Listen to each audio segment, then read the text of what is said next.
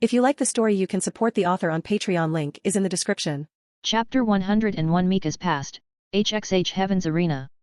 It's Zald from the Zeus Familia and Althea from the Hera Familia. Impossible. The exclamation came from Riveria, her face edged with an expression Melly had never seen before. The glutton was said to have perished in the battle against the behemoth. They were supposed to have died together. And the silence suffers from an incurable illness. Even if she's still alive, she should be nearing her end. Both Riveria and Finn were intimately familiar with Zald and Althea. After all, they were once the pinnacle of Orario's strength. For Finn and Riveria, who aspired to elevate the Loki Familia to even greater heights, Zald and Althea represented both idols and targets. Riveria possessed an encyclopedic knowledge of their abilities. As the saying goes, one's greatest enemy often knows them best. Melly was unable to answer Riveria's questions.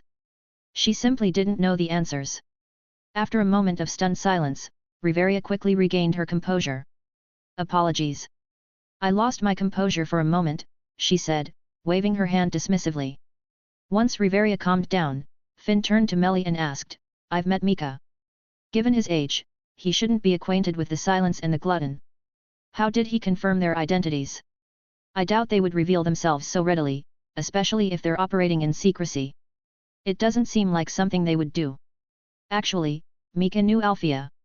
His parents were adventurers in the Hera Familia, Melly revealed without hesitation. She had Mika's permission to share this information. A descendant of the Hera Familia? That explains it. Finn, Riveria, and Loki all looked surprised. Mika's heritage was indeed significant. In other worlds, he would be considered royalty, a descendant of a fallen empire. In Orario, still reeling from the downfall of the Zeus and Hera Familias and the subsequent descent into the Dark Age, this revelation would undoubtedly be met with shock and awe. In these perilous times, with the constant threat of the dark factions and the ever-present risk of death, both the citizens of Orario and the adventurers of the various familias longed for the stability and security provided by the two former powerhouse familias. Mika carries a shield emblazoned with the Hera Familia's crest. That's how Althea recognized him during his patrol, leading to Mika uncovering their identities. I see. Closing his eyes, Finn replayed the scene in his mind, quickly assessing the veracity of the information. It seems Mika's report is accurate.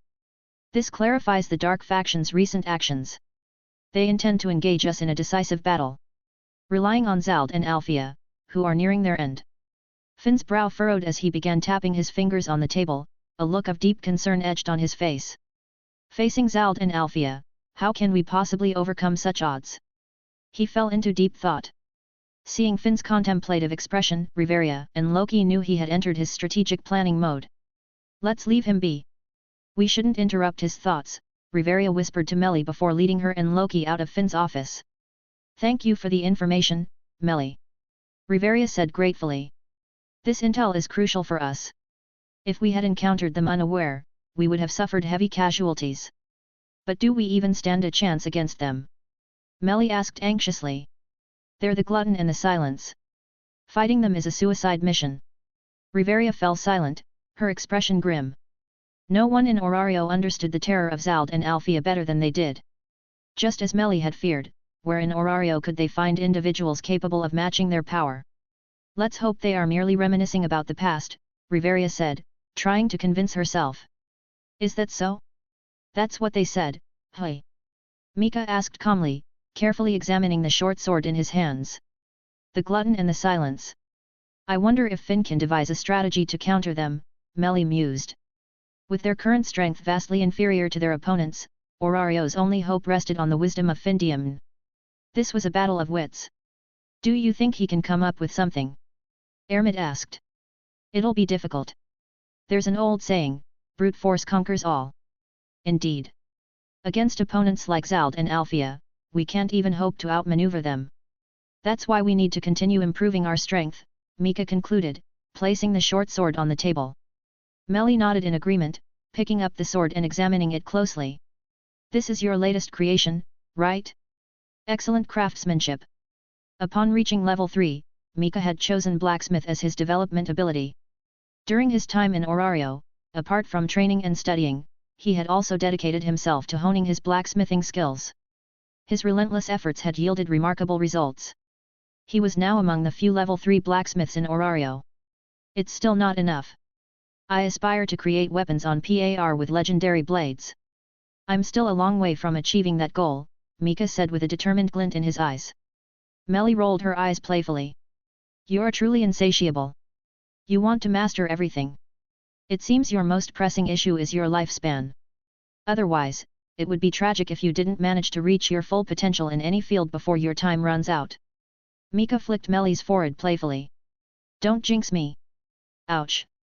Blowing on his finger, Mika sat back on the sofa and asked Melly seriously, how are the preparations coming along? Everything is complete. Melly replied, her expression turning serious as the conversation shifted to a more important topic. Good. After all, we depart tomorrow. Dash. With a flash of light, Mika and his 3 companions materialized in a narrow alley. We're back! Melly exclaimed, gazing at the towering structure that pierced the sky in the distance. No matter how many times I see it, Heaven's Arena is always so impressive. Indeed. This structure might even surpass the Tower of Babel. The creativity of the children of Earth never ceases to amaze me, Gabriel remarked. That's why the gods choose to remain on Earth instead of returning to heaven, Mika concluded. This was the same alley where Mika, Melly, and Ermid had departed from during their previous visit. Once again, Mika manipulated the flow of time upon their arrival, but this time, he proceeded with greater caution, learning from his previous experience. He fine-tuned the adjustments with meticulous precision. Melly, where did you put your phone last time? Mika asked, turning to Melly, who was busy explaining the world to Gabriel. Oh, my phone? Hold on, let me see. Melly retraced her steps and began feeling along the nearby wall, her fingers searching for something specific. Then, she pried loose a brick from the wall. Found it. She retrieved the phone from its hidden compartment and handed it to Mika with a grin. Mika turned on the phone, his eyes scanning the displayed date. The tension that had been etched on his face slowly dissipated. July 18th. It seems my time adjustments were successful this time. I finally mastered that ability. Who doesn't enjoy a good feast during the new year? Perhaps it was just luck, Melly teased, a playful smile dancing on her lips. Mika glared at Melly, a pout forming on his face. Melly, you've been quite contrary lately. Ever since their shared learning experience in the dream world, Melly had developed a habit of teasing Mika. I'm just trying to motivate you, she replied with a wink. Well, thank you very much. Gabriel and Ermid chuckled, watching the playful banter between Mika and Melly. What are you laughing at? Melly asked. Of course we're laughing at how close you two are. Ermid replied with a warm smile. Gabriel nodded in agreement. Although Mika and Melly had always shared a close bond, fighting side by side, there had been a subtle distance between them, likely due to Melly's reverence for Mika as her chosen hero. But after their return from the Type Moon world, that gap had vanished. I don't know what happened, but I really like how close you two are now, Ermid said, clasping her hands together happily. Mika and Melly, who had been teasing each other just moments before, abruptly stopped, tacitly agreeing to change the subject. If I remember correctly, you agreed to meet in your new city, right? Mika asked. That's right. While Mika trained in and with Netero, Ermid and Melly had gone to Killua's family home to bring him along. They agreed to rendezvous in your new city. Your new city? I mentioned it before, right? On September 1st, there's a world-famous, large-scale auction held there. All sorts of valuable items are sold at that auction. Let's buy some interesting souvenirs there as a memento. Melly suggested excitedly. That's a great idea. After all, the purpose of this trip is to train using the accelerated time in this world. Enjoying a leisurely trip while training isn't a bad idea, Gabriel agreed. It's settled then, Ermid chimed in. In that case, let's sell some gold or other precious metals to get some money. That way, we won't have to worry about finances when we arrive in your new city. How about we buy a campervan and drive to your new city, training and sightseeing along the way? Perfect. It's decided. Ermid, Melly, and Gabriel all responded enthusiastically to Mika's suggestion. Pair of aces. Pass. Pass. Pass. A3. I win. Ermid placed the 3 card on the table and jumped up excitedly. Ermid's luck is incredible. She always gets such good hands. Melly grumbled, gathering the remaining cards and shuffling the deck. Her face was already covered in small paper strips. It's not luck, it's skill. Ermid retorted with a smirk, placing another paper strip on Melly's face before sticking 2 more on Mika and Gabriel's faces. Mika and Gabriel could only accept their punishment with resigned sighs. They were currently en route to Yornu City in a luxurious campervan, equipped with every amenity imaginable. The vehicle was driven by a puppet crafted by Gabriel. Thanks to the automated driver, Mika and his companions could relax, play games, and enjoy the peace and quiet. You know, if it weren't for Mika, even with the campervan, we wouldn't be able to reach Yornu City by September 1 st. His non-transformation ability is incredibly useful, Melly commented as she placed the shuffled deck on the table. However, didn't you exchange too much money, Mika? 100 billion jenny is a lot. We're already being targeted by the local mafia. She recalled the annoyance of having their leisure time interrupted by mafia members a few days prior. It's just 100 billion jenny. If they could have handled more cash, I would have exchanged even more. How else are we supposed to enjoy a proper shopping spree in your new city? Jenny was the currency used in the Hunter x Hunter world. In Mika's opinion, 100 billion wasn't much. After all, its purchasing power was far less than 10 billion in his previous world's currency, perhaps even less than 5 billion. The currency in this world simply had larger denominations. Even in Heaven's Arena, Killua had to pay 152 jenny for a bottle of juice. How could 100 billion not be enough? Ermid exclaimed, mistakenly equating jenny with Valis. Well, what if I told you a single video game costs 8.6 billion jenny? 8.6 billion for a game. Not only Ermid, but even Melly and Gabriel were shocked by the exorbitant price. That was absurd. Chapter 102 Meeting gone, Killua at your new city. Greed Island. Don't think 8.6 billion is a lot. That's just the starting price for the game, Mika said with a grin, lounging on the carpet spread across the floor. You're saying that's the starting price? Melly, Ermid, and Gabriel fell silent, stunned by the astronomical figure. They recalled their initial arrival in Orario, meticulously budgeting for a house, even purchasing inexpensive equipment. Now, hearing about treasures worth hundreds of millions, they finally understood why Mika had said 10 billion jenny wouldn't be enough. Money held a different value in this world. Now that you mention it, I'm curious about this game with a starting price of 8.6 billion. What kind of game is it? Melly closed her eyes, imagining the sheer entertainment value of such an expensive game. You want to try it, Melly? Is that possible? Melly sat up, her eyes sparkling with excitement. Of course. Mika replied with a cheerful smile. After all, the purpose of this trip is to have fun. But we don't have enough money, do we? Ermid asked curiously. We don't necessarily have to buy the game to play it. Mika recalled that in the original storyline, Gon and Killua didn't purchase Greed Island. A wealthy individual named Batara had bought all the Greed Island game consoles at the auction, with the highest bid reaching over 60 billion. Even with their considerable wealth, Mika had no intention of competing against someone with such deep pockets. There were other ways to access Greed Island. For instance, participating in Batara's player recruitment event. This method was far more reliable than spending tens of billions trying to outbid him. That was precisely how Gon and Killua had gained access to the game in the original story. There's no need to overthink things right now. We'll figure everything out once we arrive in your new city. Mika gazed out the window, a confident smile playing on his lips. After a leisurely journey, enjoying the scenic landscapes along the way, Mika and his companions finally arrived in your new city on September 1st. Wow! Is this your new city? It's so lively. As they drove their RV into the city, Melly, Ermid, and Gabriel pressed their faces against the windows, captivated by the bustling streets and numerous stalls lining the roads. Hold on, before we go sightseeing, we need to contact Gon and Killua. They should have arrived here by now, right? I'll contact Killua. I have his phone number, Melly offered cheerfully. Alright, I'll leave it to you, Melly. Consider it done. Melly said confidently, pulling out her phone and dialing Killua's number. Ha! You're here too? We'll come pick you up. After receiving Melly's call and learning that Mika and his companions had arrived in your new city, Killua, who had just met up with Orario, ended their roadside lunch and headed towards the designated meeting point. They said they'd be here soon. Why are they taking so long? Killua complained impatiently after waiting for a while. Maybe they're stuck in traffic? Your new city is incredibly crowded during this time of year.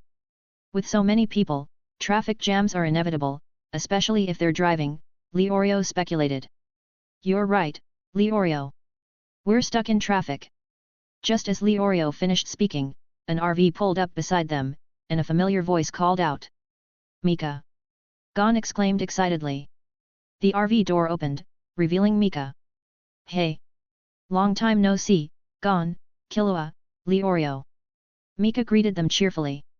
Ermit and Meli's voices followed from behind him. It's good to see you all again. Ermit. Meli. Gon waved enthusiastically. After a long separation, the 7 who had participated in the hunter exam, excluding Kurapika, were finally reunited. Wow, Mika! You guys are loaded! Killua exclaimed as they settled into the RV, following his directions to their hotel. Don't underestimate us. While we may not be as wealthy as some billionaires, we're still quite well off compared to the average person, Mika replied proudly, seeing Gon's envious expression. It must be nice to be rich, both Gon and Killua muttered enviously. They had been struggling financially lately. Soon, they arrived at Gon and Killua's hotel. After booking rooms for themselves, the 6 of them gathered in Gon's room, catching up and sharing stories. So, Gon and Killua, I hear you've been working hard to earn money. Are you saving up for something? Orario asked curiously, having heard about their recent activities. We want to buy a Greed Island game console. It's a game Gon's father created, and he wants to find clues about his whereabouts within the game, Killua explained. I see. Orario nodded understandingly. He knew about Gon's ongoing search for his father. After all, that was Gon's primary motivation for taking the hunter exam. Wait, Greed Island? That was created by your father? Mika mentioned it's incredibly expensive. Mika knows about the game too. Gon asked curiously.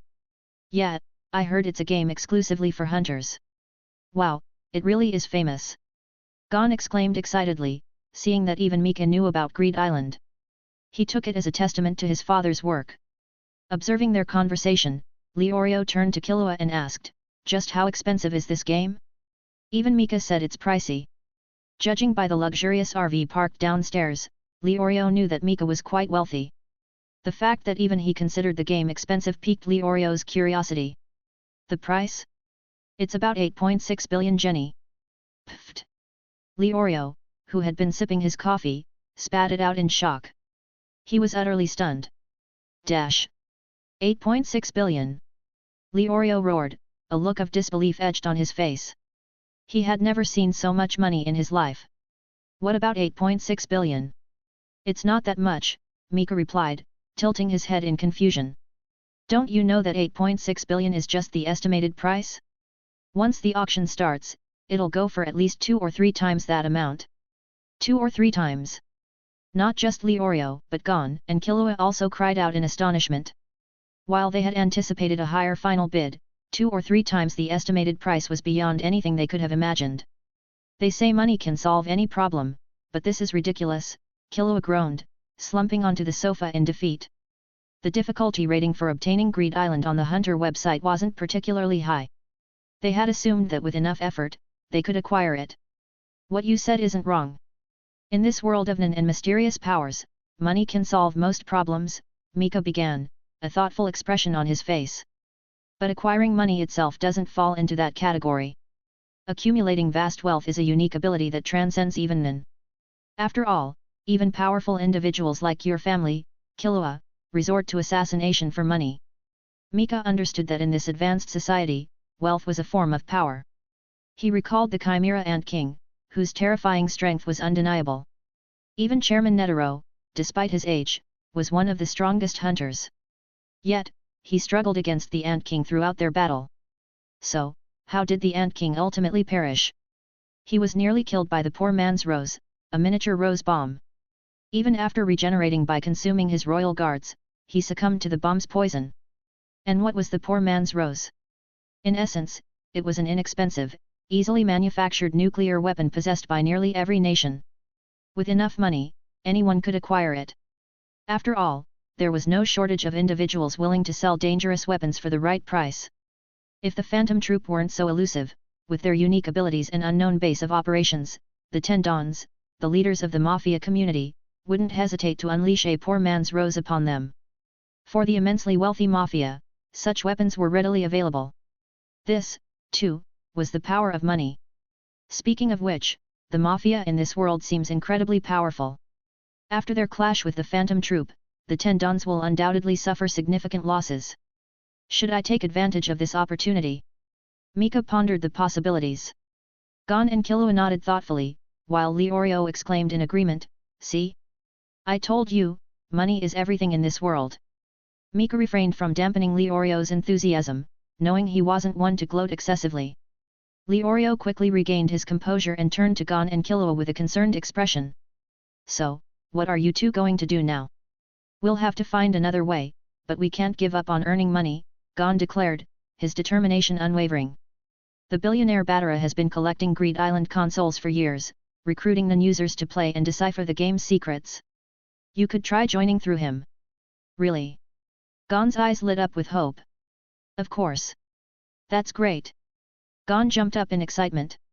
Killua smiled, happy to see Gon's enthusiasm. But just in case, we can't stop earning money. We might just get lucky.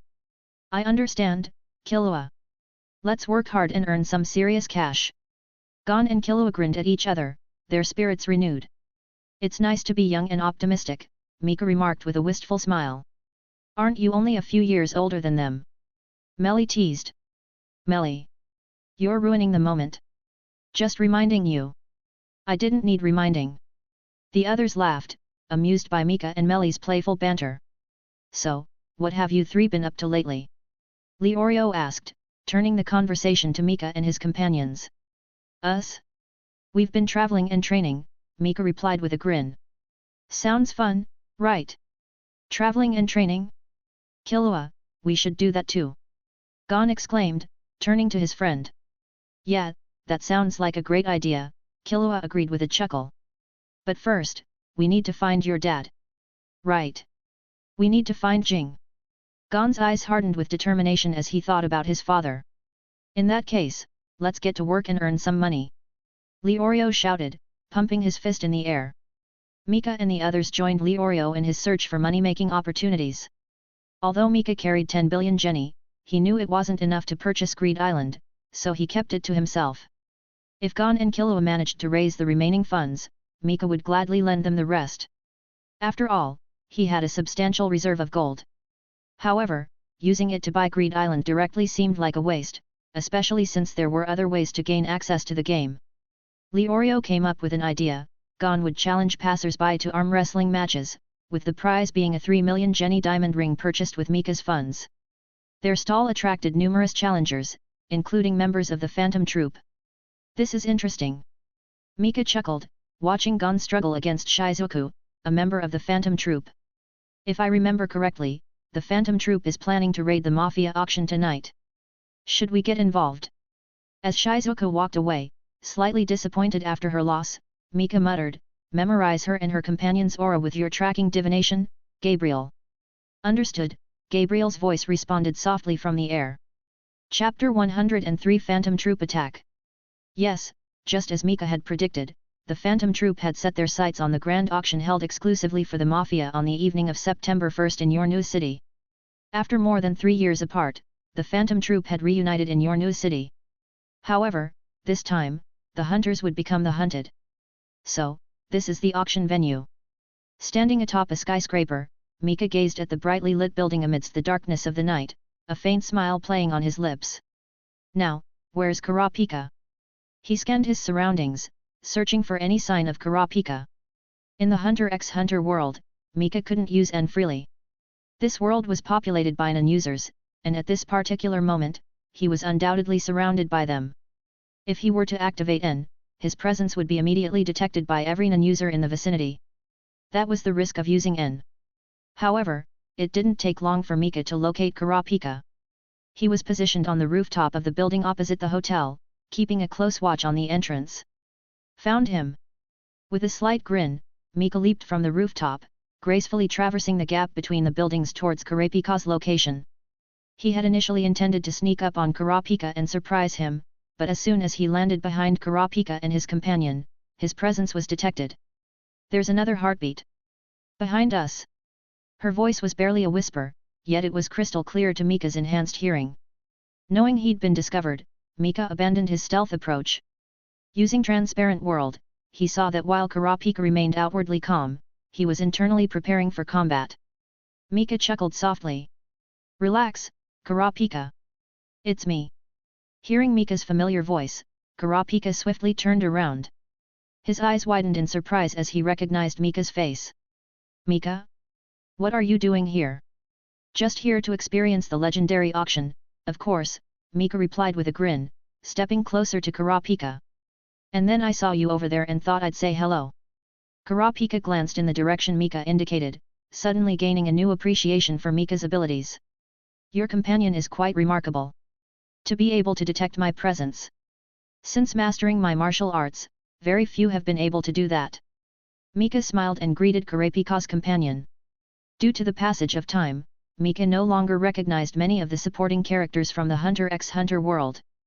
Besides the main cast, he only remembered characters with distinctive traits or those who played crucial roles in the plot. In the current Your New City arc, he only remembered the Phantom Troupe and the young lady with precognitive abilities. He remembered her existence but couldn't quite recall her appearance. You mean Melody? Her hearing is incredibly sensitive. She can hear your heartbeat. I see. Mika's eyes widened in realization.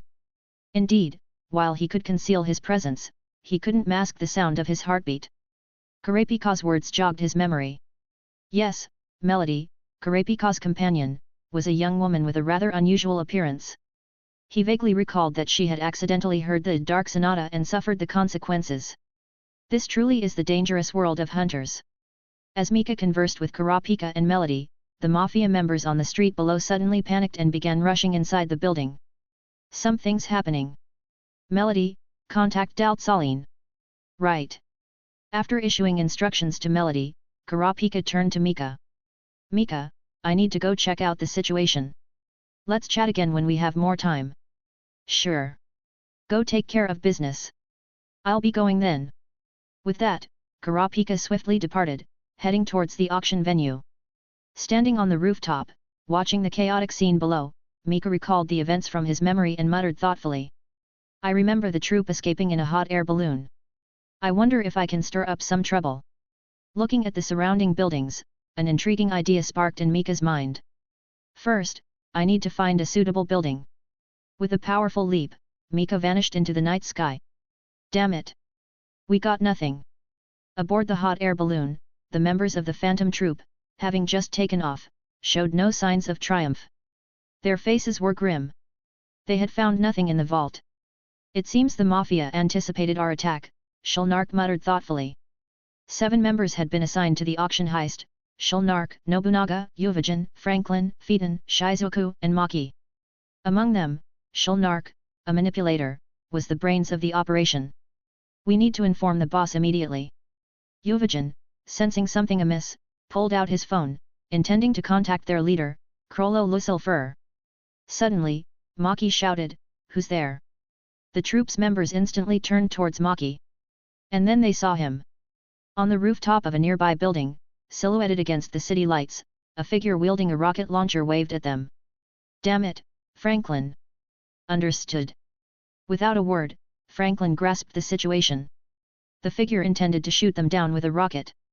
Double machine gun. He extended his hands towards the figure in the darkness, his 10 fingers transforming into gun barrels. The next moment, a barrage of NAN bullets rained down upon the rooftop. This was Franklin's NAN ability, double machine gun, a powerful emitter technique. Although he could fire NAN bullets without modifying his fingers, the limitations and vows he had placed upon his ability significantly amplified their power when fired from his transformed hands. He could unleash an endless stream of NAN bullets until his aura was completely depleted. Facing the incoming barrage, Mika simply smiled and pulled the trigger. The rocket, imbued with NAN, weaved through the incoming bullets like a fish swimming through a net, striking the Phantom Troop's hot air balloon. Boom! A brilliant explosion illuminated the night sky. Dash! Bastard! With a furious roar, the hot air balloon carrying the 7 Phantom Troop members was consumed by the explosion. They plummeted towards the ground. Watching their descent, Mika, perched on the edge of the building, couldn't help but grin. While this won't cause them any lasting harm, it's enough to make them suffer a bit. Mika harbored a deep-seated loathing for the Phantom Troop. They were a criminal organization that reveled in plunder and slaughter. Driven by Krollo's sudden interest in Scarlet Eyes, they had sought out the reclusive Curta Familia and massacred them. Since the Curta Familia's Scarlet Eyes only manifested in moments of intense rage, they were brutally tortured and killed by the Phantom Troop. All of this because their leader, Krollo, had a fleeting interest in their eyes, an interest that lasted mere days.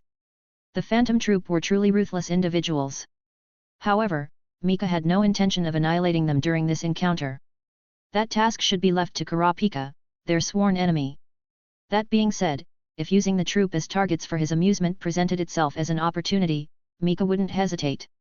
In fact, he relished the thought. I hope this proves to be entertaining, Mika chuckled before vanishing from the rooftop. That bastard! He must be the one who stole the treasure. Yuvajin, his temper flaring, roared in frustration as they fled through the streets, pursued by the mafia. Not necessarily, Shulnark, the strategist, countered as he ran. Judging by his earlier attack, he's most likely a manipulator. But the one who stole the treasure was probably a conjurer, like Shizuku. They're likely not the same person, but they could be part of the same organization. Regardless, we need to inform the boss about the situation. Upon hearing Shulnark's assessment, Yuvajin immediately dialed Krollo Lusilfur. He relayed the events to their leader. Boss, I suspect we have a Judas among us. Recalling the mafia's seemingly prescient actions in hiding the treasure, Yuvajin spoke with a serious tone. Judas? You mean a traitor? Nobunaga, who often partnered with Yuvajin despite their apparent animosity and secretly cared deeply for his comrade, grew serious upon hearing Yuvajin's suspicion. Exactly. No, it's unlikely to be a traitor, Krollo countered calmly from the other end of the line. Legend says Judas betrayed for 30 pieces of silver. What would it take to make one of us betray the troop? Fame, fortune, status, women, do you think any of us care about such things? Now that you mention it, no, we don't, Yuvajin conceded, realizing the flaw in his logic. So, what should we do? After a moment of contemplation, Krollo replied, the one who stole the treasure and the one who attacked you are likely members of the mafia's special unit, the Shadow Beasts. Therefore, you need to cause a commotion and draw them out. Understood. With Krollo's approval, a predatory grin spread across Yuvajin's face. He relished the thought of a good fight. In that case, let's find a suitable location. Fighting within the city would be inefficient with the constant flow of enemy reinforcements. Let's go. But leave the enemies to me. Yuvajin declared confidently. Lured by the Phantom Troop, the mafia's pursuit led them to a confrontation in the desert outside Yornu city. Perched atop a cliff, Nobunaga, Phaeton, Franklin, Shulnark, Shizuku and Maki sat leisurely, observing Yuvajin below. Facing Yuvajin were over 100 mafia members, armed with various firearms, surrounding him from all sides. You dared to attack our auction? You've got a death wish. After we kill you, we'll use your identification to find your family and friends and slaughter them all. The lead mafia member threatened Yuvajin, who stood defiantly, showing no signs of fear. Although the mafia members had displayed impressive speed during the chase, to ordinary individuals unaware of Nen, they were merely fast runners. In their minds, nothing could surpass the power of firearms. Is that so? Then come and get me. Yuvajin retorted with a sneer. Feeling insulted, the mafia members opened fire at Yuvajin under the command of their leader, unleashing a hail of bullets. However, as the smoke cleared, Yuvajin stood unscathed. Oh? Is that all you've got? He taunted with a cruel smile. This is truly a pathetic display, Mika chuckled, observing Yuvajin's rampage through the ranks of the mafia. In his eyes, the conflict between the mafia and the Phantom Troop was a meaningless squabble between two groups of villains. However, as the battle progressed, Mika's brow furrowed in disappointment. Is this it? Apart from a scorched coat from the rocket launcher blast, the mafia's weapons hadn't left a single scratch on Yuvajin. Are these weapons even real? The Phantom Troop has committed such heinous acts, and all you have are pistols, assault rifles, and rocket launchers. Where are the heavy machine guns? The missiles?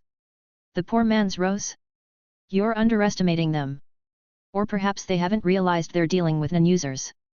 Based on the original story, the next group to appear should be the Tendon's special unit, the Shadow Beasts.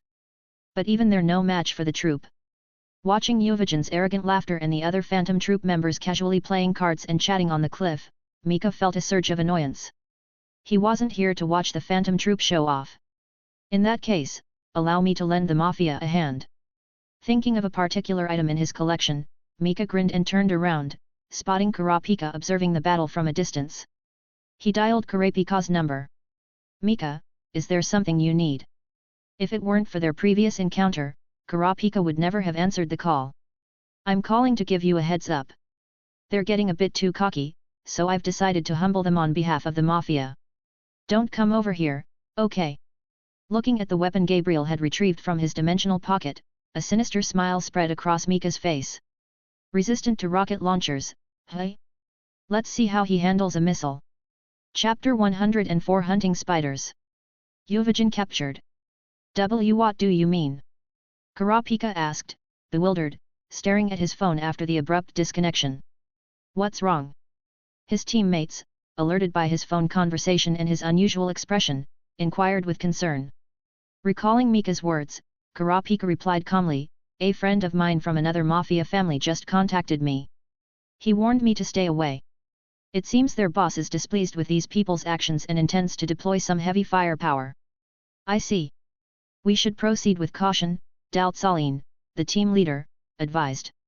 As the Nostrade family's head of security, he was well aware of the arsenal the Mafia families kept hidden. These weapons were rarely brought out into the open. After all, they were Mafia families, not a standing army. However, if provoked, their hidden arsenals were powerful enough to wage a small war. Faced with such firepower, even the most skilled non-users would be reduced to ashes in an instant. Take cover. Just as Daltsaline issued the warning, a piercing sound ripped through the air, drawing everyone's attention. That's a fighter jet. Kurapika and his teammates stared in disbelief at the jet streaking across the sky. Such a sight was exceedingly rare. They even deployed a fighter jet? I've never seen anything like this before. Daltsaline exclaimed, stunned. Kurapika was even more shocked. In his mind, deploying a fighter jet was far too brazen for the Mafia. Which meant, the pilot was Mika. He even had access to a fighter jet? Just how powerful and mysterious was he? Kurapika wondered in awe. Meanwhile, the Phantom Troop was equally astonished by the jet's appearance. Damn it! How can the Mafia have a fighter jet? Shulnark shouted. Yuvijan, we need to retreat. While there was only a single jet, Shulnark was more concerned about the Mafia's resolve. If they were willing to deploy such overwhelming force so quickly, without even resorting to the shadow beasts, then they couldn't afford to linger. To combat the full might of the Mafia, they needed to exploit their mobility as non-users. And their battleground couldn't be the open desert, they needed the cover of the city. Only then could they stand a chance against the Mafia's all-out assault. Shulnark's warning was timely, but Mika's attack was even swifter. The jet's mounted cannons opened fire first. The sheer power of the aircraft cannons far surpassed that of ordinary heavy machine guns.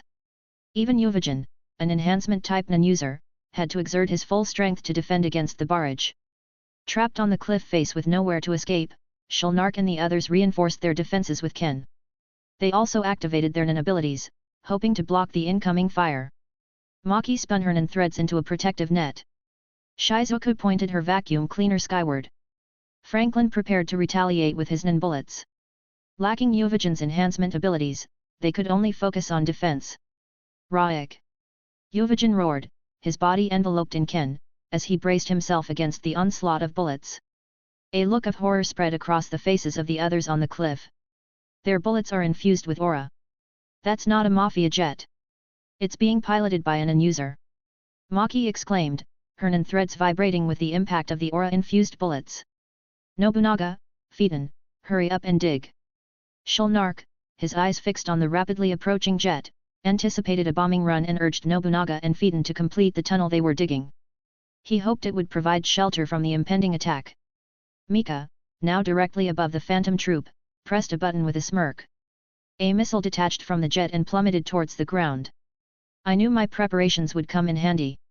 After transforming the fighter jet into his non ability in the Type Moon world, Mika had expended all of its ammunition during his battle with Gilgamesh. He hadn't left a single round. Therefore, during his subsequent travels, he infiltrated the base from which the jets had been launched and had Merlin use an illusion to control the personnel.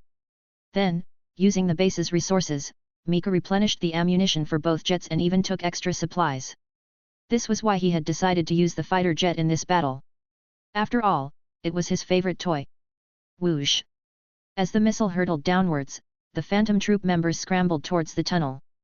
Simultaneously, Maki quickly weaved another net. Boom! The missile detonated, a massive explosion rocking the desert landscape. Sitting in the cockpit, Mika watched the fiery explosion with a satisfied grin.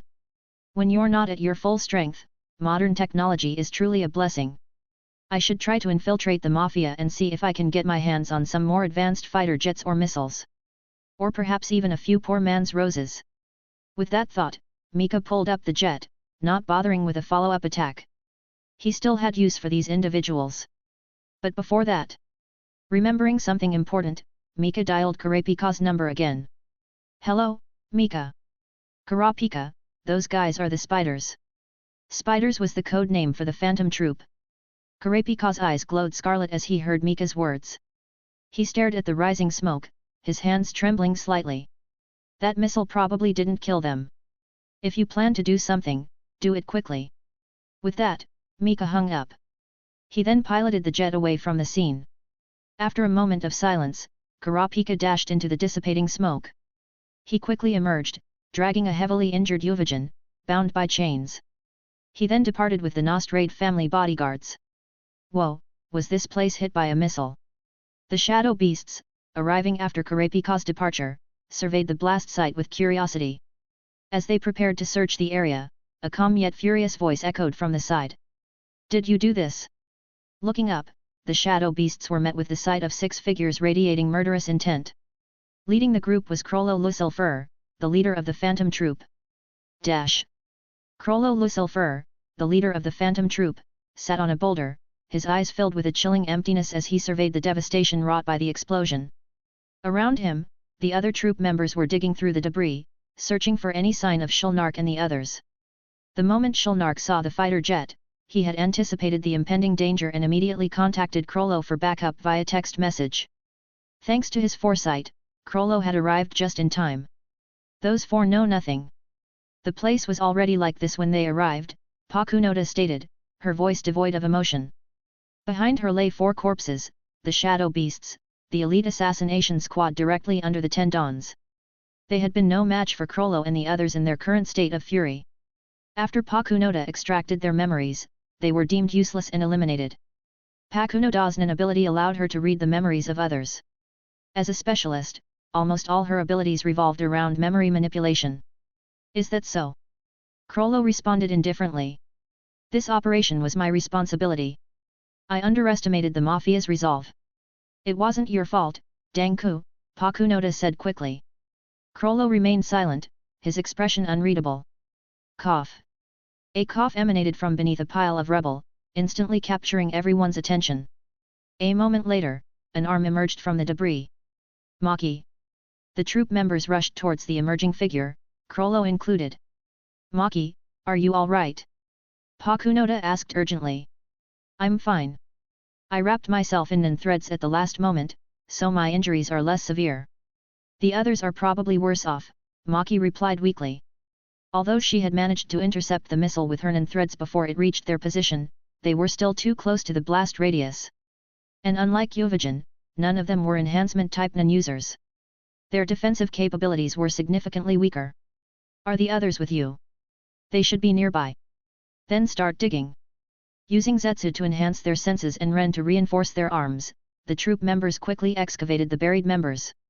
While everyone was injured, none had lost consciousness. Nobunaga and Fiden had dug the tunnel quite deep to avoid the missile blast. However, the force of the explosion had collapsed the tunnel, trapping them underground. Fortunately, Shulnark's foresight in contacting Krollo had ensured their timely rescue. That bastard in the fighter jet! I'll kill him!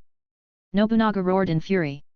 I'll torture him before I kill him, Fiden added, his voice laced with venom as he clenched his fists. It seems you were able to escape even without our assistance, Krollo said, a smile returning to his face as he observed his resilient subordinates. Danku, Yuvajan isn't here, Pakunoda whispered into Crollo's ear after searching the area. What? You didn't find any trace of Uvajin? Nobunaga exclaimed in disbelief. Had he been blown to pieces and incinerated? No, Nobunaga refused to believe it. While tanking a missile with his bare hands seemed impossible, Nobunaga had unwavering faith in Uvajin's strength. Even if he wasn't unscathed, there was no way he would have been completely obliterated without a trace. It seems Uvajin was taken by the Mafia, Crollo said calmly, sharing Nobunaga's belief. Let's return to the base. We need to reassess the situation and gather more information.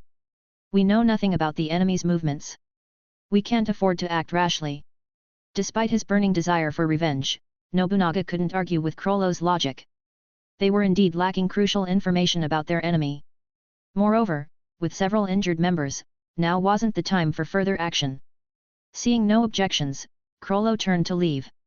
Just then, a mocking voice echoed through the air. Leaving so soon? Are you afraid? If you're willing to commit such atrocities, shouldn't you be prepared to face the consequences? 6 figures emerged from the shadows, revealing the remaining 6 members of the Shadow Beasts. Capture them. We need information. With pleasure. Phaeton replied with a sadistic grin, eager to indulge in his favorite pastime, torture. The Phantom Troop members lunged towards the Shadow Beasts without hesitation. The outcome was inevitable. The Shadow Beasts were completely annihilated. Phaeton approached Crollo with a satisfied smirk. Danku, we have information on Uvajin. These people encountered the Mafia members transporting Uvajin on their way here. It was the Nostrade family who took him. I see. Crollo turned to Shulnark. How are you feeling, Shulnark? Are you in any condition to move? I'm fine. The others protected me underground, so my injuries are the least severe. Within the Phantom Troop, Shulnark, Shizuku and Pakunoda held a higher status due to the unique nature of their abilities. The loss of any other member could be compensated for, but losing any of these 3 would be a devastating blow to the troop. Therefore, in dangerous situations, the combat-oriented members prioritized their safety. In that case, choose your team and retrieve Uvajin. I'll escort the injured back to the base. Shulnark, as a manipulation-type non-user, was the most suitable choice for a rescue mission where Uvajin's life was at stake. I'm going to rescue Uvajin. Nobunaga insisted, despite his injuries. He wanted to participate in the rescue mission personally. Seeing Nobunaga's unwavering resolve, Crollo relented. Very well. But avoid combat as much as possible, understand? Understood. Nobunaga replied firmly. All right, Maki and Shizuku, tend to Shulnark and Nobunaga's injuries first. Make sure they're fit for battle. Okay. Maki and Shizuku nodded in agreement. Soon, after receiving treatment and recovering somewhat, Shulnark, Nobunaga, and their chosen team members set off towards the city under the cover of night. Chapter 105 A Day in Yornu. 2 billion jenny per head. After bombing the Phantom Troops hideout with the fighter jet, Mika returned to his hotel. You're just leaving? Aren't you concerned about what happens next? Gabriel asked curiously, floating beside Mika. There's nothing to be concerned about, Mika replied with a chuckle, hands in his pockets as he walked down the brightly lit hallway. They walked right into an ambush. Until they understand Kurapika's abilities, the Phantom Troop won't stand a chance against him. Moreover, with so many members injured, the Phantom Troop can't spare many people, so Kurapika's safety is assured. As for the others? Let's just say the Mafia's deaths are of little consequence. With a smile, Mika reached his door, unlocked it, and stepped inside. He was greeted by the sight of Ermit and Melly. They were sitting on his bed, engrossed in a mobile game. Mika, you're back. Seeing Mika, Ermit immediately closed her phone and hopped off the bed, running over to him. Hey, Ermit! You're cheating! Melly shouted. You were about to lose, so you ran away. I wasn't losing yet. Ermit retorted, sticking her tongue out playfully from behind Mika. Damn it! Knowing she couldn't hold Ermit accountable, Melly grabbed a nearby pillow and threw it at Ermit in frustration before flopping back onto the bed. Hey, hey, hey! Aim better, will you? You hit me! Mika said, catching the pillow. He was utterly helpless when it came to Melly and Ermit's squabbles. Mika placed the pillow back at the head of the bed, then patted Melly's leg, asking curiously, how did your evening go? How did it go? Is that even a question? Melly sat up, a disgruntled expression on her face. Leorio's money-making scheme was quick, but ultimately useless. Each contestant pays 10,000 jenny to participate. To win the base prize of 8.6 billion jenny, you'd have to win 860,000 times in a row. How long would that even take? So, Ermid and I left halfway through and explored your new city. But then, something happened. Police and mafia members were everywhere, conducting searches. So we came back. After recounting her experience, Melly turned to Mika, asking, "So, does the mafia lockdown have anything to do with you?" "Of course not. Why would I do something like that?" Mika quickly waved his hands in denial. "It was the Phantom Troop. They raided the mafia's auction and killed everyone involved. That's why the entire city is searching for them." "And? Are you planning to target them next?" Melly asked curiously. "While I did consider using them, there's no need for me to get involved. So, starting tomorrow, let's explore the city and have some fun. What do you say? Are you in?" Mika asked with a grin. "Absolutely." Ermid and Melly replied in unison. Their faces beaming with excitement, the three of them exchanged glances and burst into laughter. The next morning, Mika awoke with a stiff neck and a strange ache in both arms. He could feel a dull throbbing sensation emanating from his arms. "What's this?" He turned his head and saw Ermid sleeping soundly beside him, her head resting on his right arm. "Why is Ermid here? Didn't she go back to her room last night?" As Mika's mind cleared, the memories of the previous night flooded back. They had been discussing their plans for the day, their conversation drifting into late-night chatter. Then, they had drifted off to sleep. "So, that means Melly is on my left." He turned his head to the left. Sure enough, Melly was sleeping peacefully, her head resting on his left arm. "Oh no! This is not good. What will they think when they wake up?" Panic began to set in. Just then, Gabriel's voice echoed in his mind. "You're finally awake, Mika." "Gabriel? Did you develop a Noonan ability?" After marveling at the sudden telepathic communication, Mika quickly asked, "What should I do, Gabriel?" "What can you do?" "It's too late." Gabriel replied with a chuckle. "No, it's not. If you can help me keep them asleep, I can move them back to their rooms," Mika said, his mind racing. A strange expression flickered across Gabriel's face. "That's a brilliant idea, but only if they're actually still asleep." "What do you mean?" "They're already awake." Mika's voice trembled. He looked at Ermid and Melly, their faces peaceful and serene. He couldn't detect any signs of deception. After all, both Ermid and Melly had also achieved the end state, granting them enhanced sensory perception. Mika couldn't discern whether they were feigning sleep or not. "Actually, I've been waiting for you to wake up, Mika. But unfortunately, they beat you to it. There's no escape now."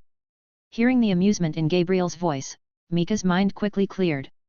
Recalling similar scenes from anime he'd watched, Mika knew that regardless of the reason for this situation, the one who always suffered the consequences was the male protagonist.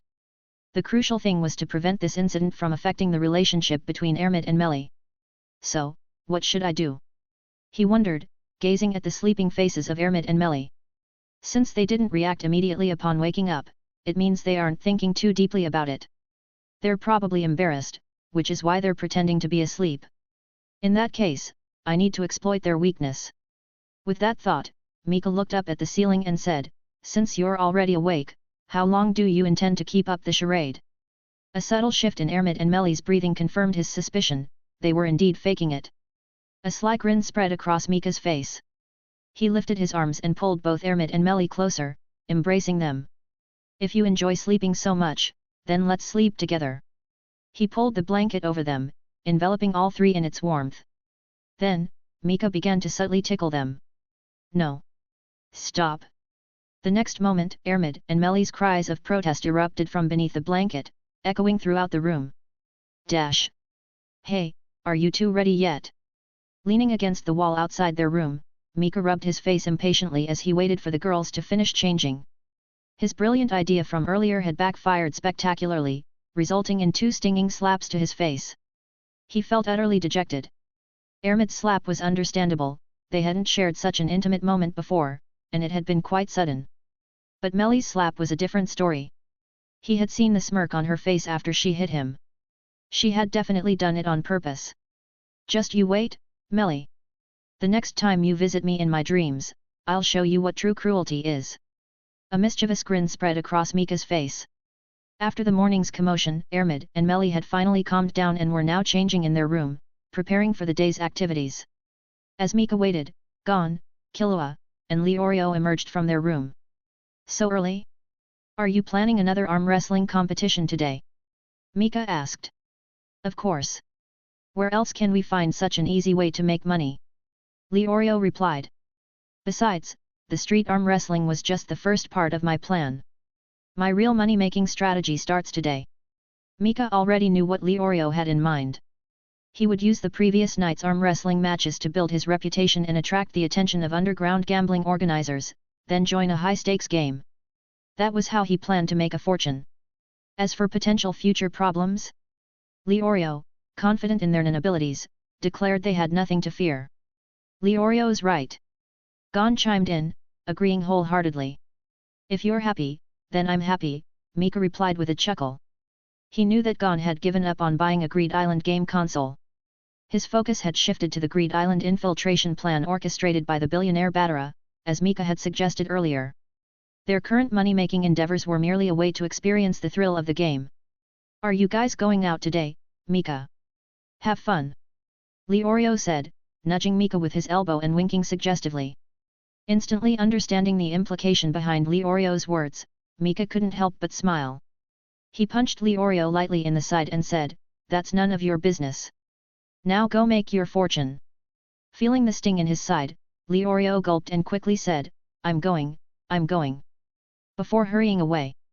Gon and Killua, who had been standing behind him, exchanged confused glances. What did Leorio mean by that? Don't look at me. I have no idea. After a brief, silent exchange, they quickly followed Leorio. If they didn't know, they would simply ask him directly. As for who they would ask? Well, it certainly wouldn't be Mika. Mika simply smiled and waved them off.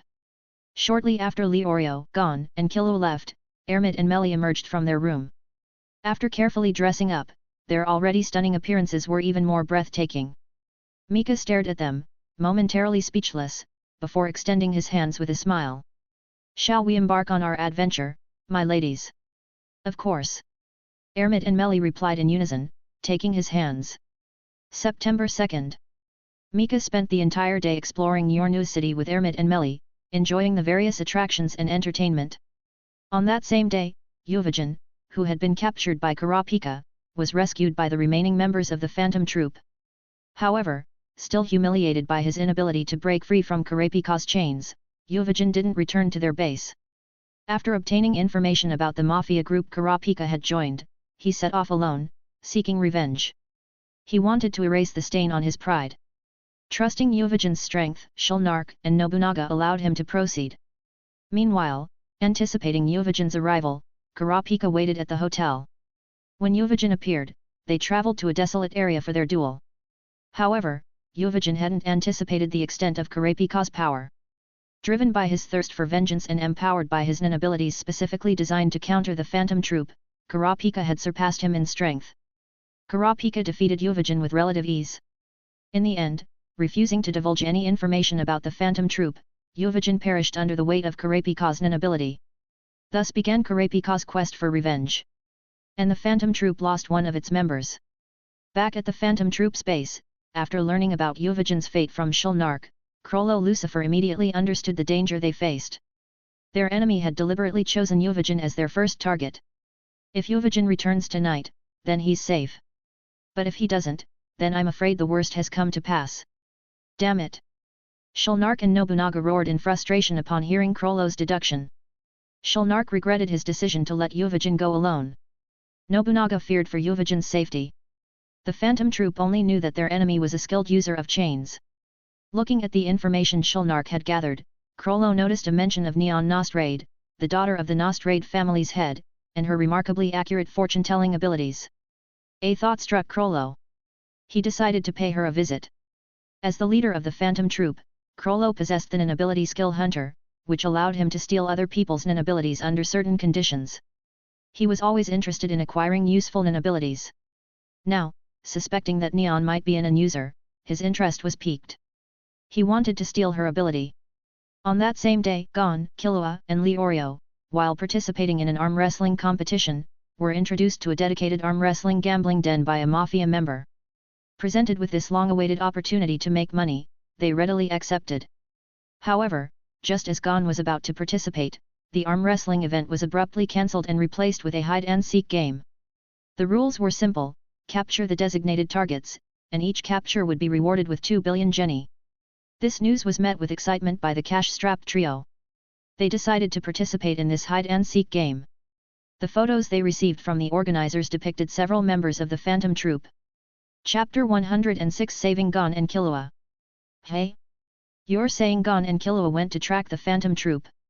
Ermit and Melly exclaimed in surprise after returning from their outing and hearing Leorio's explanation. Although they hadn't encountered the Phantom Troop directly, Hisoka, whom they met during the Hunter exam, was a member. If they were to equate the troop's members to Hisoka, it would be like a criminal gang composed of 13 Hisokas. The thought itself was terrifying. Unlike Ermit and Melly's astonishment, Mika, who had anticipated this, only felt a sense of resignation. They no longer needed to worry about money. All they needed to do was steadily increase their strength and wait for Batara's recruitment. Why get involved with the Phantom Troop? Despite his inner complaints, Mika understood their motivations. It's because of Kurapika, isn't it? Leorio nodded slightly in response to Mika's question. Yes. Actually, the moment we saw them, Killua knew we couldn't take them down. But we still wanted to find their hideout. I figured as much. Mika shook his head. This was typical of Gon.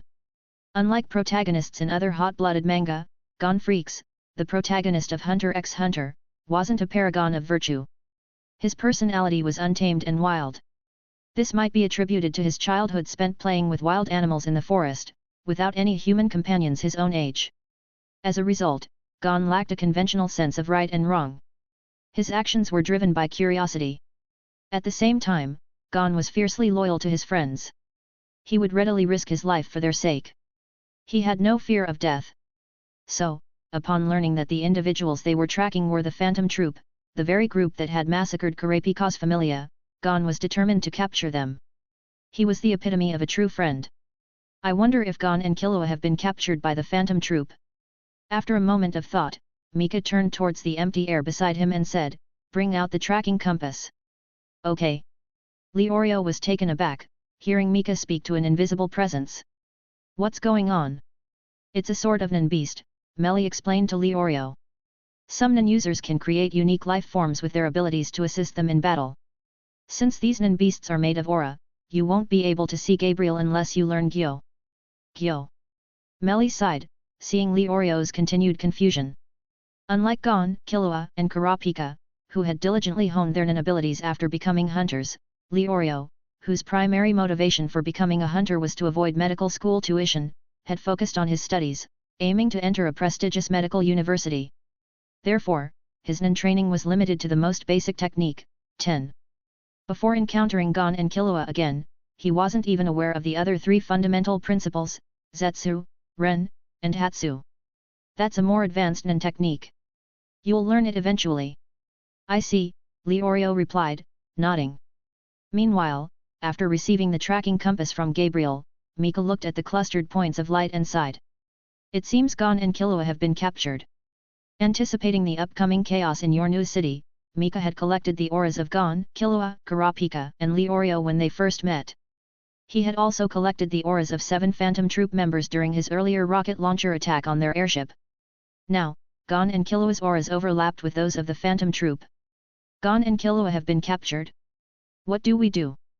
Leorio, who had been relatively calm until now, panicked. Unaware of the vast difference in strength between Gon, Killua, and the Phantom Troop, he had unwavering faith in his friends. But now, they had been captured.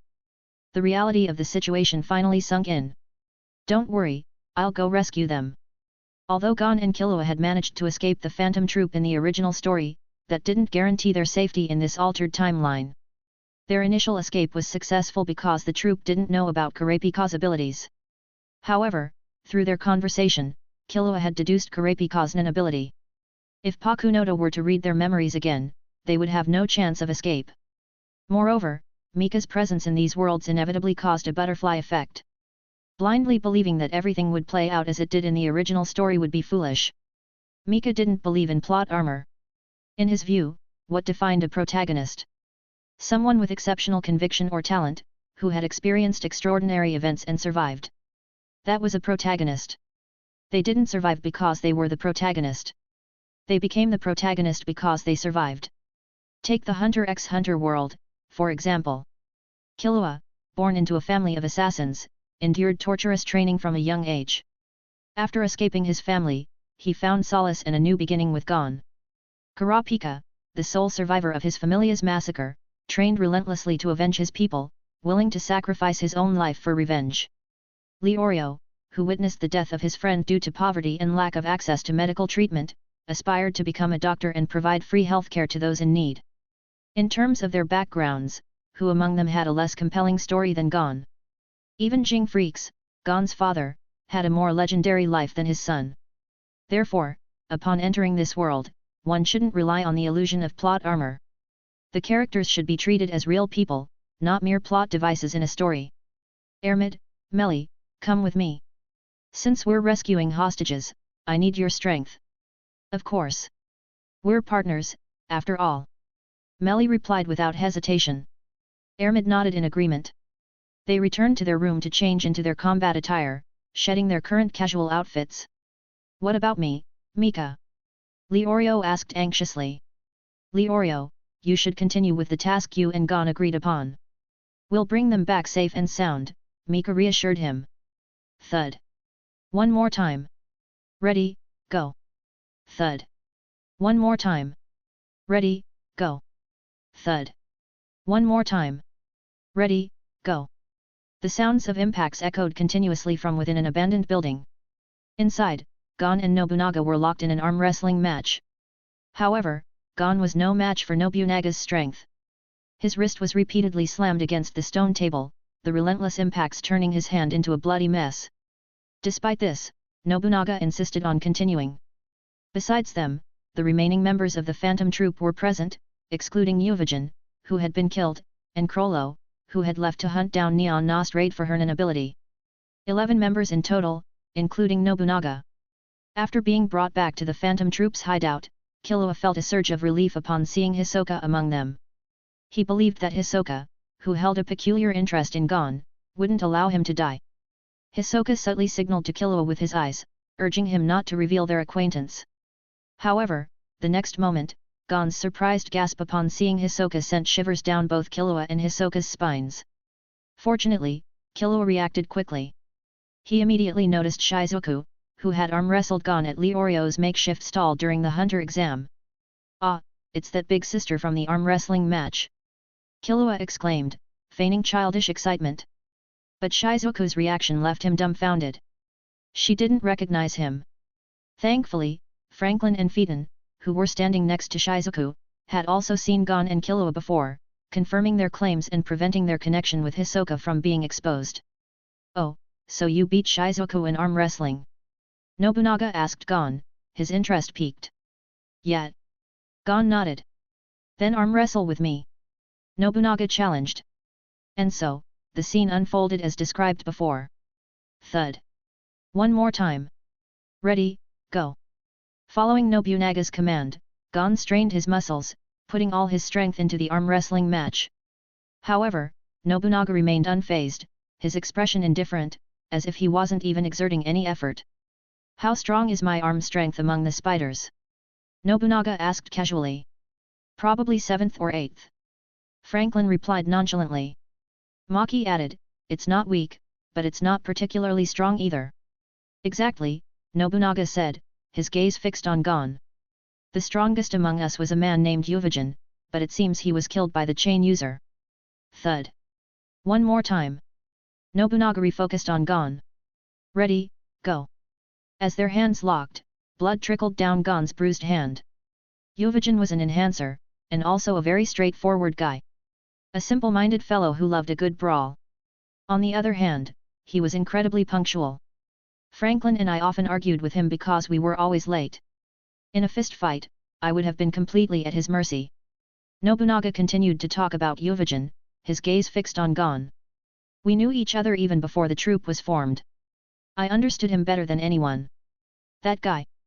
Uvajin, he would never lose a fight.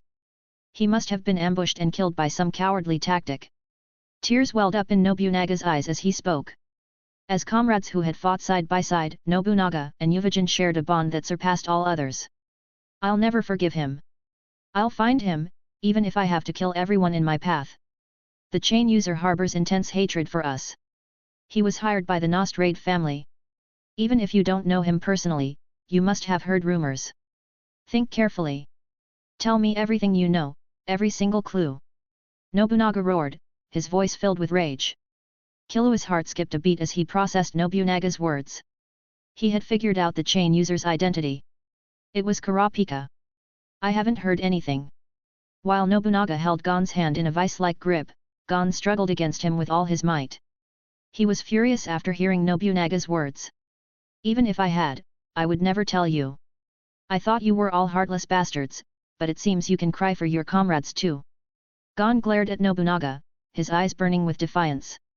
His body began to glow with aura. If that's the case, then just a little, just a tiny bit, why couldn't you show that same compassion to the people you've killed? Fueled by his rage and amplified by his nin, Gon slammed Nobunaga's hand against the stone table with surprising force. At that very moment, Phaeton appeared behind Gon. Brat, you've gone too far. Grabbing Gon's arm, Phaeton pinned him against the table. Gon. Killua instinctively lunged forward. But the next moment, Hisoka's card grazed Killua's neck, drawing a thin line of blood. Move again, and I'll cut you. Answer our question. Phaeton said coldly. Do you know the chain user? I already told you, I won't tell you anything. Humph. Phaeton chuckled ominously, as if about to do something drastic. Phaeton, let it go, Nobunaga intervened. Let what go? What you're about to do. You know what I'm going to do. You're going to break his hand. Starting with his fingers, slowly peeling off his fingernails. I don't care where you start. Just stop. Why should I obey you? I have no reason to follow your orders. Phaeton and Nobunaga glared at each other, their animosity palpable. Sensing the escalating tension, the other troop members were about to intervene when a sudden sphere of energy enveloped them. An enemy. The phantom troop's expressions turned serious. Chapter 107, The Path of the Hunter. No shortcuts to strength. Moo. With a resounding bellow, Mika steered the gorgeous wheel, soaring across the skies of your new city. Lightning crackled and danced around the chariot as the divine oxen thundered through the air. Ha! Riding a chariot is so exhilarating! Melly shouted gleefully from behind Mika, her hair whipping in the wind. Focus, Melly. We're about to engage in battle, Ermid cautioned. Yes, yes, I understand. Heeding Ermid's words, Melly quickly composed herself, her playful demeanor replaced by a calm focus. She held her staff firmly, an aura of serenity surrounding her. Seeing Melly's transformation, Ermid relaxed slightly. A focused Melly was always a reassuring sight. Gabriel, are we almost there? Ermid asked, a sense of anticipation building as the figures below grew smaller. Almost. Just up ahead.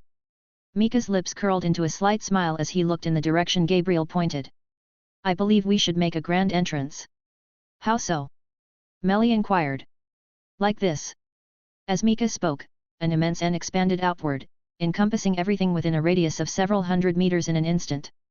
The next moment, the scene within the dilapidated building Gabriel had pointed to appeared clearly in Mika's mind. It seems things are quite lively in there. Mika's eyes narrowed as he saw Gon, pinned to a stone table by Phaeton, and Killua, restrained by Hisoka. If it's lively, then let's join the party. Moo. Moo. Moo. As if sensing Mika's intentions, the two divine oxen pulling his chariot bellowed loudly. The surrounding lightning intensified, crackling with unrestrained power. In a flash, bolts of lightning, surpassing the chariot's speed, shot towards the building where the phantom troop had gathered, engulfing the structure in a devastating electrical storm. Amidst the raging lightning, Mika steered the chariot towards the ground, landing smoothly in front of the now ruined building. The structure, ravaged by the lightning strike, began to crumble and collapse, ultimately reduced to a pile of rubble. Who's there? As the dust settled, 13 figures emerged from the debris. Despite the lightning's speed and power, thanks to Mika's the Phantom Troop members had emerged unscathed. Who's there? They demanded again. My name is Mika, he replied with a casual smile. These two behind me are Ermit and Melly. Mika! Gon shouted, struggling against his restraints. Hey there, Gon, Killua! Mika greeted them with a wave and a cheerful grin. I'm here to rescue you. Run! You don't have to save us. Despite his gratitude for Mika's arrival, Gon didn't believe they could defeat the Phantom Troop. After all, they were all Hunter exam graduates from the same year. They had all been learning Nen for roughly the same amount of time. Therefore, Gon and Killua assumed that Mika, Ermit and Melly were around the same level as them, a level insufficient to challenge the Phantom Troop. While Gon often acted impulsively, he never intentionally endangered his companions. He would rather face death himself than witness the demise of his friends. Mika simply waved dismissively, clearly having no intention of heeding Gon's advice. Unlike Gon, the Phantom Troop members, seasoned criminals, possessed far greater experience. The moment they saw Mika, a single thought crossed their minds. A formidable opponent. An unprecedented threat. They felt a palpable sense of danger emanating from Mika. Among the 11 Phantom Troop members present, Hisoka was the most surprised. Having crossed paths with Mika before, he couldn't believe how much stronger Mika had become in just 6 months. The once unripe apple had now reached full maturity. This was an incredibly exciting development for Hisoka. I want to fight him so badly. He thought, his excitement barely contained. Are you these kids' friends? Shulnark inquired. As the brains of the Phantom Troop, second only to Crollo, he was currently acting as their leader in Crollo's absence. Of course. Otherwise, I wouldn't have barged into the Phantom Troop's hideout. I have no desire to associate with vile criminals like yourselves, Mika replied with a playful grin. Then perhaps we can resolve this peacefully.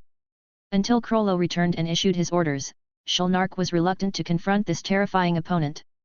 The sheer amount of aura emanating from the two beasts pulling Mika's chariot was staggering. Their aura surpassed even his own potential aura output. This alone spoke volumes about Mika's strength. Certainly. As long as you release Gon and Killua, we'll leave and we can all go our separate ways. No way. Impossible. Phaeton and Nobunaga, who had been arguing moments before, immediately rejected Mika's proposal. Are you an accomplice of that chain user? Or perhaps, you are the chain user yourself? Did you kill Uvajin? Their suspicion wasn't unfounded. A powerful individual capable of defeating Uvajin had suddenly appeared in your new city. While they had initially suspected that Uvajin had been ambushed, the possibility of a direct confrontation couldn't be ruled out. Under these circumstances, the newly arrived Mika was the most likely suspect. The probability of 2 individuals capable of surpassing Uvajin appearing in the city simultaneously was incredibly low. Upon hearing Nobunaga's accusation, the Phantom Troop members became visibly wary. Even Shulnark couldn't suppress his unease. While Mika's strength was undeniable, if he truly was Uvajin's killer, they had to capture him. Uvajin? The chain user. Feigning ignorance, Mika struck his left palm with his right fist, as if suddenly remembering something. You mean that large, enhancement-type guy? I remember him. He then quickly waved his hand dismissively. I'm not a chain user. I don't use chains at all. However, I did happen to observe the battle between him and the chain user. Mika continued with a playful grin. Actually, I was already there when that big guy was fighting the Mafia. I also witnessed his fight against the chain user. That battle, tisk, tisk, tisk, it was truly brutal. Dash. They agreed to a duel in the wilderness, both unleashing their full power. Mika began, his voice calm and measured. But unfortunately, Uvajin severely underestimated his opponent's strength. He assumed that his inability to break free from the chains was due to his injuries. He never considered the possibility that his opponent was simply stronger. So he lost. He lost decisively. In every aspect of Nen, he was completely outmatched. In the end, the chain user asked him about the troop's base. Uvajin refused to answer, enduring countless blows for his loyalty. Finally, the chain user activated his Nen ability, piercing Uvajin's heart with a chain. He asked him about the phantom troop one last time. If Yuvajin provided false information, the chain would kill him. And so, he died. Bastard! Nobunaga, Yuvajin's closest friend, roared in anguish upon hearing Mika's account. The other phantom troop members' faces darkened. Mika's words confirmed Yuvajin's death. And he had died protecting the troop.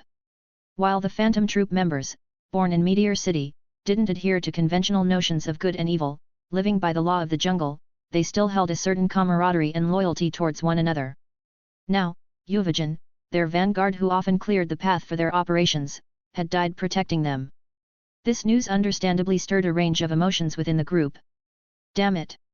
You know so much detail. You must be that chain bastard! Nobunaga shouted after a brief silence. Mika's description was incredibly detailed, even including information about the chain user's nin ability. This naturally raised suspicions, leading Nobunaga to believe that Mika was the culprit. However, this was all part of Mika's plan to mislead them. How could that be? Mika replied with a playful grin. As soon as he finished speaking, Mika vanished from sight.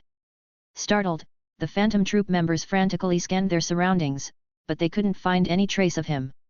Suddenly, a hand appeared behind Nobunaga, tapping him on the shoulder. What? Sensing the presence behind him, Nobunaga, a seasoned combatant, instinctively reached for the katana at his hip. As a member of the Phantom Troops Combat Division and an enhancement-type nin user, Nobunaga possessed terrifying strength. Unlike other enhancement-type users who focused on strengthening their bodies, Nobunaga, a master of Iaijutsu, quick-draw sword technique, channeled his nin into his blade, enabling him to cut down his opponents with a single stroke. This was his signature fighting style. When Nobunaga drew his sword, his nen would expand rapidly, allowing him to sense everything within his range, leaving no opening for his opponents to exploit. That 4-meter radius was Nobunaga's domain. The range of Nobunaga's nen didn't match his overall strength because he didn't use nen for reconnaissance. Instead, it served to enhance his attacks. For him, a 4-meter radius was more than sufficient. Yet, as Nobunaga drew his sword, his arm was seized, abruptly halting his Iaijutsu technique. As I said, when I choose to conceal my presence, very few can detect me. I am a top-tier assassin, after all, Mika chuckled, his grip firm on Nobunaga's arm. Mika possessed numerous abilities to mask his presence. Gyo, emission seeing, Zetsu, aura suppression, and even the En-no-shoku, territory of enchantment, he had mastered during his martial arts training in the Type Moon world granted him such capabilities. En-no-shoku was a secret technique derived from martial arts in the Type Moon world. Since the philosophies of martial arts varied across different worlds, Mika would use Gabriel to understand the unique principles of each world's martial arts. En-no-shoku was a technique Gabriel had developed after secretly learning and mastering Bajikwan from Raisei and Kairei Koto Mine. It was a technique that utilized aura to perceive one's surroundings while simultaneously erasing one's presence. A master of En-no-shoku could even achieve unity with nature, seamlessly blending into their environment. Because En-no-shoku synchronized the user's internal energy with nature, their presence was undetectable until that energy manifested as an attack. This was undoubtedly the ultimate technique for concealing one's presence. Thanks to the martial arts knowledge he had accumulated in the Demon Slayer and Hunter x Hunter worlds, Mika quickly mastered this technique under Gabriel's guidance. With these three abilities combined, Mika was undoubtedly a master of concealment. He was a true assassin. Damn it! Nobunaga gritted his teeth, struggling against Mika's overwhelming grip. Normally, Nobunaga was incredibly calm and collected, especially in critical situations. However, Yuvajin's death had shaken him. What he found even more unsettling was Mika's ability to anticipate and counter his sword draw. As a martial artist specializing in Iaijutsu, it was everything to Nobunaga. It was the single skill he had honed for years, the technique he trusted most. Yet, in front of Mika, he couldn't even draw his sword. This was a devastating blow to a warrior's pride. As Mika was about to offer some words of comfort to the distraught Nobunaga, a gust of wind swept past him. It was Phaeton. With blinding speed, he appeared beside Mika, aiming a swift hand chop at a vital point. However, with Gyo active, Phaeton's movements appeared in slow motion to Mika. He effortlessly caught Phaeton's arm, his grip like iron. Oh? Concerned about your comrade? I haven't even laid a finger on him, Mika said with a playful grin, looking at the impassive Phaeton. Following Phaeton's attack, Finks and Franklin, the other two enhancement-type nin users in the Phantom Troop, lunged towards Mika. Meanwhile, from a distance, the emitters, Maki and Franklin, launched their attacks. Nin bullets, nin threads, and even aura-infused playing cards rained down on Mika. With a flicker of movement, Mika reappeared on his chariot. My, such enthusiasm! He chuckled, glancing at Hisoka, who was holding a handful of playing cards. Observing Mika's cheerful demeanor, Shulnark suddenly felt a sense of unease. Wait, Maki! Hearing Shulnark's warning, Maki, a longtime comrade, instinctively reached for Gon and Killua, but her hands passed right through them. Illusions! She exclaimed in surprise. Chapter 108 Inviting Gon and Killua. It's an illusion! Maki exclaimed, her face paling as the figures of Gon and Killua dissolved beneath her touch. Before Mika's arrival, Gon and Killua had been in the custody of Phaeton and Hisoka, respectively. It was those two who had carried them out of the collapsing building. However, with Mika's appearance, both Hisoka and Phaeton, the combat specialists of the Phantom Troop, had to prepare for a potential confrontation. Thus, Gon and Killua were entrusted to Maki and Shulnark. After Shulnark's attempt at negotiation, the task of guarding the two boys fell solely to Maki. Her nin ability, which allowed her to create and manipulate nin threads, was ideal for restraining captives. But now, Gon and Killua, whom she had meticulously bound, had vanished. She hadn't even noticed when her threads had been severed. This was simply impossible. Only one explanation remained. She had been manipulated. Shulnark, I think I've been controlled. Use your ability on me. Maki shouted to Shulnark without hesitation. Without a moment's delay, Shulnark activated his ability, Black Voice, inserting the antenna from his phone into Maki's body. Instantly, all the Phantom Troop members present turned their gazes toward Mika, their eyes devoid of any hope for a peaceful resolution. The situation had escalated beyond diplomacy. Don't look at me like that. I was just retrieving my companions, Mika said calmly. As if on cue, Gon and Killua materialized on the chariot. They looked around in confusion, unsure of what had just transpired. With Gon and Killua safely retrieved, Mika prepared to depart. Although he didn't fear the Phantom Troop, he wasn't particularly eager to fight them. Or rather, he wasn't eager to fight them now. His progress had been too rapid. The troop was no longer a match for him. Not even Krollo, if he were present, could stand against him. Even though Mika was still technically level 3, that merely reflected his base stats, not his true combat strength. His actual combat prowess had long surpassed his level. Considering the unique nature of his abilities, against opponents he faced for the first time, Mika had a high probability of securing a swift victory, even if their strength significantly exceeded his own. Therefore, he no longer considered the troop a worthy challenge. Even though they were a notorious criminal organization in the Hunter x Hunter world. In that case, he would leave them for someone who needed them more. Someone like Kurapika. Now that I have my companions back, I'll be taking my leave, Mika said with a smile, holding the reins of the Divine Bulls. His nonchalant attitude further infuriated the troop members. They saw no trace of caution in his eyes. He clearly didn't consider them a threat. They had been underestimated. A furious rage ignited within them. Nobunaga, Phaeton, Hisoka, Finks, Franklin, Bonolinov, and Maki, launched a simultaneous attack, determined to stop Mika. However, facing their combined assault, Mika merely smiled and swung the spear that had materialized in his hand. In a flash, Nobunaga, Phaeton, Hisoka, Finks, and Bonolinov were sent flying backward. To the onlookers, it appeared as though Mika had simply flicked his wrist. In reality, he had effortlessly neutralized their attacks with blinding speed, sending them reeling. As for Franklin's nin bullets and Maki's nin threads, Mika simply raised his hand, blocking them all with ease. Their attacks couldn't even penetrate his ken. Game over, Mika declared, clapping his hands together with a playful grin. If you attack again, I will retaliate. Across from him, Nobunaga and the others, clutching their wounds, stared at Mika in disbelief. It felt like he wasn't using nin to defend at all, Hisoka remarked in astonishment. Leaving aside weaker nin users, battles between powerful nin users always involved a combination of offense and defense. Skilled nin users could reinforce the parts of their bodies being attacked with nin to defend against incoming blows. That was why it was difficult to achieve a swift victory against a skilled nin user. Unless one's level significantly surpassed the opponent's, allowing them to overwhelm their defenses and secure a quick win. However, Mika's attack was different. They hadn't felt their defenses being overpowered. It was as if the nin protecting their bodies had been sliced through. And that was precisely what had happened. The weapon Mika used was the nin-infused demon-dwelling sword Gram, which could cut through magical energy. Naturally, it could also cut through nin. In the Hunter x Hunter world, where skilled combatants often seamlessly integrated offense and defense, this spear rendered all defenses useless. In the Holy Grail War, Gram wasn't an exceptionally powerful noble phantasm. However, in the Hunter x Hunter world, it was undoubtedly a top-tier weapon.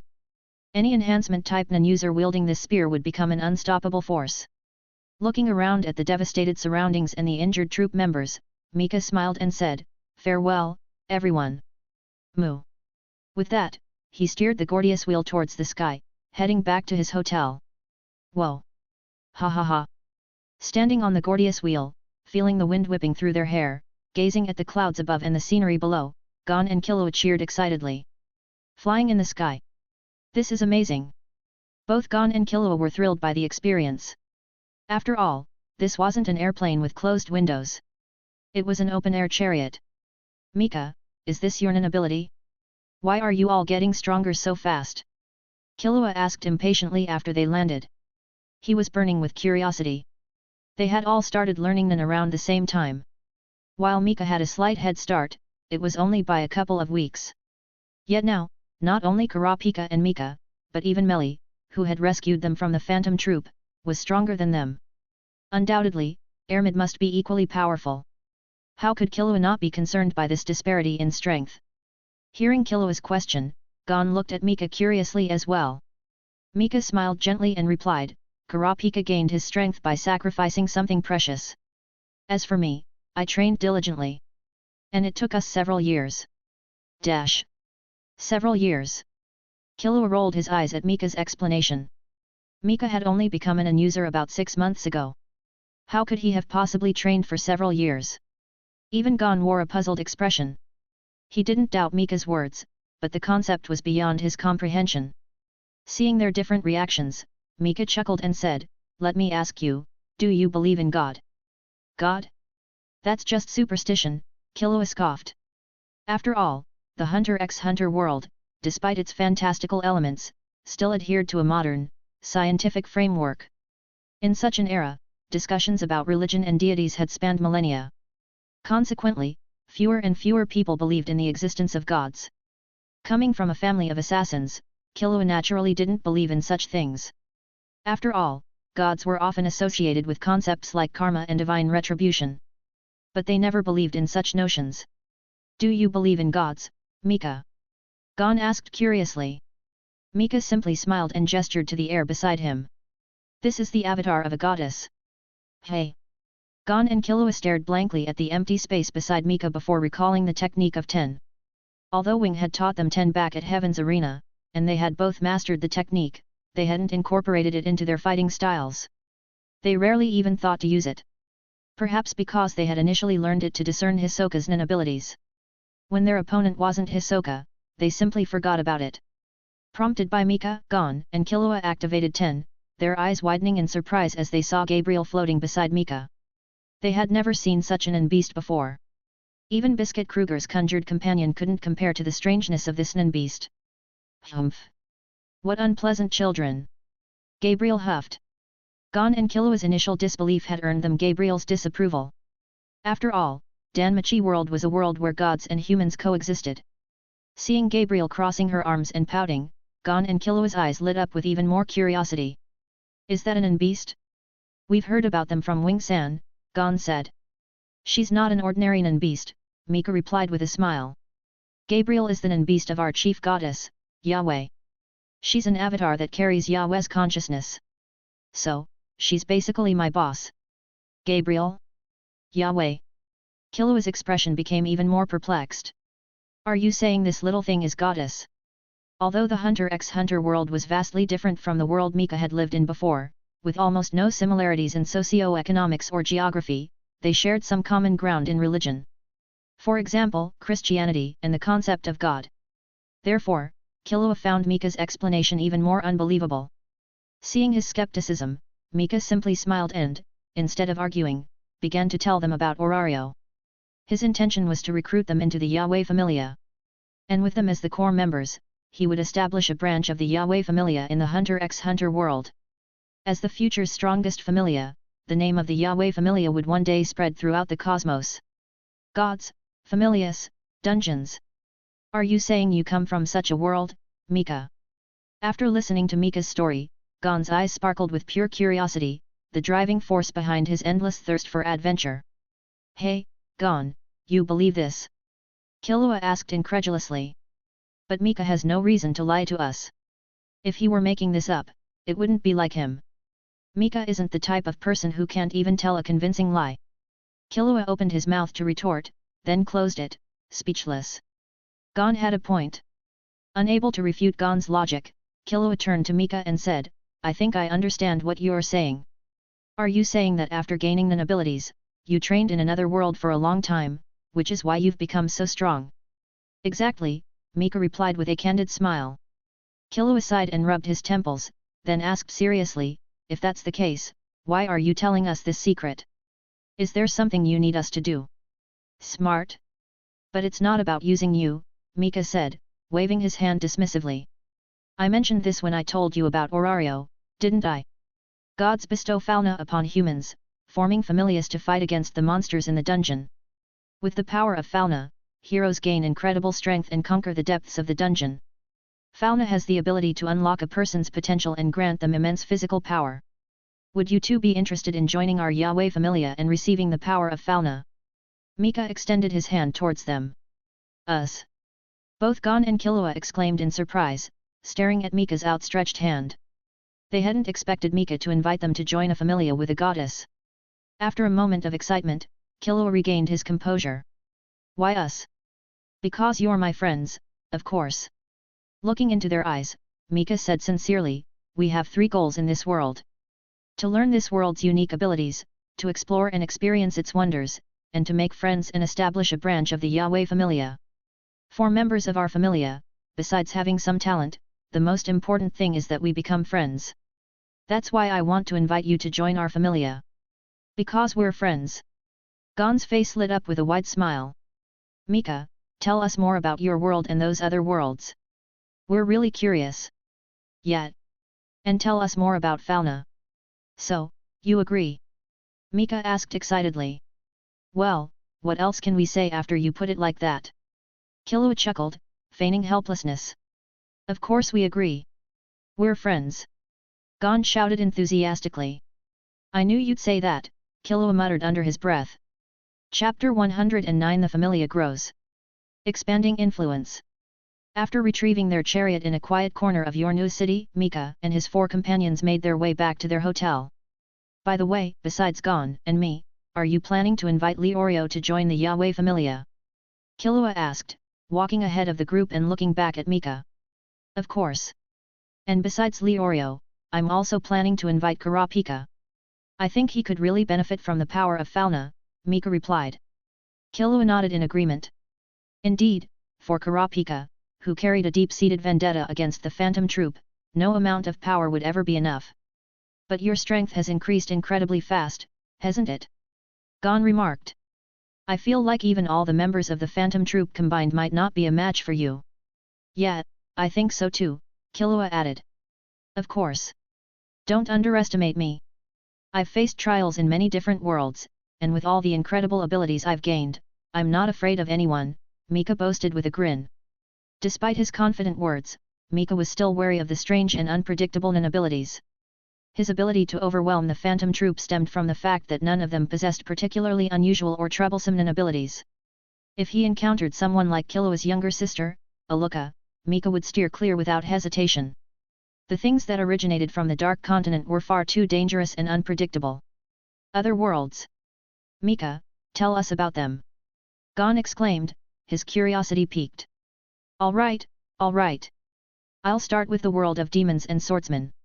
Mika began recounting the story of Demon Slayer to Gon and Killua. I see. So, this is what happened while I was away. In an abandoned building, Crollo Lucifer sat perched on a high vantage point, surveying the injured members of the Phantom Troop gathered below. His expression was grim. This abandoned building wasn't their original hideout. The previous one had been destroyed by the thunderous onslaught of the Gordius wheel. Crollo had been shocked by the scene upon his return. He eventually contacted Maki and, guided by Hernan threads, made his way to this new base. After a moment of silence, Crollo addressed the somber group. "We'll leave this city tonight." Boom! Crollo's words sent shockwaves through the room. All eyes turned to him, their expressions a mix of surprise, shame, and dawning realization. "Danku, could you explain your decision?" Shulnark asked, sensing the growing tension. He understood his companion's feelings. Mika was incredibly strong.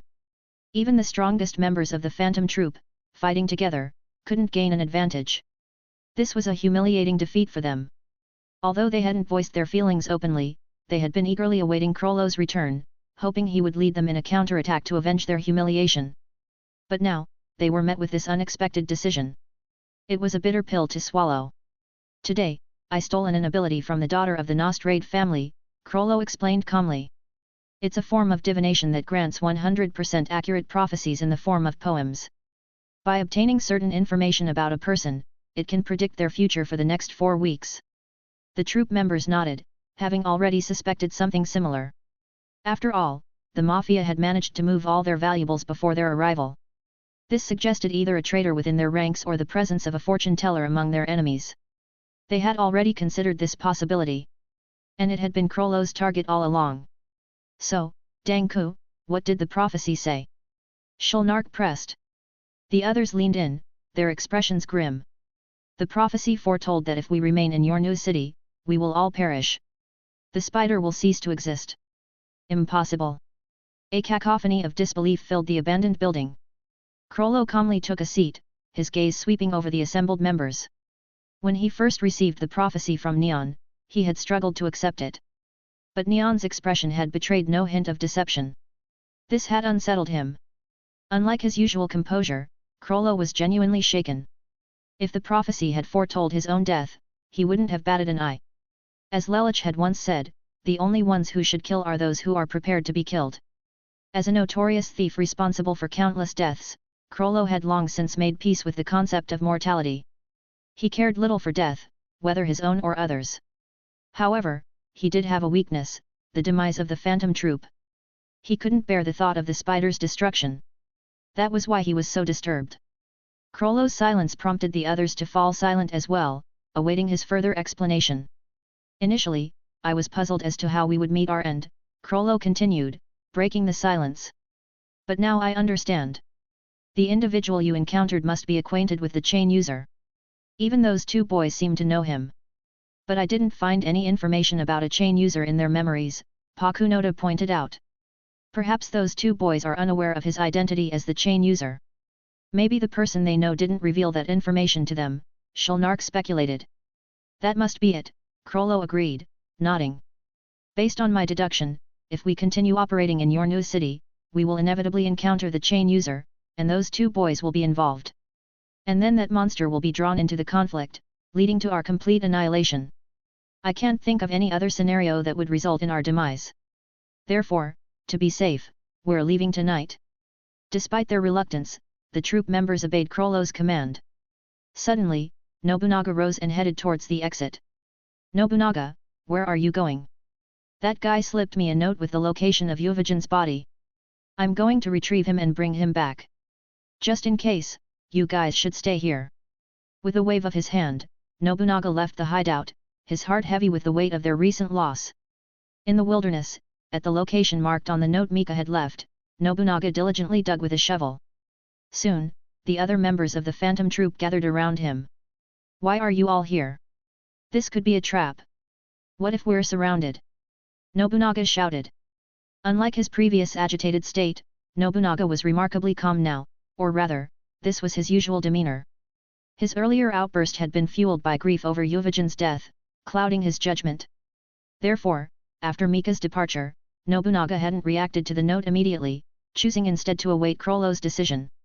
When Crollo decided to leave your new city, Nobunaga finally felt at ease enough to check the location on the note, to see if Yuvajan's body was truly there. "I trust the prophecy," Crollo said calmly, plunging his aura-infused shovel into the ground and effortlessly lifting a clod of earth. The prophecy's predictions are based on weekly intervals. According to its verses, we are safe during this first week. Besides, now that we know where Yuvajin is buried, how can we leave him here? The troop members fell silent, the weight of their loss settling upon them. In this somber atmosphere, they quickly unearthed Yuvajin's body. The sight of their fallen comrade intensified the grief that permeated the air. So, because the phantom troop left, your family's young lady successfully completed the auction, and now you finally have time to meet with us. Killua summarized Kurapika's explanation as they sat across from him. Yes, Kurapika nodded slowly. I don't believe the phantom troop will simply give up. Their sudden departure is puzzling. Hearing Kurapika's confusion, Gon and Killua exchanged glances before recounting their encounter with Mika. You're saying Mika single-handedly defeated the phantom troop? Not exactly. The troop's leader wasn't there at the time, Gon added thoughtfully, stroking his chin. That doesn't make much of a difference. Kurapika exclaimed. As the leader of the phantom troop, Crollo's combat abilities were likely the strongest among them. However, even Crollo wouldn't claim he could simultaneously defeat two of the troop's most powerful fighters. While strong, Crollo's strength was still within the realm of his comrades. Yet, Mika had effortlessly injured all the combat-oriented members. His power was on a different level compared to Crollo. Mika, how did you do it? Kurapika asked urgently, turning towards Mika, who was discussing money-making strategies with Orario. How did you become so strong in such a short time? Through vows and restrictions, of course, Mika replied with a chuckle. Disappointment washed over Kurapika. Vows and restrictions were also the source of his own strength, but each individual's were unique and highly personal. Therefore, Mika's method offered no practical guidance for him. This was a disheartening realization for Kurapika, who desperately craved power. But Mika wasn't finished. And a certain ability that unlocks hidden potential. An ability that unlocks potential. Kurapika's eyes lit up. Mika, can I learn this ability? When it came to acquiring power, Kurapika had no qualms about setting aside his pride. Driven by his burning desire for revenge, he cared little for appearances. Mika gestured towards Gon and Killua.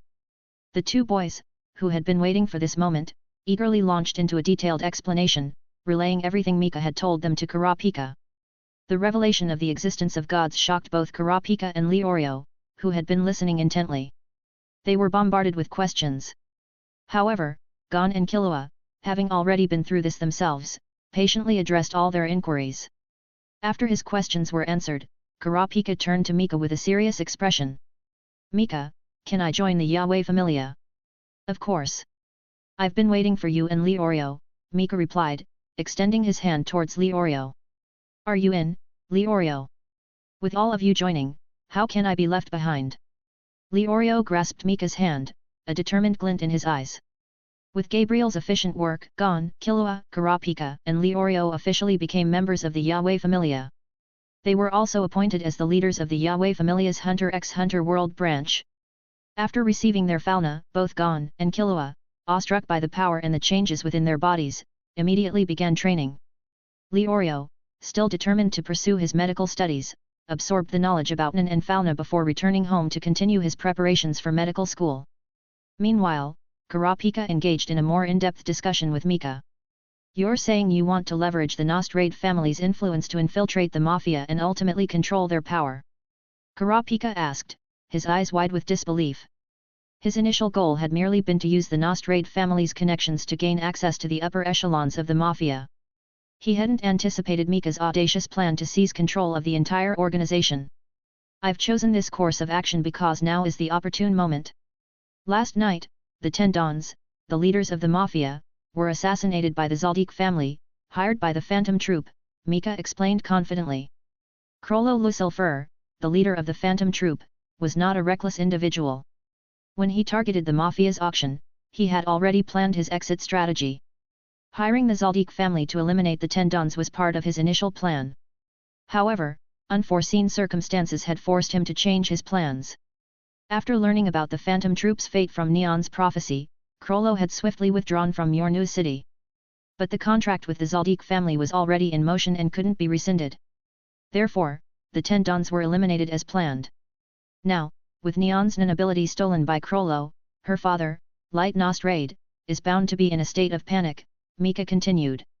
If we can gain control of Light Nostrade, we can use the Nostrade family as a stepping stone to seize control of the entire Mafia underworld. Mika looked at Kurapika, his expression serious and determined. Chapter 110 Vongola Family. Pinnacle of the Underworld. Kurapika's heart pounded with excitement as he listened to Mika's plan. He currently had two overriding goals. First, to hunt down the members of the Phantom Troop and avenge the deaths of his clansmen. Second, to recover the Scarlet Eyes, the treasured ocular organs of his familia, that were scattered throughout the black market. The Scarlet Eyes were highly coveted by collectors of human organs, individuals who typically possessed immense wealth. Therefore, retrieving the stolen eyes required vast sums of money and substantial influence. These were resources Kurapika desperately needed. If Mika's plan to subtly seize control of the Mafia succeeded, he could leverage their power to achieve his objectives. Can we really pull this off? Kurapika asked, a mixture of excitement and apprehension in his voice. Of course we can, Mika replied, his face radiating confidence. The Mafia's upper echelons have been significantly weakened. The deaths of the Tendons and the complete annihilation of the Shadow Beasts have created a power vacuum. Light Nostrade, having risen through the ranks thanks to his daughter's abilities, is now perfectly positioned to seize a share of the power in this chaotic situation. Provided he has sufficient strength. Clearly, he lacks the necessary power, but we can provide it for him. Gesturing towards Meli and Ermid, who had been listening attentively, Mika continued with a smile. Don't underestimate their strength. Even you would struggle against them, wouldn't you? I wouldn't doubt it, Kurapika conceded with a slight nod. His Nin abilities were specifically designed to counter the Phantom Troop members. Therefore, he could only unleash his full potential against them. So, what's our next move? Let's start by contacting Light Nostrade. He must be in a state of despair now that his daughter has lost her Nin abilities. Indeed. Recalling Light's devastated expression before he left, Kurapika shook his head. The man's success was entirely dependent on his daughter's abilities. Yet, he had once boasted that everything he had achieved was through his own efforts. Such self-deception. All right. When do you plan to meet him? Tomorrow. It's settled then. After their discussion, Mika and Kurapika reached an agreement and finalized their plan. By the way, where are Gon and Killua? Mika asked, remembering his younger companions.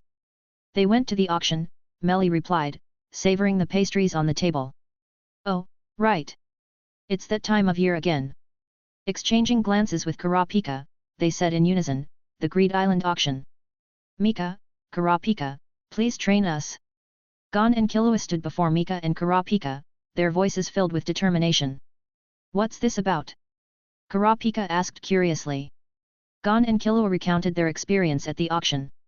After witnessing the bidding war for Greed Island, a video game valued at over 30 billion jenny, they had approached the buyer, the billionaire Batara, using their hunter licenses. They intended to join the game as part of Batara's team of players tasked with clearing it. However, they were rejected by Batara's hired hunters due to their perceived lack of strength. That was why they had returned to seek training from Mika and Kurapika, hoping to officially join the game through the recruitment process. I see. After listening to their explanation, Kurapika shook his head. My experience won't be much help to you. My power comes from vows and restrictions, and that's not a path you should tread. So, it's best if Mika and the others train you. They are much stronger than me. Mika smiled and said, you two aren't weak, but if you want to improve quickly, you should develop your Hatsu. Hatsu, the culmination of one's Nin abilities, could significantly amplify an user's power. However, I'm busy for the next couple of days, so I'll leave this to Meli and Ermid. All right. Meli chimed in cheerfully, catching Mika's eye. Since they're members of our familia, we'll gladly take on this task. In that case, Meli, you take Killua, and Ermid, you take Gon. Sure. Thank you for your guidance, Ermid, Meli. Gon and Killua expressed their gratitude for the offered training. Well, Mr. Light. Mika smiled as he looked at Light Nostrade, who sat trembling across from him. I believe I've made myself clear. Do you understand? Yes, I understand. Light wiped the sweat from his brow with his sleeve, his voice trembling. He was terrified by Mika's proposition. To reach the pinnacle of the Mafia. It was a position he had never dared to dream of. Even with his daughter's abilities, he could only reach the inner circle of the mafia. He merely aspired to climb a few more rungs on the ladder. Yet, Mika was offering him a direct path to the very top. Where did he get the audacity to make such a claim? Was it absolute confidence or sheer arrogance? Light couldn't tell. Are you worried about my capabilities? Mika chuckled, sensing Light's apprehension. Instead of dwelling on that, perhaps you should consider the consequences of refusing my offer. What do you mean? Light asked nervously. What do I mean? Surely you don't think you can maintain your current position now that your daughter has lost her Nen abilities, do you? That's impossible. Those ruthless individuals vying for power won't allow you to remain where you are. They're just waiting for you to fall. What will you do then? Light's eyes widened in terror. He was well aware of the precariousness of his situation, but he had been burying his head in the sand, desperately clinging to the illusion of security. Now, with Mika ripping off the bandage, his despair surged forth. What should I do? Light asked, his voice filled with desperation. You don't need to do anything. Just sit back and watch. We'll take care of everything. Mika took a sip of his tea and smiled reassuringly. 2 months passed in the blink of an eye. During this time, Gon and Killua successfully entered Greed Island, while Mika, Kurapika, Ermid, and Melly immersed themselves in the turbulent world of the Mafia. After 2 months of intense conflict, Mika successfully consolidated various Mafia factions, propelling the Nostrade family to the pinnacle of the underworld. However, with the Mafia's restructuring, the Nostrade name became increasingly irrelevant. Therefore, Mika merged the various Mafia families under his control, establishing a new power. The Vongola family. And Mika became its first boss. Within a sprawling mansion, Mika and his companions sat in the living room, engaged in casual conversation. On the table before them lay 17 pairs of scarlet eyes, shimmering with a captivating brilliance. These are all the scarlet eyes we've been able to recover so far. The rest will have to be collected gradually over time, Mika said, addressing Kurapika with a serious expression. It doesn't matter. I can wait. Tears welled up in Kurapika's eyes as he gazed at the jar containing the scarlet eyes. The treasured organs he had longed to recover were finally within his grasp. Thank you, Mika. Looking up at Mika, a gentle smile gracing his face, Kurapika's expression was filled with gratitude. Without your help, I don't know when I would have been able to retrieve them. You deserve it. After all, you played a crucial role in this battle, Mika replied, recalling the arduous process of unifying the Mafia. Although the Mafia seemingly lacked powerful Nen users, and their trusted shadow beasts had been eliminated by the Phantom Troop, they had secretly harbored several Nen users with exceptionally dangerous abilities. Even Mika had been caught off guard on one occasion. Fortunately, Gabriel's presence had prevented him from suffering any serious injuries. After all, compared to the strange abilities of this world, Gabriel, as a fragment of a god wielding omnipotence, was the most enigmatic existence. Kurapika had also teetered on the brink of death several times during this conflict. Thanks to Ermid's healing magic, they had managed to avoid any casualties. If you're truly grateful, then after I leave, I expect you to uphold the honor of the Vongola family, Mika said with a grin. Within this Mafia family, named after the renowned organization from the Katkyo Hitman Reborn anime, Mika was the founding boss, and Kurapika was his appointed successor. In Mika's absence, Kurapika would handle all matters concerning the Vongola family. This was Mika's decree. After all, the Hunter x Hunter world was merely one stop on Mika's journey, not his final destination. Therefore, Kurapika was the ideal candidate to lead the Vongola family. I understand, Mika. You can count on me, Kurapika replied with a firm nod. He understood Mika's intentions. Furthermore, compared to Mika, he needed the Mafia's resources to track down the Phantom Troop and continue his quest to recover the remaining Scarlet Eyes. However, it seems you already have plans to leave. What do you intend to do next? Kurapika asked, sensing Mika's desire to move on. Mika simply smiled and pulled out a game console, holding it up for Kurapika to see. Greed Island. Kurapika's eyes widened in recognition. Exactly. This is one of the gifts from a Mafia family that recently joined us. Upon seeing it, Melly and Ermid expressed their desire to play. Don't put all the blame on us. It was your idea in the first place. Melly retorted, rolling her eyes. Mika chuckled. His suggestion to play Greed Island wasn't solely driven by a desire to experience the game. He simply wanted to escape the current chaos. The Mafia was in the midst of a major restructuring, which meant a lot of work. His initial intention for infiltrating the Mafia was merely to acquire some of the Hunter x Hunter world's firearms. He hadn't anticipated such a demanding workload. Therefore, he was eager to escape and relax. I see. Then leave the Mafia matters to me, Mika. You can enjoy playing Greed Island with Ermit and Melly without worry, Kurapika offered. Unlike Mika, burdened by a burning desire for revenge, Kurapika could never truly rest. Not until he had avenged his familia. It's settled then. Mika said quickly. Having achieved his goal of unifying the Mafia, he could now reap the benefits of their power and influence. After all, his intention was never to keep the Mafia for himself, but to entrust it to Kurapika. Among Gon's group of friends, Kurapika was the most suitable candidate. Greed Island was a game exclusively sold to hunters. By channeling their aura into the game console, hunters could be transported into the game world. That was the superficial explanation of Greed Island. In reality, the game existed on a physical island. The game console served as a specialized teleportation device, transporting players to the island. The objective of the game was to collect cards. There were countless cards with various effects, referred to as spells. Each player received a binder. This binder could hold numerous cards in addition to the designated 100 restricted slot cards. By collecting all 100 designated cards, players could complete the game and achieve victory. The prize for winning was the ability to bring any 3 cards back to the real world. These 3 cards essentially represented 3 single-use non abilities. Batara, the billionaire who had purchased the Greed Island game console for an exorbitant price, sought a specific card, Angel's Breath. This card could heal any injury, regardless of severity, even restoring missing limbs. Batara intended to use it to cure his beloved, who had been in a coma for over a decade. So, are you ready? Mika asked, looking at Ermit and Melly with a smile. Of course. Let's begin then. With that, Mika channeled his aura into the game console, and his figure vanished from the room. Chapter 111 First time in Greed Island. So, this is the world of Greed Island? It certainly has a unique charm, Mika remarked with a chuckle, gazing at the vast expanse of grassland before him. After escaping the endless cycle of work and entering this relaxing world, his spirits soared. Though it would be better if there were fewer prying eyes, he added, shaking his head slightly as he sensed gazes directed at them from all directions. Having read the original work, Mika knew these onlookers were far from innocent.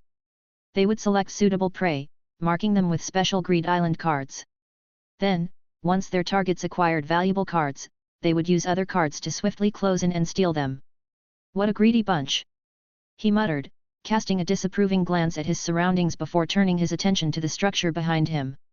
It was a wooden house built on stilts in the middle of the wilderness, with a staircase spiraling around it. The upper level of the house served as the player's starting point. There, a silver-haired young girl would guide new players, explaining the rules of the game. Ermit emerged from the house, her footsteps echoing softly. So, did you figure out the rules? Mika asked. Yes, I understand them perfectly, Ermit replied, nodding slightly. She then raised her hand and softly uttered, Book. A book materialized in her hand, the binder for collecting cards. Book was the command to summon it. Besides book, there was another crucial command, gain. These 2 commands formed the basis of all actions within the game. But these prying eyes are quite unnerving. Indeed, I agree, Melly chimed in as she descended the stairs. You're quick, Mika chuckled, noticing Melly's swift appearance after Ermit. Now that everyone's here, let's get out of here. I'm eager to explore. Let's go. With that, the 3 of them stepped out of the wooden house's shadow and onto the verdant grassland. The scenery here is quite beautiful, Ermit remarked. It's just ordinary scenery.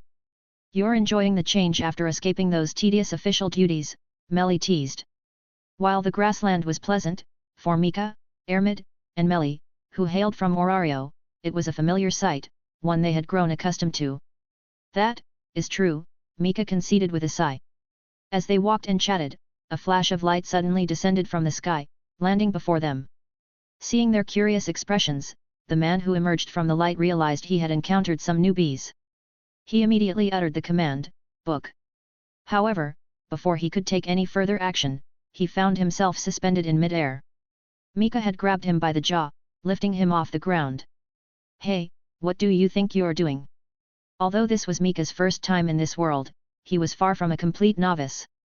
Knowing the plot of Hunter x Hunter, he was well aware of these petty tricks. MMM. MMM. MMM. The man struggled in vain, unable to speak with his mouth clamped shut. The planet's gravity pulled at his body, increasing the strain on his neck until it felt like his head was about to be ripped off. Seeing the man nearing his breaking point, Mika released his grip. While the man clearly had malicious intentions, his actions weren't deserving of death. A lesson was sufficient. However, since the man had tried to steal their cards, Mika wouldn't be polite. Looking at the man gasping for air on the ground, Mika said with a smile, "Now, hand over all your cards." "Yes, sir." The man trembled, recalling his brush with death, and readily complied, not daring to defy Mika's request. "Not bad. Quite wealthy. It seems this guy has robbed quite a few people." Mika, Ermid and Melly chuckled as they examined the cards in their binders. Was this guy sent here to give us freebies? After taking all the man's cards, they had quickly gathered over 30 of the 100 designated cards they needed to collect. In addition, they had acquired over 40 other cards. "This is too easy. We just arrived and haven't even started searching properly, and we've already collected a fifth of the cards." Melly exclaimed with a grin. Hey, this isn't the right way. This was just a punishment for that guy. From now on, we'll collect the cards ourselves, Mika instructed firmly. Having just concluded a fierce battle with the Mafia, he had no desire for further combat. All he wanted was some relaxation and leisure. "Collect them ourselves? But we also need to train. Won't that slow down our progress?" Ermid asked. "So what if it's slow? We're here to relax and unwind. Besides, the winner's prize probably won't be of much use to us, right?" Mika glanced at Gabriel. After all, Gabriel could develop any nin ability they desired. With her by their side, they didn't need any other nin abilities, especially not a one-time wish. "In that case, let's enjoy our vacation to the fullest." Melly chimed in. "But before that, let's try to find Gon and Killua," Mika added, recalling the two boys who had entered the game earlier. In a rocky wasteland, Gon and Killua were diligently training. Under the guidance of their teacher, the two-star hunter Biscuit Kruger, they were rapidly mastering nin techniques, integrating them into every fiber of their beings. Thanks to their rigorous training, their progress was astounding. Both their nin abilities and their Falna base stats were improving at an incredible rate, transforming them into completely different individuals. Although it had only been 2 months since they last saw them, the current Gon and Killua were worlds apart from their former selves. "Excellent. You both performed admirably in today's training." Biscuit Kruger smiled, extending a finger towards Gon and Killua, who sat on the ground, exhausted. Suddenly, Gon and Killua shouted, "8! Impressive! It seems you haven't slacked off at all." Biscuit's smile widened. On her fingertip, a number formed from nin was barely visible.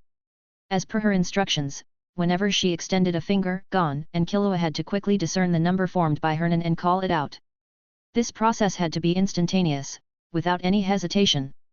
Biscuit would extend her finger and form a number at random intervals, sometimes extending it without forming a number, or even keeping her hands still for extended periods. This exercise honed Gon and Killua's concentration and focus. They had to maintain constant vigilance while undergoing various other training exercises. All of this was to ingrain the use of Ten into their very being, enabling them to contend with powerful nin users.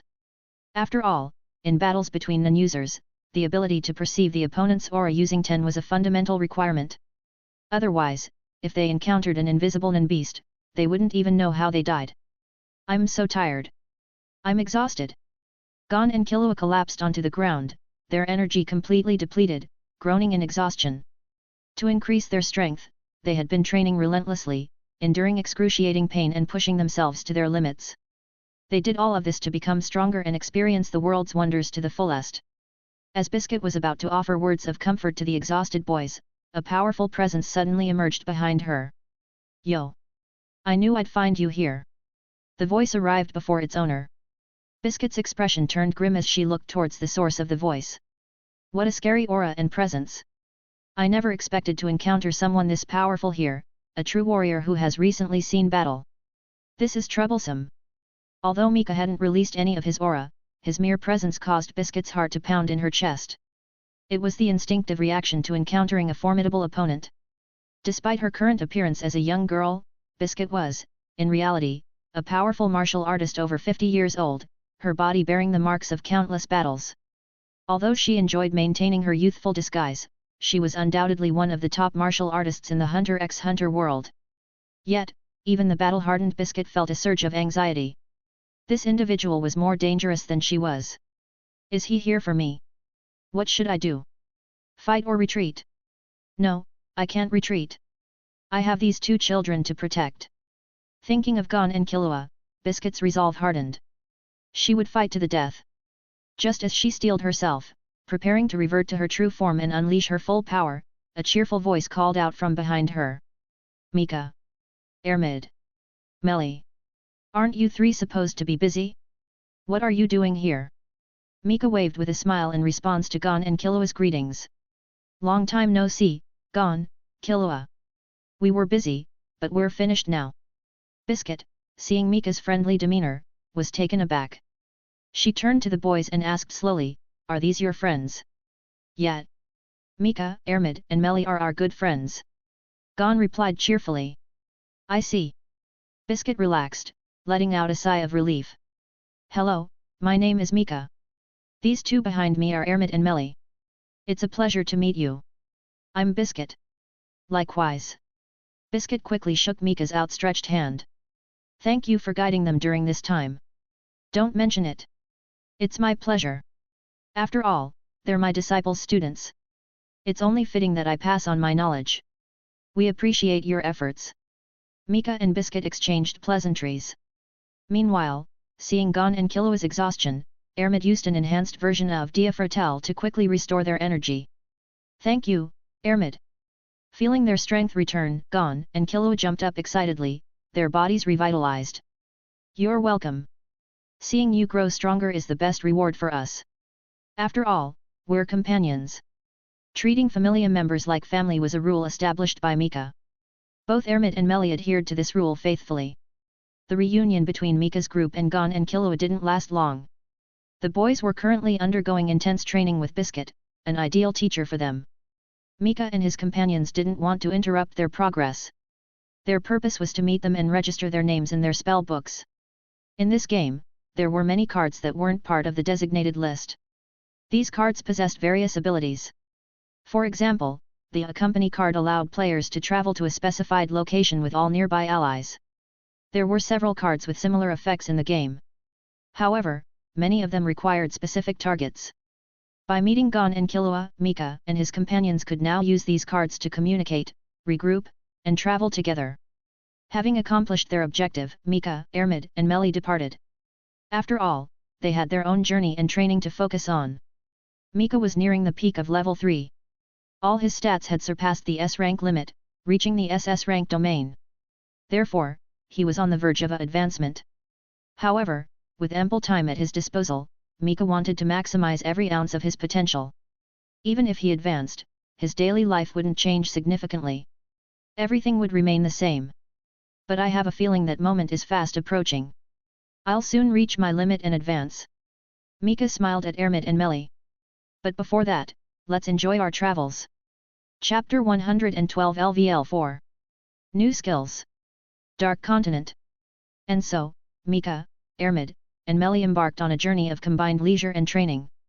Amidst this tranquil life, as they diligently honed their Ren abilities, their physical attributes steadily improved, leading to a consistent increase in their overall strength. A month later, Mika finally reached his current limit in basic abilities. Name, Mika. Level, 3. Stats, Strength, SSS 1199, Endurance, SSS 1199, Dexterity, SSS 1191 SSS 1199, Agility, SSS 1193 SSS 1199, Magic, SSS 1199. Development abilities, Mystery, G, Blacksmith, I. Magic, Heaven Fire, Catastrophe. Skills, Danger Sense, Desperation, our familia is here. Finally reached the limit, hey? All thanks to time and effort. Mika chuckled, sitting on a rock as he examined the stat sheet Gabriel handed him. Thanks to the complementary nature of the NAN system and the Falness system, the trio had made tremendous progress in both areas. It was this synergy between abilities from different worlds that allowed Mika to progress so rapidly and achieve such high limits. However, Mika's rapid progress was merely on par with that of other exceptional talents. Ermit and Melly, who had once lagged behind Mika, were now also approaching the limits of level 3. If not for the lack of significant achievements, they would soon be ready to ascend to level 4. So, Mika, ready to level up?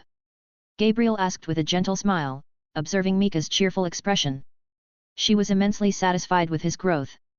After all, each level Mika gained meant a new world would unfold before her. For Gabriel, who had once been plagued by boredom, nothing could bring her greater joy. Of course, I'm ready. Isn't that the purpose of our journey? Mika replied with a grin, removing his shirt. Let's begin. With Mika's consent, Gabriel initiated the update to his fauna. Soon, the process reached the development abilities section. There are many development abilities to choose from this time. What do you have in mind, Mika? Gabriel asked, her eyes gleaming with anticipation as she observed the divine script on Mika's back. Before I choose, shouldn't you tell me what the options are? Mika retorted, rolling his eyes playfully. Gabriel was getting a little too excited. Hee. Gabriel giggled sheepishly, scratching her head before quickly listing the available development abilities. The options available to you are Hunter, Abnormal Resistance, Swordsman, and Luck. What's this? I've never heard of this development ability before. What development ability is it? Mika asked curiously. He wasn't particularly interested in the first three, as they were fairly common. However, the fourth option, Luck, was incredibly rare. Upon hearing Luck, Mika had already made up his mind. But Gabriel's subsequent reaction made him hesitate. What kind of development ability could elicit such a response from Gabriel? It's Nen. This development ability is called Nen. Nen. Mika froze, stunned by Gabriel's words. The first thing that came to mind was Nen from the Hunter x Hunter world. I choose Nen. Mika declared without hesitation. Although Luck was a rare ability, he felt that this Nen was even more extraordinary. Despite not fully understanding its effects, his intuition told him that choosing Nen was the right decision. All right, Gabriel agreed without protest. She always respected her children's choices and wouldn't interfere with their decisions. With Mika's choice confirmed, Gabriel resumed the fauna update. Soon, the process was complete. Mika had become a level 4 adventurer. Here you go. After copying the updated status from Mika's back, Gabriel handed him the sheet. Mika beamed with satisfaction as he saw the neatly written LV.4 on the paper. Name, Mika. Level, 4. Stats, Strength, I0, Endurance, I0, Dexterity, I0, Agility, I0, Magic, I0. Development abilities, Mystery, G, Blacksmith, I, Nen, I.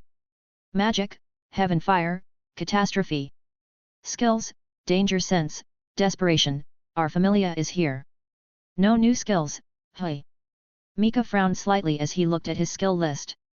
With only one magic slot, his primary means of significantly increasing his strength, aside from raising his basic abilities and developing his development abilities, was acquiring new skills. Well, I suppose skills aren't that easy to come by. Shaking his head again, Mika turned his attention to his development abilities. Before acquiring Nen, he had Mystery at rank G and Blacksmith at rank I. His Mystery rank had increased thanks to his studies of magecraft in the Type Moon world, allowing him to gain insights through analogy. Conversely, since he hadn't practiced his blacksmithing skills recently, his blacksmith rank remained unchanged. These were all within his expectations. However, he was filled with curiosity about his new development ability, Nen. He began experimenting with it. He struck his aura-clad left hand with his aura-clad right hand. He rapidly depleted his aura and then focused on restoring it. Of course, he also tested whether his Nen abilities had undergone any changes. After a series of tests, Mika finally understood the effects of the Nen development ability. Although newly acquired, it directly enhanced all of his Nen-related abilities. For instance, his aura reserves and recovery rate had increased. His offensive and defensive capabilities had also improved. Previously, 1 unit of aura dealt 1 unit of damage. Now, 1 unit of aura dealt 1.01 units of damage. The same applied to his defense. Although the increase was minimal, it was only the beginning. He had yet to develop this new ability. Once he trained and leveled up his Nen ability, perhaps even reaching its maximum rank, the resulting amplification would be terrifying. The thought filled Mika with excitement, and he clenched his fists in anticipation. Besides these fundamental enhancements, Hatsu, the culmination of Nen techniques, was also strengthened. The most noticeable change was in Mika's Nen ability, Right Hand of Fire. The upper temperature limit of the flames he generated increased, as did the lower limit of the ice he could create. Simultaneously, the aura cost for activating these abilities decreased. As for his other Nen abilities, due to his specialization type Nen, it was difficult to discern any precise changes. After all, this development ability was still newly acquired and hadn't been fully developed. It seems choosing this development ability was the right decision. It's incredibly valuable. Mika chuckled, satisfied with the enhancement of his Nen abilities. Nen comprised a significant portion of his current combat style. Therefore, any enhancement to his Nen directly translated to a significant boost in his overall strength. When I first saw your skill, our familia is here, I had a feeling that your fauna might interact with Nen in some unexpected way, Melly remarked, observing the stat sheet in Mika's hand. But I never imagined it would manifest in this form. As expected of an ability developed by the gods. In a sense, this perfectly embodies the fauna's integration of Nen. Nen has now become a subordinate ability of the fauna. Precisely. Gabriel chimed in with a triumphant grin, her pride evident as if she herself had developed the fauna. But if this is the fauna integrating Nen, does that mean we might also develop similar abilities in the future? Ermid asked curiously, listening to their conversation. That's a given. We'll definitely develop similar abilities eventually, Melly affirmed. It's a shame it's so difficult to find suitable achievements for you two to level up. Otherwise, we could stay in this world until you both reached the next level, Mika sighed. We're not in a hurry to level up, Ermid reassured him. Let's focus on maximizing our base stats first. Exactly. Don't forget we're still exploring this game. Don't even think about leaving yet. Melly added quickly. Who said anything about leaving? Mika retorted, giving Melly a playful glare. He then looked around, a thoughtful expression on his face. This world is quite interesting, isn't it? After spending some time in this world, Mika had gained a comprehensive understanding of the Greed Island game. Just as Gon had mentioned in the original story, this world was designed to train Nen users. It was filled with various games, most of which were related to Nen techniques. Therefore, for those with strong Nen abilities, many of the games were relatively easy. Thanks to this, Mika, Ermid, and Melly had cleared numerous games along their journey, collecting over 50 designated cards. And this was despite their focus on training, which had slowed their progress considerably. If they had dedicated themselves solely to completing the game, they would have collected at least 80 cards by now. After all, with their Nen abilities, the majority of the games posed little challenge. However, that would have defeated the purpose of their journey. But if we don't leave now, it'll be a long time before we can travel to a new world, Gabriel pointed out. Unlike Ermid and Melly, Gabriel was always eager to explore new worlds. Mika was well aware of this. We'll worry about new worlds later. We have plenty of time. For now, let's focus on experiencing this game. Mika dismissed Gabriel's eagerness, refusing to indulge her impatience. After all, she hadn't even fully explored their current world.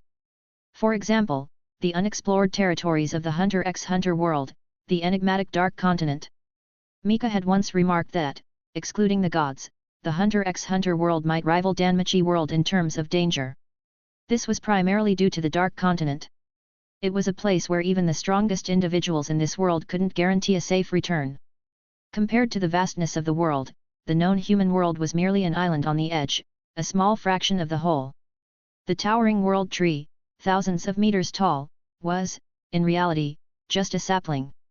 Because the human world's soil couldn't provide sufficient nutrients, it could only grow to a few thousand meters, unlike the true world tree, which extended beyond the planet's atmosphere. In the future, the chimera ants, classified as B-rank danger beasts from the Dark Continent, would nearly conquer the human world with their incredible reproductive capabilities. These facts spoke volumes about the dangers of the Dark Continent. It was a true land of despair. But also a land of untold possibilities. In Mika's view, the Dark Continent was far more fascinating than the human world.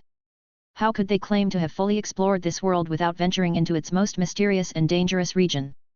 Oh, All right, Gabriel conceded, abandoning her thoughts of new worlds for now. And so, their journey continued. 2 months passed in the blink of an eye. One day, as Mika, Ermid, and Melly were training their combat skills in a forest, 4 streaks of light descended from the sky, landing near them.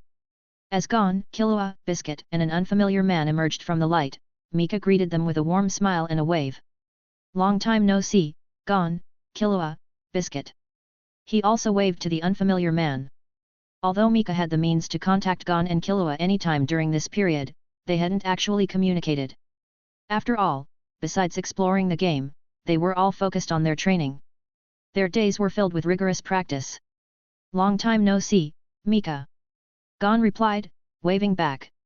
He then looked at Ermid and Melly, who were sparring with their respective weapons, a staff and a spear, with a look of admiration. Through their diligent training, their combat skills had already surpassed the techniques of the Demon Slayer world. They were now approaching the pinnacle of martial arts in the Type Moon world, the realm of the gods. Noticing Gon's envious gaze, Mika chuckled. So, did you come all this way just to watch them spar? Oh, no. Gon quickly denied. He then looked at Mika with a serious expression. Mika, are you interested in capturing Plot of Beach?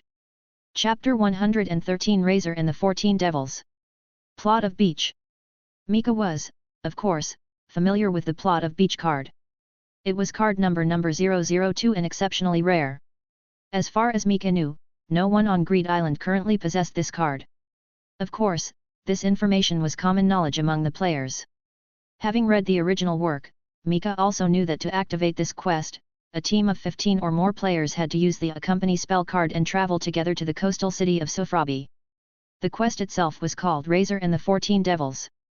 The victory condition for the players was to compete against these 15 individuals in various sporting events, with the first side to achieve 8 wins declared the victor. Once the players secured 8 victories, they could expel the devils from the coastal city and obtain the Plot of Beach card from the quest giver. However, this was merely a facade.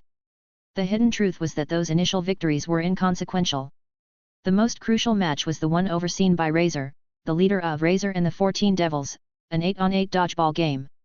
Since it was 8-on-8, winning this single match would instantly grant 8 victories. In other words, to succeed in the quest, one had to defeat Razor and obtain those 8 wins. Razor wasn't just the organizer of this game, he was also one of the original creators of Greed Island, alongside Jing Freaks, Gon's father. He was essentially the game master, GM. This alone spoke volumes about his immense power. If I recall correctly, in the original story, Gon and his friends eventually recruited Hisoka and Tsezgura's teams. After a fierce battle, they finally managed to defeat Razor and claim victory. Mika couldn't help but smile at the thought. In the original timeline, Gon and his friends should have reached Hisoka by now and recruited him to join their team. However, Hisoka's presence on Greed Island was due to a request from Crollo Lucifer. At that time, Crollo's Nin abilities were sealed by Kurapika's chains. Having learned of the existence of Nin exorcists through a fortune, Crollo tasked Hisoka with finding the exorcist hidden within the game. That was why Hisoka was on Greed Island. But now, due to Mika's intervention, the Phantom Troop, which had disbanded much earlier, wasn't involved in the game. With his Nin abilities intact, Crollo had no reason to send Hisoka to Greed Island. Therefore, Gon and his friends wouldn't encounter Hisoka. So, when they needed to find reliable teammates, they naturally thought of Mika, Ermid, and Melly. Snapping out of his thoughts, Mika smiled at Gon and Killua, who were looking at him expectantly. Of course, I'm interested. Great. That makes 7 of us. Gon exclaimed excitedly. Melly, seeing their enthusiasm, sighed and patted Killua on the head. So, what's going on? It all started with recruiting other players. Seeing Melly's confusion, Killua explained the situation. After completing their initial training and beginning to explore the game world, Gon and his friends had received an invitation to a player recruitment meeting. At the meeting, they learned that 2 groups, Tsezgura and Genthru, were close to completing their card collections. They decided to form a temporary alliance to hinder their progress. Their plan was to find the remaining unclaimed designated slot cards and monopolize them, thus preventing the other 2 groups from obtaining them. After all, according to the game's rules, these rare cards had a limited number of designated slots. Once the limit was reached, even if someone completed the required task or obtained the specified item, they couldn't convert it into a card. Therefore, they set their sights on the plot of beach card. According to the rules, only 3 of these cards existed. If they obtained all 3, no one else would be able to acquire them. After reaching a consensus, the group of over a dozen players traveled to the coastal city of Sofrabi. Because they coincidentally met the 15-player requirement, they easily accepted the quest. However, upon realizing the near impossibility of completing the quest, their alliance disbanded. After all, their primary goal was to prevent Genthru and Psesgura from collecting all the cards and winning the game outright. Therefore, once they determined that the quest was practically insurmountable, they abandoned it. Only Gon, Killua, Bisky, and Gorinu remained, determined to find a way to complete the quest and obtain the card. I see. So that's how the plot of Beach Quest is triggered, Melly remarked, impressed.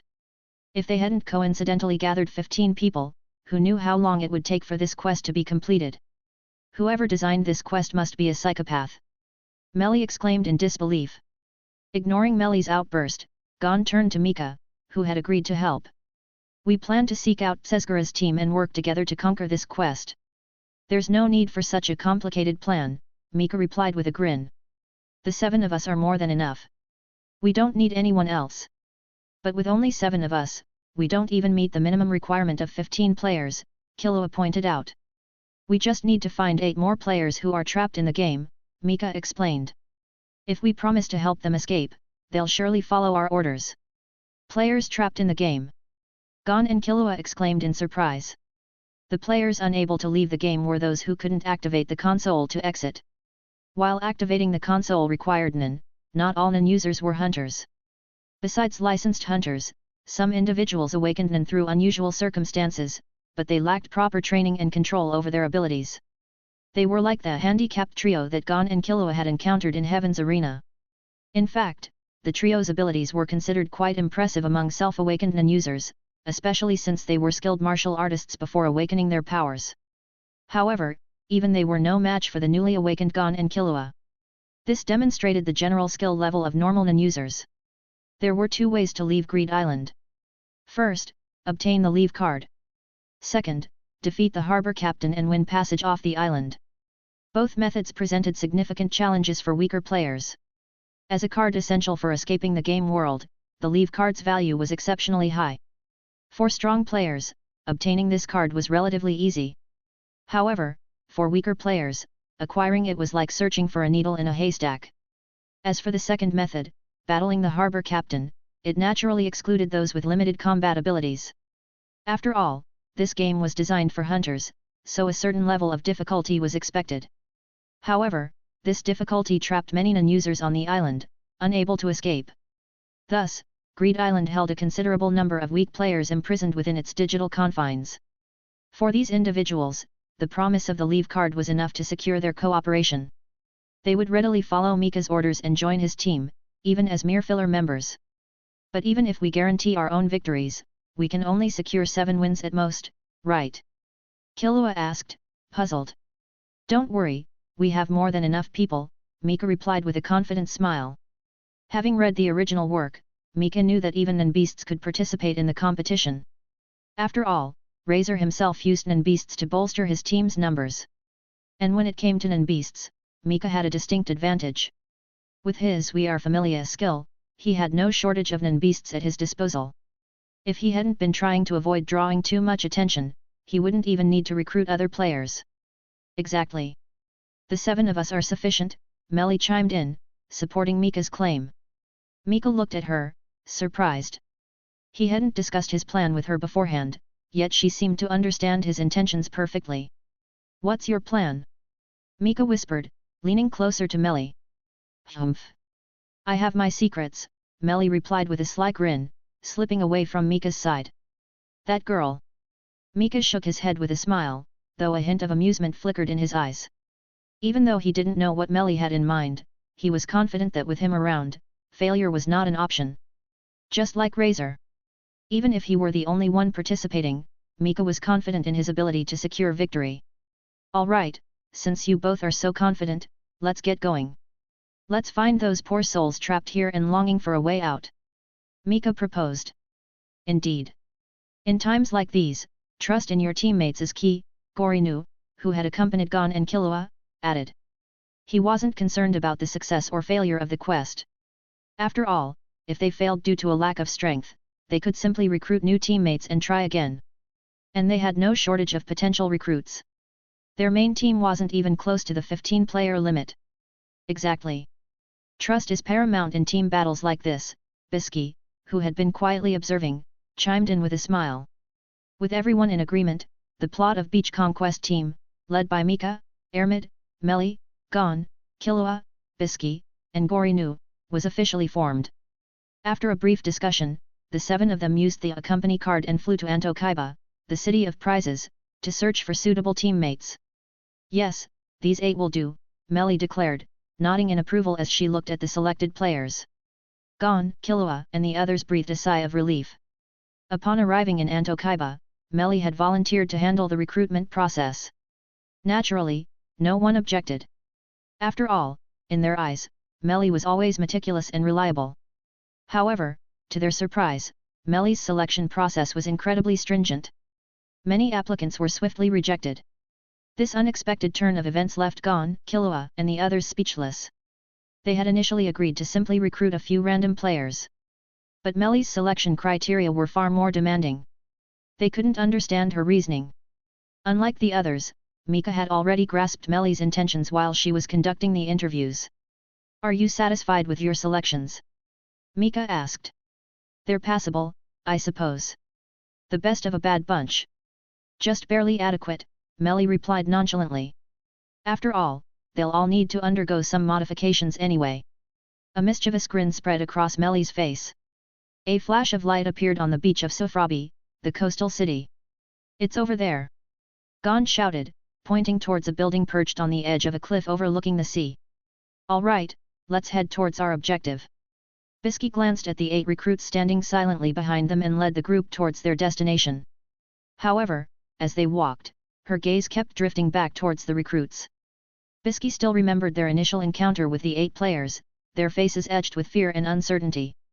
She could also sense the weak aura emanating from them, a clear indicator of their limited abilities. But after Meli's training, everything had changed. The once fearful recruits now stood with newfound confidence and composure. What surprised Bisky the most was their ken. Despite their limited aura reserves, the quality of their ken was remarkably high. It was far beyond their expected level. She instantly recognized that these individuals were being controlled. However, she couldn't detect any trace of the control method. This was highly unusual. Is something bothering you, Ms. Bisky? Mika asked with a knowing smile, noticing her preoccupation with the recruits. I'm a bit curious. I've seen many manipulation-type abilities, but I've never encountered one that operates without any visible medium, especially with such precision and duration. Bisky didn't hide her suspicions. Well, there is a medium, of course, Mika replied cryptically. It's just that Meli is a specialist, and her methods are quite subtle. Mika chuckled inwardly. Of course, it was subtle. After all, the medium Meli employed was magic, something that didn't exist in this world. Chapter 114 The game begins. Dodgeball Showdown. Although both Nen and magic were forms of energy derived from life force, they couldn't observe each other directly. This was because the energy used to perceive one another was the very energy they each wielded. Therefore, except for specific techniques, these two distinct powers were mutually imperceptible. Consequently, when Meli manipulated others using magic, it was extremely difficult to detect. This stemmed from the fundamental differences between their respective worlds. Among non-users, those with manipulation abilities usually required a medium to control external objects effectively. Otherwise, the manipulation wouldn't be as potent. However, through vows and restrictions, a medium could significantly amplify a manipulator's control. Thus, most powerful manipulators exhibited visible signs of their manipulation, these were their mediums. Biscuit was surprised precisely because she couldn't discern Meli's medium. So that's how it is. Biscuit exclaimed, a look of understanding dawning on her face. Because she was a specialist, she didn't have a visible medium. While this explanation seemed contradictory, it was par for the course in the Hunter x Hunter world. Any ability that was illogical, unconventional, or simply bizarre could be categorized as specialization. Specialization was like a giant catch-all category, a dumping ground for anything that didn't fit neatly elsewhere. Although Mika's explanation sounded like a fabrication, Biscuit, lacking any other plausible explanation, had no choice but to accept it. With Biscuit no longer concerned about the 8 individuals behind them, the group quickly arrived at the game's venue, an indoor sports arena. "Welcome, everyone." Razor, who had been all smiles, suddenly straightened his face as he watched the group enter the arena. His demeanor turned visibly serious. "I didn't expect to encounter such powerful individuals in this game." Razor's eyes narrowed slightly as he observed the aura flowing around Mika. He felt a sense of danger he hadn't experienced in a long time. But just as quickly, his eyes returned to their usual state, and a smile returned to his face. In that moment, Razor remembered. He was no longer the person he once was. This wasn't the place where he used to engage in deadly combat. This was Greed Island, a game, and he was merely a part of it. As for the others, they were just players. "The first event is boxing," Razor announced with a smile, looking at Mika and his group. A boxer wearing gloves stepped into the ring, bouncing on the balls of his feet and shadow boxing. "Boxing? Then you go." Melly issued the command. Following her order, a burly man stepped forward from the group and entered the ring. Looking at his opponent, who was confidently shadow boxing, the man smirked. Mika couldn't help but chuckle at the sight. The man in the ring was currently in a dream state. Melly was controlling his actions. With Melly's masterful manipulation techniques, the man's combat abilities were amplified tenfold. Moreover, before arriving at the arena, Melly had enhanced all 8 individuals with magic. She had also cast various other support spells on them. In short, under Melly's control and enhancements, the 8 individuals were dozens of times stronger than they normally would be. They were like a treasure trove of untapped potential, and Melly was the key to unlocking their true power. "Let the match begin." As Razor announced the start of the match, the man controlled by Melly dashed towards his opponent. A flurry of punches rained down on the boxer's face. According to the information Melly had obtained from Killua, the boxer's ability was teleportation. However, it wasn't full-body teleportation, but rather the ability to teleport his fists. He could send his fists across vast distances to strike his opponents. Therefore, it was crucial to deny him the opportunity to utilize his ability. Melly opted for a direct assault. Under the relentless barrage of punches from the man controlled by Melly, the boxer quickly collapsed onto the canvas. As expected, he was no match for us. Melly smiled smugly, observing their victory. The moment they entered the indoor sports arena, Melly knew they would win. Various kanji characters were inscribed on the boxing ring. These were a unique feature of the Hunter x Hunter world. These kanji amplified the boxer's nin abilities. The fact that the boxer relied on these kanji to enhance his powers indicated that he wasn't a particularly powerful nin user. "Humph, let's move on to the next event. I can't wait to claim our victory," Melly declared excitedly, standing behind Mika. "The second event is bowling," Razor announced without delay. "Bowling? Hey. Then you go." Melly confidently selected a member of their group. As expected, they won effortlessly. After bowling, the next event was basketball. Unsurprisingly, Mika's side emerged victorious once again. "This is incredible. At this rate, we'll achieve a swift victory," Gorinu exclaimed, impressed by their 3 consecutive wins. He had initially anticipated the need to switch team members after each loss, but under Melly's control, the competition proved surprisingly easy. "She's remarkable." Gorinu looked at Melly with newfound respect. "Excellent. We've won the 3rd round. I assume the 4th round is next?" Killua asked Razor excitedly. "Indeed. The 4th event is sumo wrestling." "Sumo wrestling? Then we'll choose." Before Melly could finish her sentence, the opposing sumo wrestler roared in anger. He refused to abide by the game's rules and even tried to incite the other contestants to rebel against Razor. In response, Razor launched an in bullet, obliterating the sumo wrestler's head. "Those who violate the rules will be severely punished. Didn't I make that clear?" Razor said calmly, looking at the corpse on the floor. "Why yes, you did," the other contestant stammered, trembling with fear. Razor simply shook his head and picked up a ball, approaching Mika and his group. "Now, it's my turn. The event is 8-on-8 dodgeball." Mika rose from the floor with a smile, his eyes meeting Razor's. For him, the game had just begun. 8-on-8 dodgeball. Killua was taken aback upon hearing Razor's words. Wait, if it's not a one-on-one match, how do you determine the winner? The winning team automatically gets 8 wins, of course. Razor explained with a smile. I see. So that's why there's such a difference in strength between you and the others. You're the boss, aren't you? Melly realized. From the moment she laid eyes on Razor, Melly had sensed something different about him. Compared to him, the other demons, though non-users, were small fry, not worth much attention. This was evident from the quality of their aura. Razor was different. The nen he emitted was on a completely different level.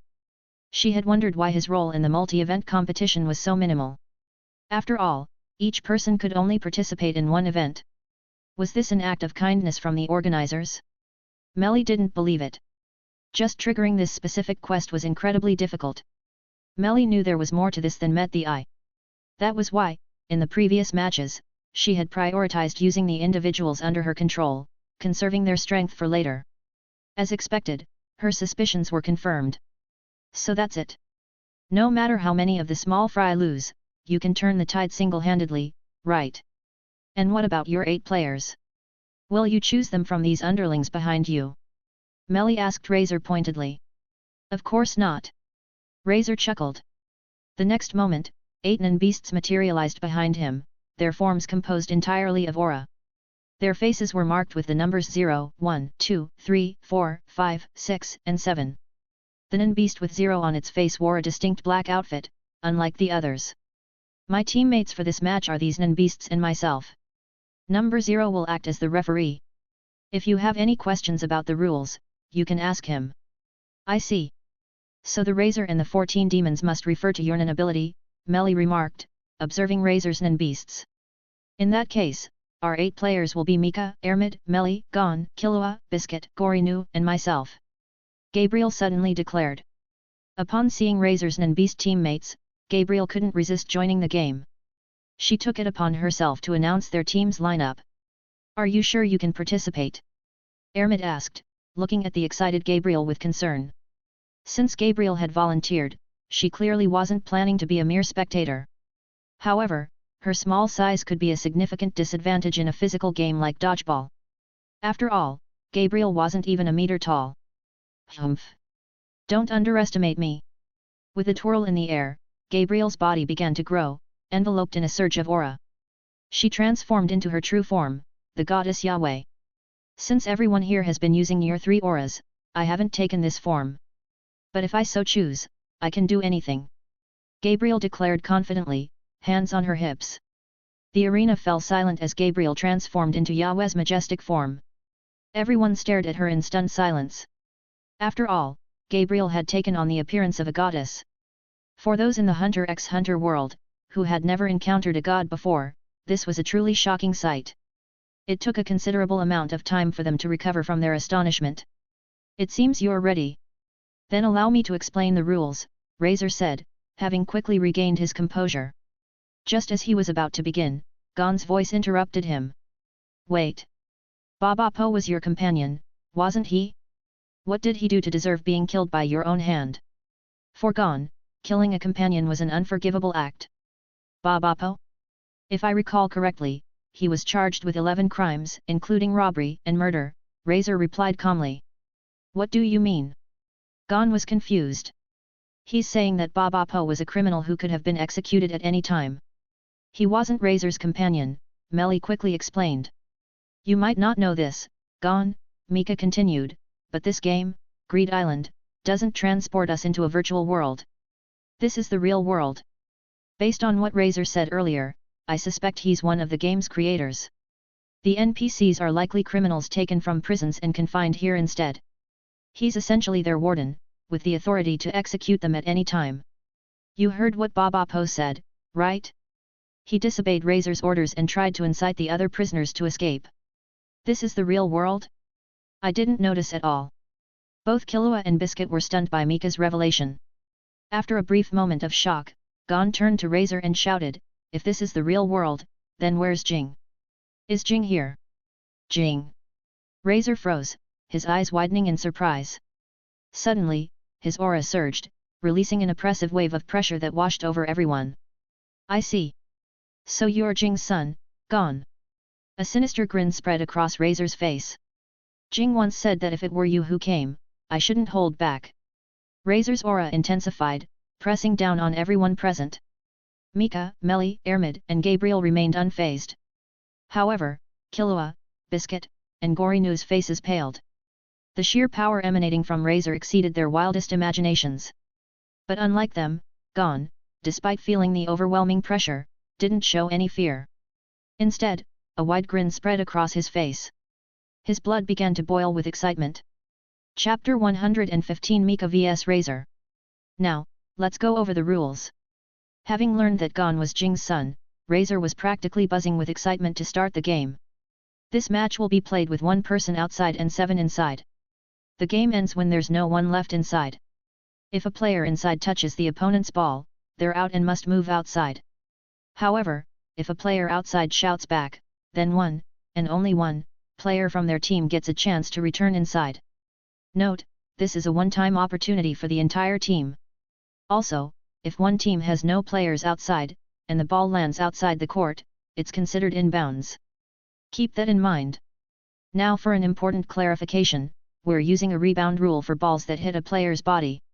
For example, if I throw a ball and it hits player A on your team, then bounces off and hits player B on your team before landing on the ground, both players A and B are out. So, if the ball hits player A and player B catches it before it hits the ground, then they aren't eliminated, correct? Melly deduced, following Razor's explanation. Exactly. Razor confirmed, continuing his explanation. Furthermore, if I throw a ball that hits player A on your team and then accidentally bounces off and hits player C on my team before landing, then player C on my team is eliminated. I see. So, if player C catches the ball after it bounces off player A, then player A on our team is eliminated, is that right? Melly inquired further. Precisely. Gon, not known for his strategic thinking, was already dizzy and confused by Razor's and Melly's exchange. Ermid, standing next to Mika, was in a similar state. What's wrong? Are you having trouble understanding? Having played similar games before, Mika grasped the rules almost immediately. But for Ermid, it was a different story. Such games didn't exist in Danmachi world. It's okay. I just need to hit the ball back at them. Ermid declared confidently, pumping her fist. Haha. Mika chuckled, shaking his head. So, does everyone understand the rules now? Razor asked. Yes, yes. Let's get started already. Gabriel, impatient to begin, urged. All right, then let's begin. Razor tossed the ball to number 0. I'm number 0, and I'll be the referee. Pleased to meet you. Now, let the match begin. Following number 0's announcement, Gorinu, positioned outside for Mika's team, retreated to the opponent's outer court. Similarly, the opposing team's Nen beasts retreated to Mika's team's outer court. Killua and one of the opposing players stood on either side of the referee, waiting for the ball to be tossed. Begin! The referee shouted, throwing the ball high into the air. Killua immediately lunged for the ball. However, as he moved to grab it, the opposing player backed away. We'll leave the opening toss to you, Razor said. Killua frowned but quickly passed the ball to Mika. In Killua's mind, Mika was their strongest player. However, Mika didn't initiate an attack. Instead, he bounced the ball a few times before tossing it to Gabriel. Since you're so eager to play, you can take the first shot. Leave it to me. Gabriel caught the ball, a confident grin spreading across her face. After getting a feel for the ball's weight and texture, she tossed it into the air. Although they had never played dodgeball, the 4 of them frequently played volleyball during their downtime.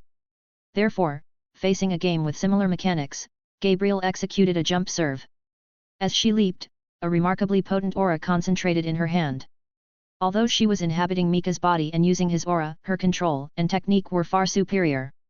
The moment her palm made contact with the ball, it rocketed forward with incredible speed, striking one of the opposing players and sending them flying out of bounds. Amazing!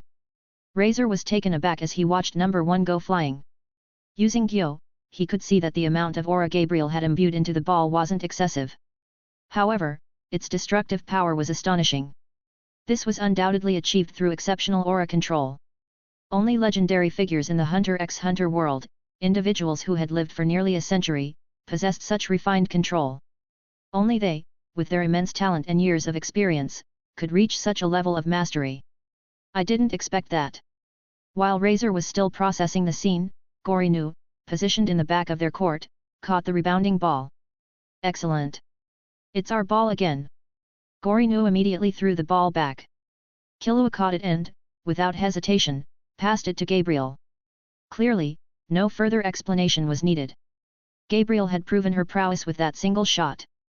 Humph! I'm getting the hang of this. Catching the ball again, Gabriel executed another jump serve, the aura-infused ball striking number 3 with pinpoint accuracy. I can't wait any longer. As the ball bounced off number 3, Razor swiftly moved to intercept it, catching it with both hands, which were coated in a thick layer of aura. Just as I thought. Feeling the intense vibrations of the ball struggling against his grip, Razor's eyes lit up with understanding. After witnessing their strength, he had abandoned any intention of holding back. He had allowed them the first shot to gauge their abilities. When Gabriel had sent number 1 flying, he had sensed the intense vibrations emanating from the ball and decided not to intercept it. Observing how the ball, after impacting number 1, flying through the air, and beginning its descent, had nearly slipped from Gorinu's grasp, Razor had formed a hypothesis about Gabriel's throws. That Nan beast's aura manipulation is truly exceptional, but she's not using much aura, opting for a more finesse-oriented approach. In that case, I simply need to overwhelm her with brute force. This is what they call an irresistible force meets an immovable object. Releasing a surge of aura to control the ball Gabriel had thrown, Razor, without a moment's hesitation, hurled it back with tremendous force. Look out, Gon! Gon and Killua, standing at the front, quickly adopted defensive stances, raising their arms to protect their faces. They focused their aura to reinforce their defense. However, the impact of the ball sent both Gon and Killua flying backward. Look out! Ermid, who had been maintaining a high level of alertness throughout the match, swiftly appeared behind Gon and Killua, placing her hands on their backs to prevent them from crashing into the wall. As for the dodgeball that had bounced upwards after striking them, Mika, moving with incredible speed, intercepted it perfectly. That takes care of Gon and Killua, Mika said with a chuckle, holding the dodgeball securely in his hand. According to the rules, if the ball had touched the ground, Gon and Killua would have been eliminated. But thanks to Mika's quick reflexes, they were safe. Thanks, Mika. Gon said, wiping the blood from his forehead, his gaze fixed on Razor. Although they had used their arms to block the impact, the force of the ball had exceeded their expectations. Even with their aura reinforcing their defense, the ball had managed to strike their foreheads through their arms. Damn, I was too close to Gon, Killua muttered, wiping his own wounds, still reeling from the impact. The ball had come at them too fast. After a quick assessment of the situation, Killua hadn't had time to dodge, focusing all his energy on defense. However, he hadn't anticipated the ball bouncing off Gon and hitting him as well. That one shot had nearly eliminated both of them. It's a good thing Mika reacted so quickly. The thought of being eliminated so early in the game sent a shiver down Killua's spine. It would have been incredibly embarrassing. Everyone, spread out. Don't stand too close together. Killua cautioned, moving away from the others. He didn't want to be the first one out of such an interesting game. That was a brutal attack, Gabriel. I'll take this shot, Mika said, taking the ball from Gabriel. If you want to, you can have it, Gabriel replied. All right then. Mika held the dodgeball up to his face, channeling his aura to envelop it. The next moment, fiery red aura coiled around the dodgeball, attracting everyone's attention. What's that? Feeling the intense heat emanating from Mika, Killua instinctively took a step back. He had a feeling this throw wouldn't be ordinary. As Killua suspected, Mika's throw was far from ordinary. He had activated his Nen ability, Right Hand of Fire. Using his ability, he was converting his aura into intense heat, imbuing the dodgeball with scorching flames. Based on his observations, Razor seemed to be an emitter. For an emitter, this type of sport should be their forte. But not for Mika. According to the Nen hexagon, emission was opposite conjuration. Mika could only utilize 40% of its power. Even with the hero creation ability boosting all his Nen categories by 40%, he could only utilize 80% of his emission capabilities. Therefore, even if their overall strength was equal, Mika couldn't match Razor's aura control in a direct confrontation. He needed a different approach. If he couldn't outmatch him in emission, he would utilize enhancement. Currently, excluding emission and specialization, Mika had mastered all other non-categories to 100%. In his opinion, enhancement and emission were the most suitable non-types for this dodgeball match. Furthermore, Mika had absolute confidence in his physical abilities. His body, enhanced by Falna, granted him unparalleled strength. Combined with the explosive power of his flames, his throw would be devastating. Try this! The flames surrounding the ball intensified, compressing against its surface. Mika hurled the crimson dodgeball with a speed that defied perception. The shriek of the wind, the roar of the flames, a cacophony of sounds assaulted everyone's ears. Boom! With an explosive burst of air, the fiery red dodgeball hurtled towards Razor like a missile. This is exhilarating. Razor's face lit up with excitement as he watched the incoming projectile. There wasn't a trace of fear in his eyes. During his time on Greed Island, Razor's fighting spirit had been buried deep within his heart. But now, facing Mika's fiery dodgeball, his long-dormant passion reignited. Incredible! As Razor roared, the 7 non-beasts on his side transformed into streams of aura, flowing back into his body. Facing Mika's attack, Razor had to give it his all. Clenching his fists, he adopted a volleyball receiving stance, channeling a massive amount of aura into his hands. I can't meet this head-on. I need to use technique to deflect it. Bracing himself, he caught the incoming dodgeball with both hands. Ah! The collision of Razor's aura and the aura surrounding the dodgeball unleashed a powerful shockwave that swept through the indoor stadium. The force of the impact was so great that it even pushed Killua and Gon, standing on the opposite side, backward. Wait a minute! Killua exclaimed, his face pale, as he shielded his eyes from the wind. Is that allowed? He just absorbed his non-beasts back into his body. Of course it's allowed, number 0 confirmed. Can he summon them again later? Yes, but the total number of non-beasts on the court cannot exceed the maximum number of players allowed. Damn it! Killua's frustration grew as he was forced to retreat by the powerful gusts of wind. Gon shared his frustration. Both of them felt a burning sense of injustice. But despite their feelings, they couldn't stop what was happening. With a mighty roar, Razor sent the aura-infused dodgeball hurtling back towards Mika. I've been waiting for this. Mika was ready. He had been accumulating aura, channeling it into his fist. As the dodgeball approached, he punched it with explosive force. Boom! The collision of their attacks unleashed a shockwave that sent everyone near Mika flying backward. Even Melly and Ermid struggled to maintain their balance. Everyone scrambled to retreat. Ah! His muscles bulging with exertion, Mika, using all his strength, punched the dodgeball back towards Razor. Take this! Chapter 116 End of Battle. The bomber gen through. Hey ah! Hi ah! Inside the indoor gymnasium, the echoing shouts of Mika and Razor intertwined with the whooshing sounds of a dodgeball hurtling through the air. Engulfed in flames, the dodgeball zipped back and forth between the two competitors. With each volley exchanged between Mika and Razor, the energy accumulating on the ball intensified, forcing everyone else to retreat to the gymnasium's entrance, ready to dodge at a moment's notice. This is insane! These two! Biscuit exclaimed, observing the escalating intensity of the match. I'm certain that if that ball hits the walls or ceiling, this entire gymnasium will collapse. Melly declared confidently. No one present could argue with Melly's assessment. They all shared her concerns. The sheer amount of energy converging on the dodgeball was terrifying to behold, even from a safe distance. None of them would be able to catch that ball. Hey ah! Hi ah!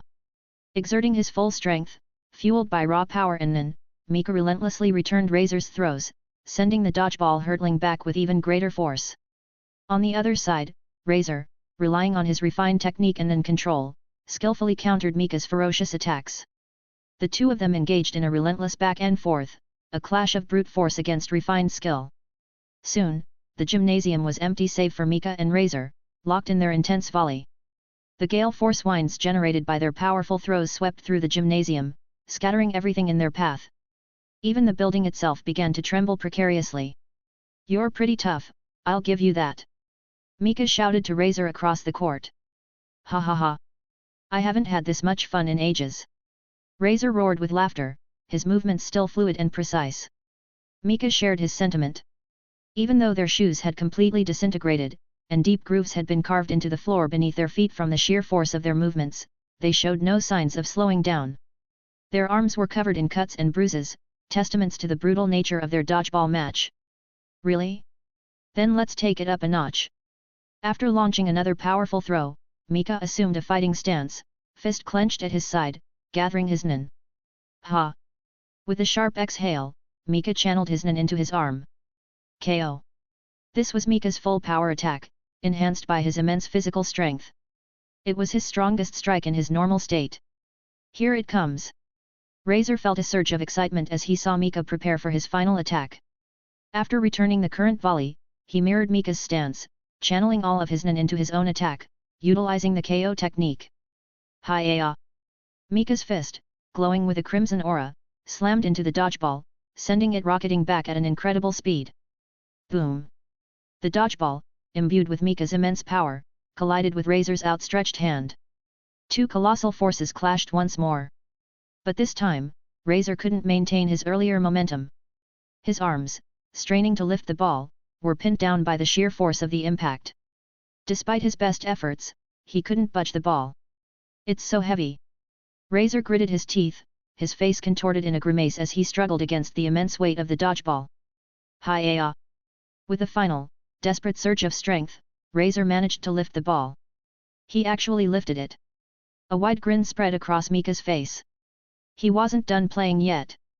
Just as Mika prepared to continue their battle, the dodgeball, having endured relentless punishment, finally exploded. The accumulated nin erupted outwards, engulfing the entire gymnasium in a powerful shockwave. Boom! The force of the explosion sent Razor flying backwards. The gymnasium shook violently before collapsing into a pile of rubble. Whoa! What just happened? Killua shouted in disbelief, having watched the match from outside. Who won? You guys won, Razor replied, emerging from the rubble, clutching his injured arm. Even though the dodgeball exploded, I was pushed out of bounds by the blast. So, I lost. And I lost fair and square. Razor looked at Mika and smiled. That was the most fun I've had in a long time. Thanks for the match. Likewise. Let's do it again sometime. Definitely. Razor nodded at Mika before turning to Gon, who was staring at him with wide-eyed excitement.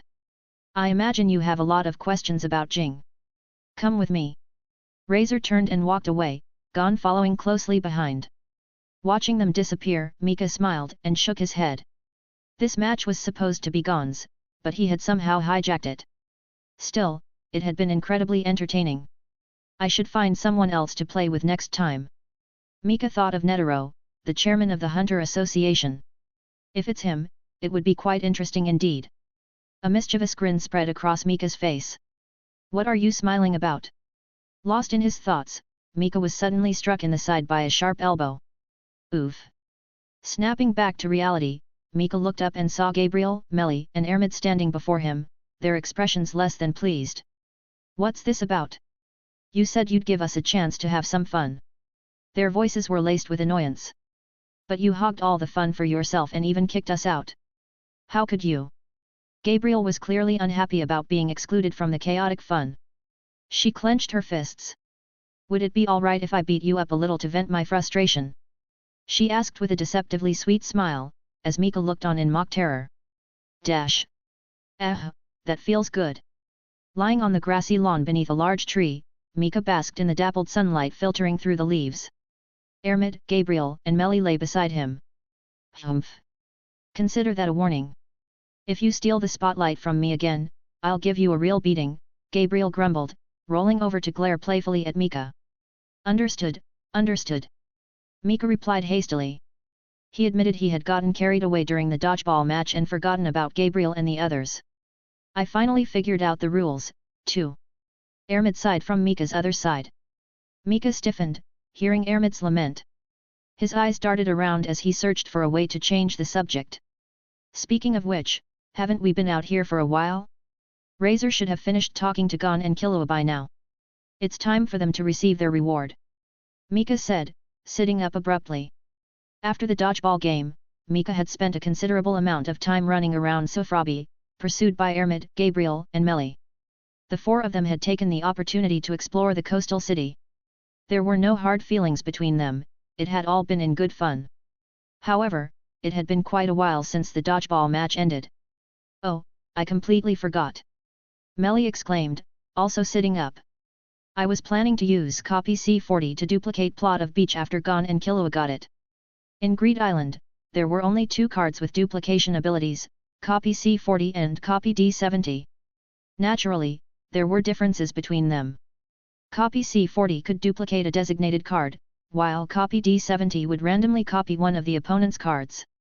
Their different effects resulted in different applications. Melly intended to use copy C40 to obtain the valuable plot of beach card. "Let's hurry back. Gon and Killua might be getting impatient," Mika urged. "Yes, let's go." Melly, eager to complete her card collection, wouldn't miss any opportunity to obtain a new card. "Fine. Even though I didn't get to play dodgeball, exploring the city was fun," Gabriel said, transforming back into her chibi form and hovering next to Mika. "But if Gon and Killua were getting impatient, wouldn't they contact us through the binder?" Ermid asked, puzzled. Mika froze, then grabbed Ermid's hand and said quickly, "Let's go, Ermid." "Hey? Oh." Startled by Mika's sudden action, Ermid allowed herself to be pulled along, forgetting her question. "Hey? Where are they?" Arriving near the now-ruined gymnasium, Mika and the others didn't see Gon, Killua, Biscuit, or Razor. "Don't tell me they ran off." Mika joked. Melly rolled her eyes at him. "Over there." Unlike the relaxed Mika, Ermid, always vigilant, quickly spotted Gon and the others. They were in a nearby forest, confronted by 3 individuals blocking their path. "Looks like they're in trouble," Mika remarked, recognizing the bespectacled man standing before Gon and Killua. Genthru, the bomber. A ruthless killer who had murdered nearly 100 players in his quest to collect all the cards in Greed Island.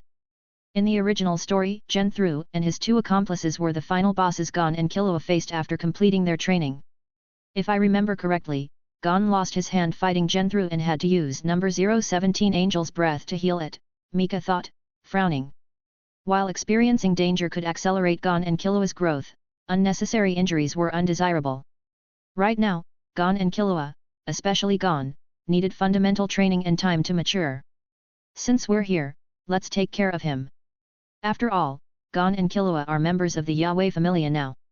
As their captain, it's my duty to protect and nurture them." With that thought, Mika strode towards the forest. "Let's go meet these unwelcome guests," Mika said with a grin, pulling his hands from his pockets and cracking his knuckles. "Genthru. What are you doing here?" Having just received plot of beach from the NPC, Gon and his companions found their path blocked by Genthru, who had seemingly appeared out of nowhere. Gon and Killua immediately assumed defensive stances. They knew Genthru was the bomber, a dangerous opponent they needed to be wary of. Otherwise, they might suffer the same fate as the other non-users who had come to Greed Island seeking fortune and met their demise at Genthru's hands. He was a murderer who had killed nearly 100 non-users. Just looking at him filled Gon and Killua with tension. "Why are we here?" "For plot of beach, of course." Genthru replied with a sinister smile, extending his hand expectantly. "Plot of beach? How did you know its location?" Killua asked incredulously, furrowing his brow. The Razor and the 14 Devils quest required at least 15 players to use a company and arrive at Sofrabi simultaneously to trigger. Such a condition was impossible for Genthru's small, 3-person team to fulfill. "Ha!" Genthru chuckled in response to Killua's question. "Asta, Amana, Mannheim, Nick Q, Shohil. These people were your companions, weren't they? Check your binders. They're no longer here." "What? Book." Gon's eyes widened in horror. He immediately summoned his binder and saw that the names of Asta and the others had become dim, indicating that they were either no longer in the game or dead. There was no way Asta and the others would have left Greed Island simultaneously. Realization dawned on Gon, and rage surged through him. He roared Genthru's name in fury. Chapter 117 Punishing the Bomber. Training Gon and Killua. For Gon, the concepts of good and evil weren't clearly defined. His actions were primarily driven by his interests and passions. However, even he had his boundaries. Those boundaries revolved around his friends and companions. Gon deeply valued his friendships and had an unwavering attachment to the concept of comradeship. And now, his companions were dead, lost within this deadly game. When Gon, Killua and Biscuit had first encountered Genthru and his group, they were initially underestimated due to their age.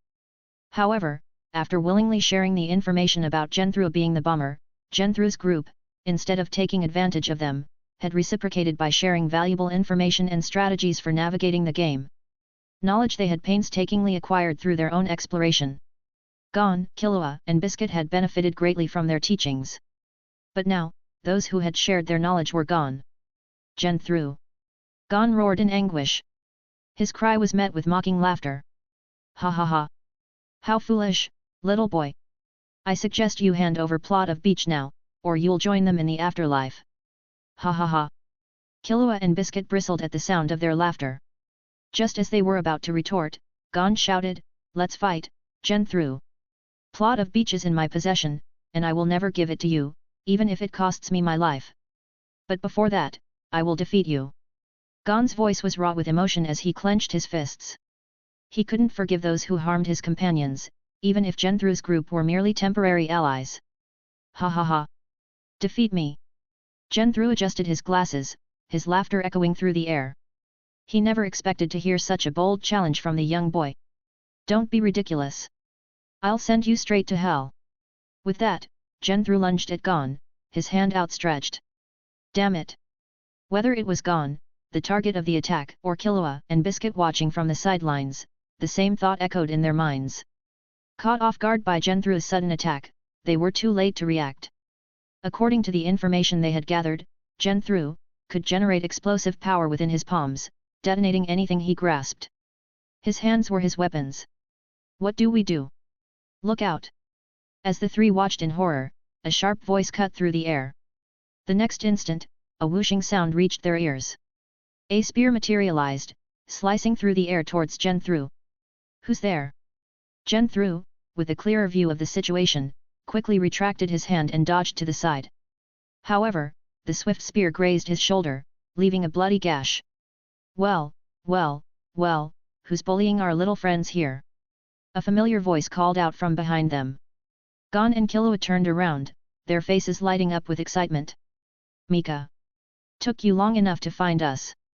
Mika chuckled as he walked over, clapping them on their shoulders. He then turned his attention to the injured Genthru and his companions, who were supporting him. Who are you? And what are you doing here? Before Genthru and his group could respond, Killua interjected, Mika, they're after plot of beach, the card we just got. Mika's eye twitched slightly at Killua's dramatic tone. It wasn't his usual style. Is that so? Well, you've got the wrong people. While they currently possess plot of beach, that card belongs to us. Mika took card number 002, plot of beach, which Killua had retrieved from his binder, and casually placed it into his own. So, if you want this card, you'll have to come through me. As soon as he finished speaking, a wave of menacing aura erupted from Mika, pressing down on Genthru and his companions. The suffocating sensation, like standing on the precipice of hell, plunged them into despair. A non-user's aura, infused with malice, wasn't merely a psychological attack. It inflicted real physical damage. Fellow non-users could typically protect themselves with their own aura, preventing their bodies from being affected. However, if the disparity in aura and malicious intent was too great, even non-users would suffer. It was akin to a human non-user encountering the Chimera Ant King and his royal guards. This guy, he's powerful. Genthru and his companions stumbled backward, overwhelmed by Mika's aura. They felt the chilling touch of death. Since you've decided to mess with me, I suppose I should teach you some manners. A crimson bullet materialized in Mika's palm. If you can escape this, I'll let you go. Mika. Gon started to protest. But Killua stopped him, placing a hand on his shoulder. Mika has his reasons. Gon looked at Killua, then fell silent. He trusted Mika. Run! Run for your lives! Genthru activated his accompany ability, attempting to teleport them away. However, with a flick of his wrist, Mika sent an projectile hurtling towards them, interrupting their escape and sending them crashing to the ground. Boom! An explosion rocked the distant forest, sending a plume of smoke into the air. Excellent! Right on target! Mika grinned. Judging by the trajectory, they're probably not in good shape. What now? Killua asked, approaching Mika. What now? Mika turned to Gon and Killua, a playful smile on his face. We train, of course.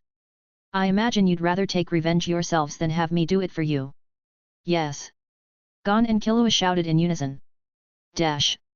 Mika nodded slightly, observing Gon and Killua's unified response. In truth, he had only just made this decision.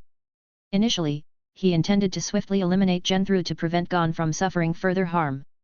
However, as he rushed towards them and heard Gon's anguished cries, a thought struck him, perhaps it would be better for Gon to resolve this matter himself. Thus, he devised a new plan. He deliberately created an opportunity to injure Genthru, buying Gon and Killua time to train.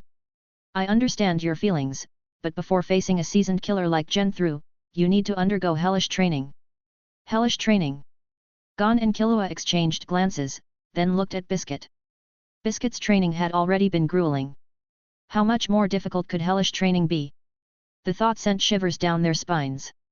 Sensing their apprehension, Mika chuckled. I know what Biscuit has taught you. Those are essential foundational techniques. These foundational skills are crucial for building your strength as nin users. But beyond the basics, what you need is experience. More experience. Mika gestured towards Ermit and Meli. Your training will primarily focus on actual combat. During this process, I'll also teach you martial arts and other valuable skills. Your task is to absorb everything I teach you and integrate it into your fighting style. Understand? Understood. Gon and Killua replied in unison.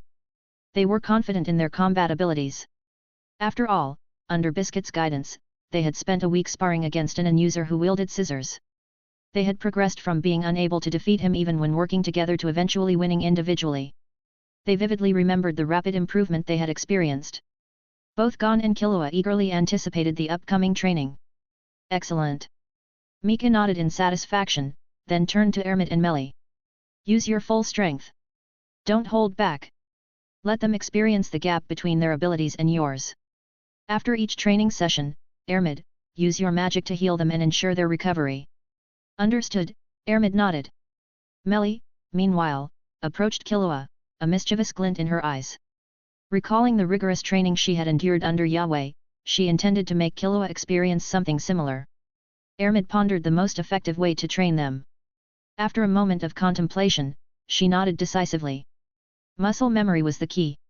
Ah! Soon, the beach was filled with the cries of Gon and Killua as they endured Ermit and Meli's relentless training. Damn it! Genthru slammed his fist into the ground, feeling the waves of heat radiating from his injuries. He lay sprawled on the forest floor, seething with anger. I never expected those brats to have a scary nin user protecting them. What a miscalculation! Damn it! Damn it! Damn it! He continued to pound the ground, venting his frustration. After a while, he regained his composure and remembered his two companions. Are you two all right? We'll live, but these injuries, it'll take at least 2 months to fully recover if we rely on natural healing, Sub replied, lying on the ground nearby, assessing their wounds. It seems we'll have to use Angel's Breath, Bara suggested. Indeed, we have no other choice, Sub agreed. Their injuries were severe, and relying on natural healing would waste precious time. This was unacceptable, especially with their rival, Sesgura, nearing completion of his card collection. No, we can't use Angel's Breath, Genthru interrupted, his voice firm.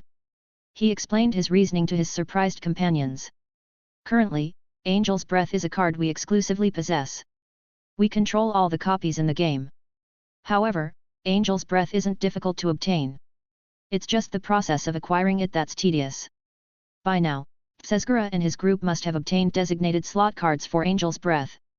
They can't acquire the actual card because we have them all. But if we use Angel's Breath, we risk losing our monopoly on the card, which would be a devastating blow. Sub and Bara nodded, understanding Genthru's logic. So what do we do? Wait for our injuries to heal? But what then? I doubt we can take plot of beach from that guy. Sub shuddered, recalling the chilling malice emanating from Mika. That guy. The thought of Mika gave Genthru a headache. He possessed overwhelming strength, making underhanded tactics impractical. Any attempt to deceive him would likely result in swift and brutal retaliation. Their goal was to claim Batara's 50 billion Jenny prize. They dreamed of enjoying a life of luxury with that money. If they anger Mika and he pursued them into the real world, they would be in serious trouble. Genthru lay on the ground, lost in thought, a long silence hanging in the air. Suddenly, he sat up abruptly. I've got it. What is it? Sub and Bara asked eagerly. We'll tell Tsezgura that the other guy has plot of beach. Then, we'll find a way to get it from Tsezgura. Sub and Bara looked at him, confused. Genthru grinned, explaining his plan. Currently, only we, Tsezgura, and that scary man have a chance of winning the game. We and Tsezgura have monopolized many of the rare cards, making it impossible for others to obtain them unless that man resorts to forcefully taking them. But if he intended to do that, he wouldn't have let us leave earlier. Therefore, if Tsezgura learns that the man has plot of beach, he'll undoubtedly offer his own exclusive cards in exchange.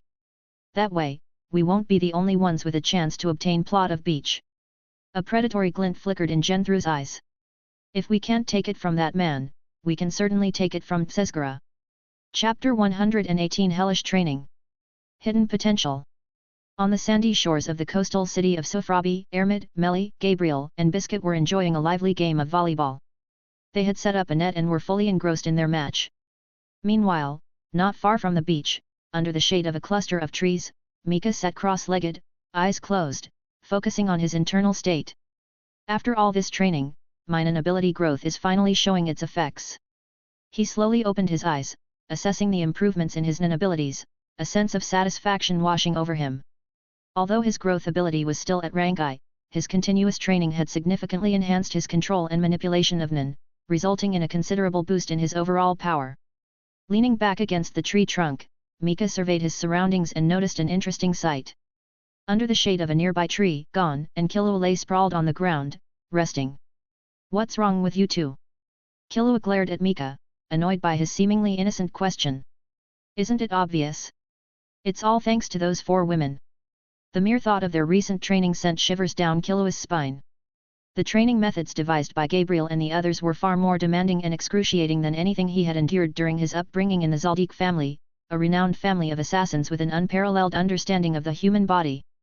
While their family's training was rigorous, it didn't have any adverse effects on Killua's physical development.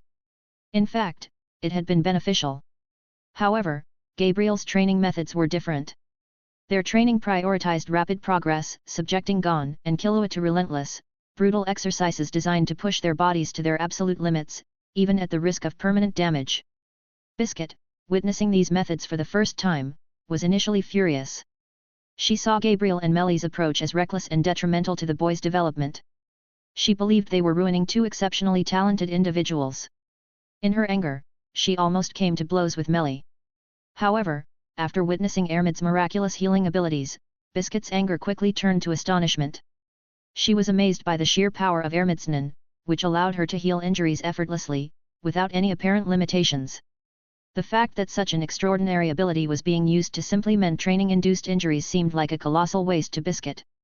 However, in this particular situation, Ermid's power was invaluable. After apologizing to Melly, Biscuit joined the trio of instructors, contributing her own expertise to Gabriel's brutal training regime, much to Gon and Killua's dismay. This made their training even more unbearable. Upon learning the reason behind Biscuit's involvement, Killua silently cursed her enthusiasm. She was simply too eager to participate. As a result, the four trainers had become close friends, often spending their free time together, much like their current beach outing. He, if it's those three, you'll just have to endure it. That's not my problem. Mika said with a playful grin, ignoring Killua's withering glare. While Mika's decisions were usually final on important matters, in everyday life, the authority rested with Melly, Ermid, and Gabriel. In such situations, Mika's best course of action was to avoid conflict. Tch. Killua, with his staunchly masculine, almost stubbornly straightforward personality, clicked his tongue in disapproval. Sensing Killua's judgment, Mika quickly changed the subject. Although the process is arduous, the results are undeniable. You can feel it, can't you, Killua? That surge of power within you. That's true, Killua admitted, sitting up abruptly and clenching his fists. A small smile crept across his face. Just as Mika had said, his strength had increased dramatically in recent times. Both his physical abilities and his Nen techniques had improved significantly. He had even nearly perfected his own unique Nen ability. Apart from these improvements, Mika had also taught him techniques for direct combat. These techniques were vastly different from his usual assassination style, focusing on a straightforward, head-on approach. According to Mika, it was a martial art called thunder breathing. It was a technique based on the thunder breathing style from a world of samurai and demons, mastered and perfected by the goddess Yahweh with elements from other worlds, culminating in a powerful, lightning-based martial art. Gon had learned a similar technique called fire breathing. Mastering these techniques had greatly enhanced their ability to utilize their physical prowess. There you go. So, are you telling me you're afraid of pain? Mika teased, noticing Killua's grimace. I'm not afraid of pain. I've been immune to it since I was a child. But Gon. Killua turned to look at Gon, who was fast asleep on the ground, his expression filled with concern. Just as he had said, Killua, having endured brutal training from a young age, wasn't afraid of pain. But Gon was different. He hadn't undergone such rigorous training. Therefore, Killua worried about Gon's well-being. Even with Ermid's healing abilities to mend his physical injuries, the mental anguish wasn't so easily erased. Killua knew firsthand the toll such intense training could take. So, you're worried about Gon? Mika smiled and shook his head. You're overthinking it. What do you mean? Killua glared at Mika, demanding an explanation. I mean Gon is enjoying this. That's impossible. How can anyone enjoy that kind of torture? Killua exclaimed in disbelief. It's possible, because you're his friend, Mika replied sincerely. Friend? Yes. This training is undoubtedly painful and grueling, but you haven't complained much, have you? That's because of your extreme tolerance to pain, honed through years of training. So, when Gon sees your reaction, it makes him happy. Because he's experiencing what you went through. What I went through? Killua's gaze softened as he looked at Gon, his expression a mixture of surprise and understanding. Gon. Killua's gaze softened as he looked at his sleeping friend. He would never forget the boy who had led him away from his family and into a world of adventure. Roused by Killua's voice, Gon stirred from his slumber, rubbing his eyes sleepily as he looked up at his friend. Seeing Gon awake, Killua quickly schooled his expression, feigning indifference. Nothing. It's almost time for your training. We haven't finished today's session yet. Oh, right, Gon replied, stretching languidly and letting out a contented yawn.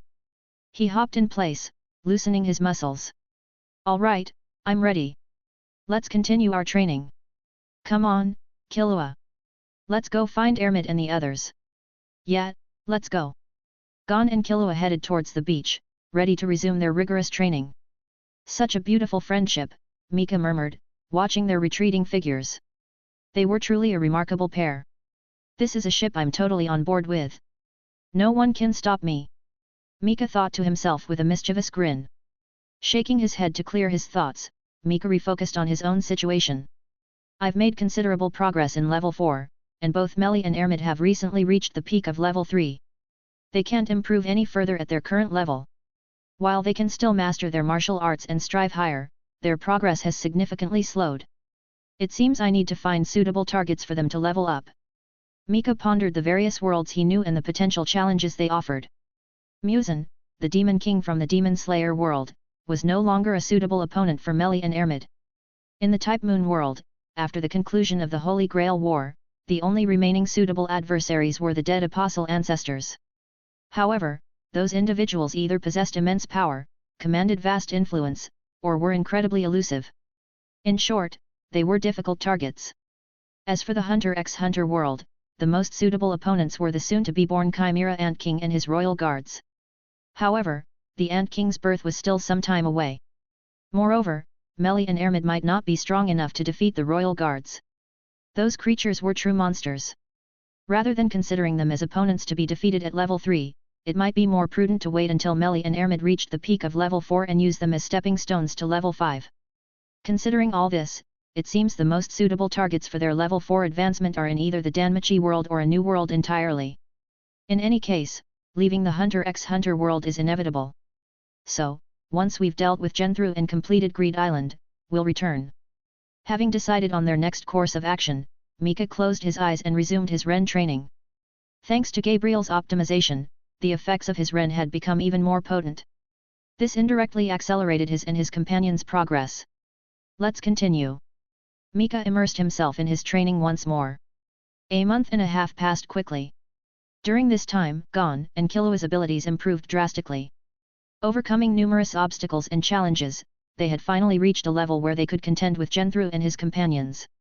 Gon, in particular, had closed the gap between his and Killua's abilities thanks to his improvement in martial arts. Under Gabriel's guidance, they had both developed their Nen abilities, further enhancing their power. Amidst the pain and exhilaration of their rapid progress, Gon and Killua seemed to have forgotten their initial goal, completely absorbed in their training.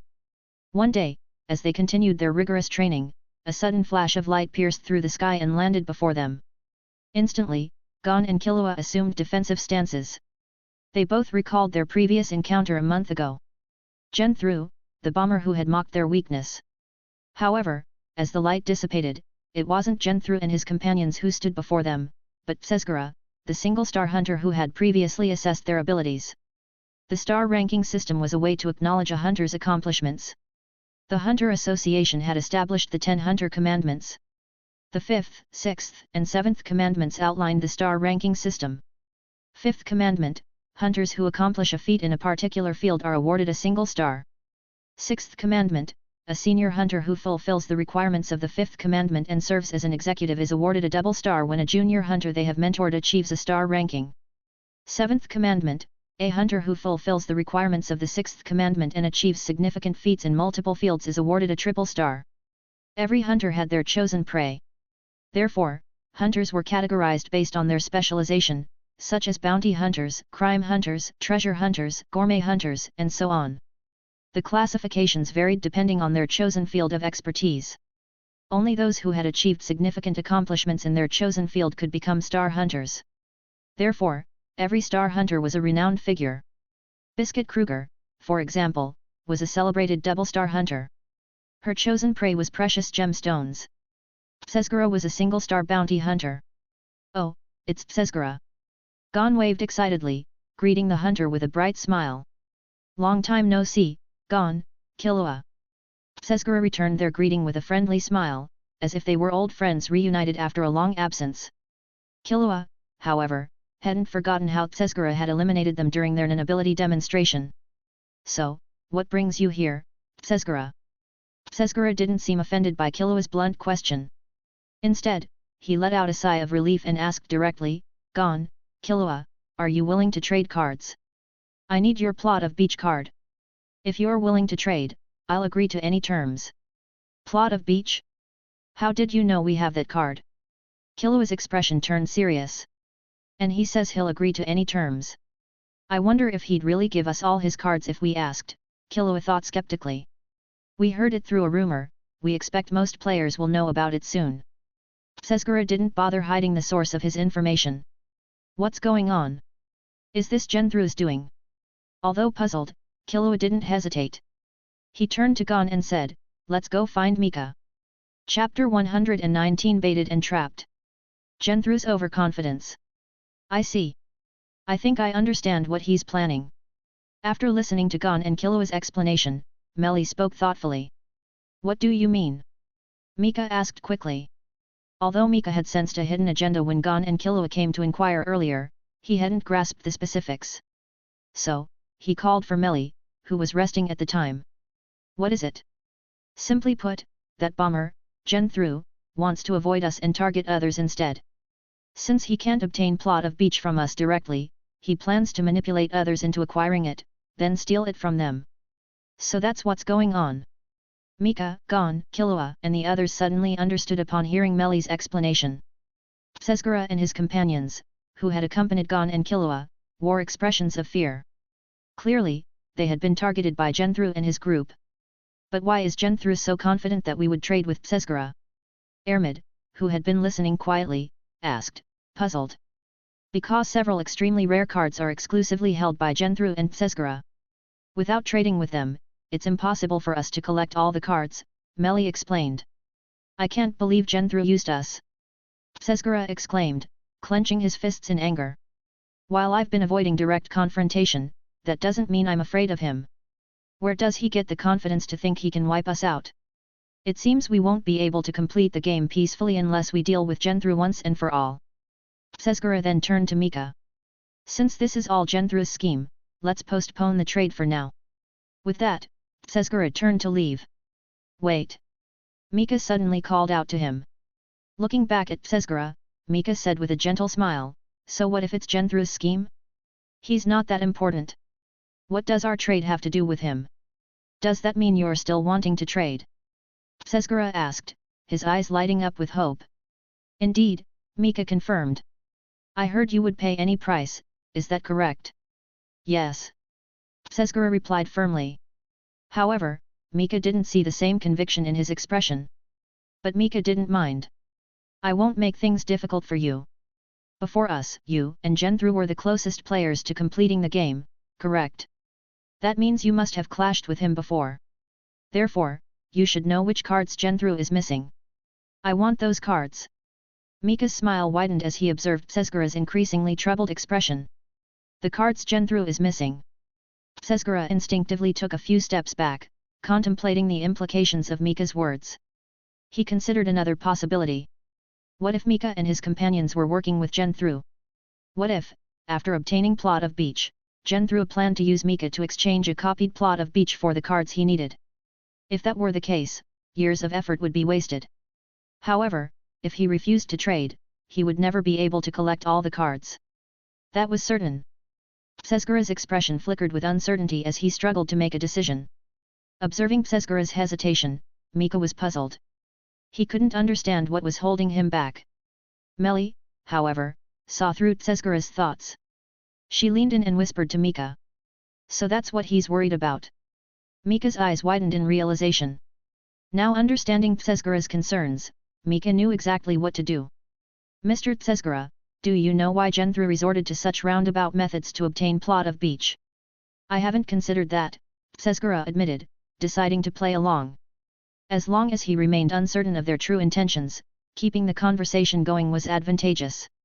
He could glean clues about their identities from their words. Gon and his friends were the first to encounter the plot of beach quest. But due to its difficulty, his friends gave up. However, Gon doesn't want to give up, sought our help, and together we completed the quest. But during that time, his friends were killed by Genthru, who learned about the quest.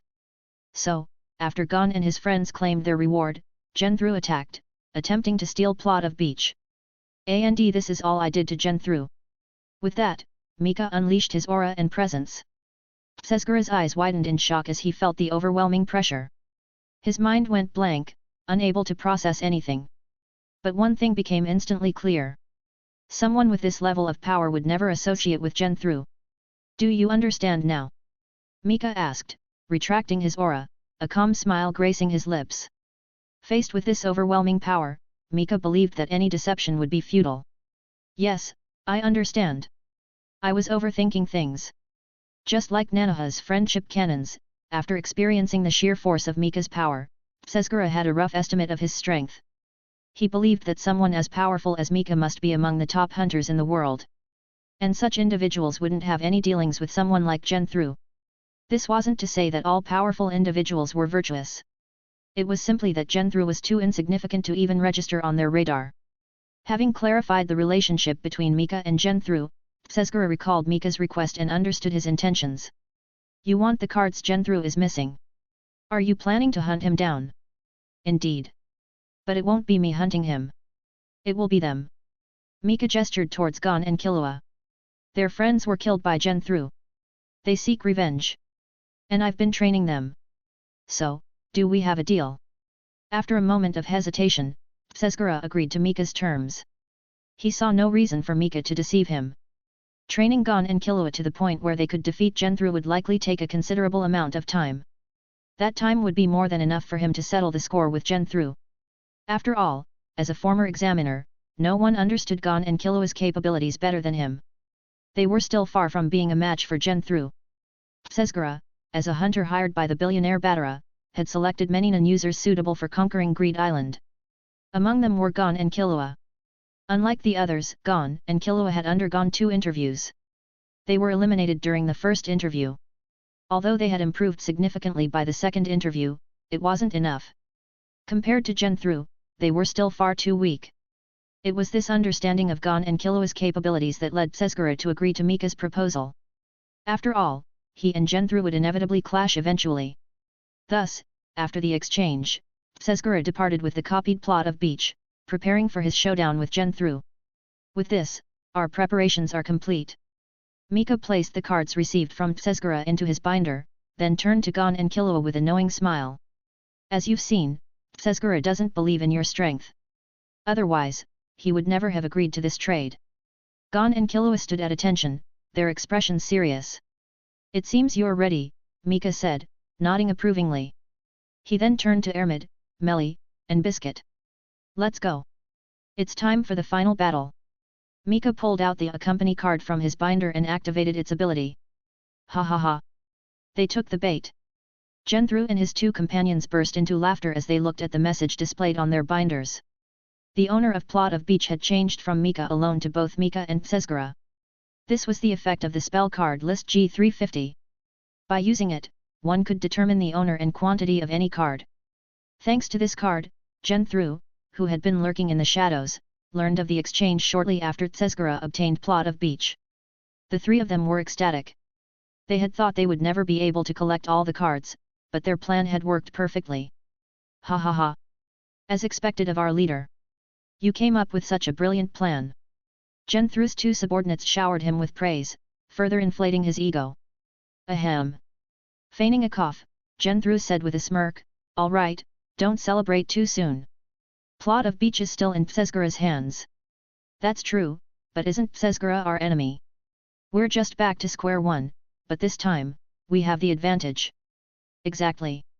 Ha ha ha. The three of them erupted in laughter once more. The 50 billion Jenny prize offered by Batara was within their grasp. 50 billion. That was enough for them to live comfortably for the rest of their lives. As they reveled in their fantasies of future wealth, a flash of light streaked across the sky, landing near them. Tsezgura. The moment they saw the flash, Genthru and his companions snapped back to reality, their minds focused on battle. They assumed that the only person who would approach them at this time was Tsezgura. However, as the light dissipated, the figure that appeared before them filled them with shock and disbelief. It was Mika. Did they see through our plan? That was Genthru's immediate thought. After all, Mika had spared them before. There was no reason for him to appear before them again unless something had prompted him to do so. Something like their scheme. Hey, Genthru, long time no see, Mika greeted casually, a playful smile on his face, as Genthru's expression contorted in anger. May I ask what brings you here? Genthru asked through gritted teeth. What brings me here? I have no business with you. It's them who want to see you. Mika gestured towards Gon and Killua, who stepped forward. Genthru, we're here for revenge. Revenge? Ha! Genthru's face twisted even further upon hearing their declaration. He didn't take Gon and Killua's strength seriously. He could crush them like insects if he wanted to. The only reason he hadn't killed them before was because of Mika. Due to Mika's overwhelming presence, he had been forced to tolerate their earlier provocations. But he hadn't expected them to come after him after he had spared their lives. This enraged him. Brats, don't rely on your backup. Genthru snarled. Hey, so what if we do? What are you going to do about it? Killua taunted, a mischievous grin spreading across his face. Gon, however, remained steadfast and direct. We won't rely on Mika. Let's fight, Genthru. This is our battle. Damn it. Genthru felt his blood boil at Gon's serious expression. Compared to Killua's taunts, Gon's words infuriated him even more. A fight to the death with him? He wasn't stupid. Did they think their words carried any weight? They didn't. Mika might be standing there calmly with a smile on his face, but who knew how he would react if Genthru seriously injured these two brats? It was like picking a fight with a rich kid. Even if the rich kid said that any injuries were his own fault, would anyone believe that? If someone actually hurt the rich kid, would their parents just let it slide? The same applied to Gon and Killua.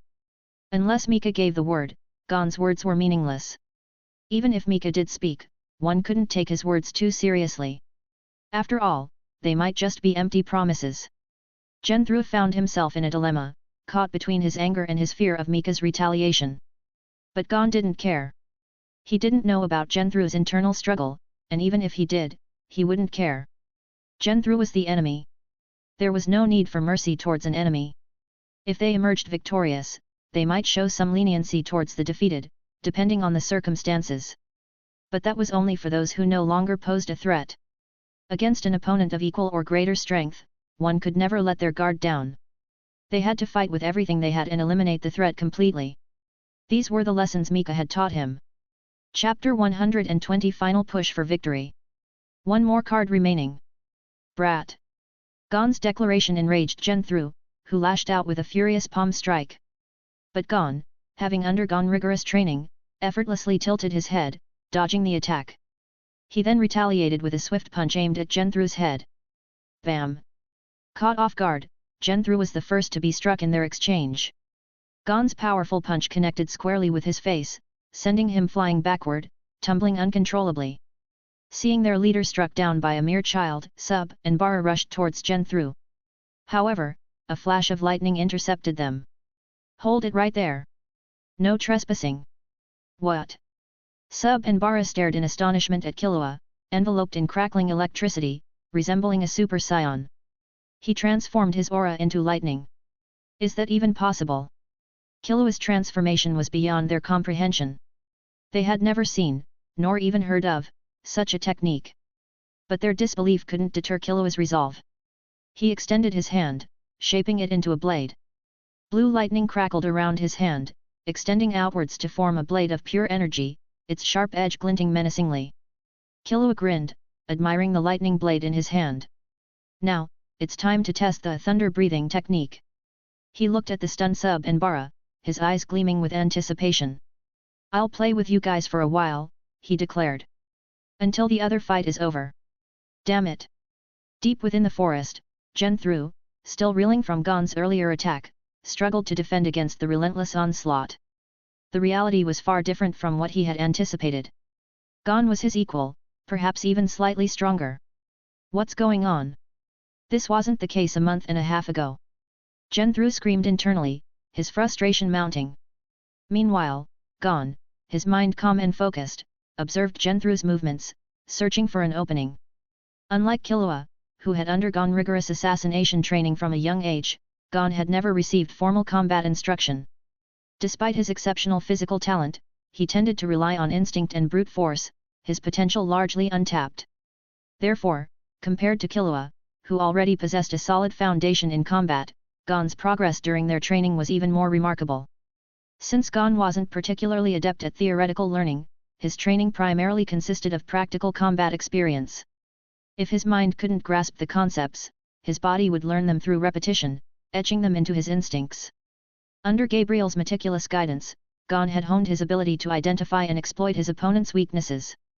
His refined martial arts skills allowed him to channel his full strength into combat, significantly amplifying his power. Left arm, right leg, chest.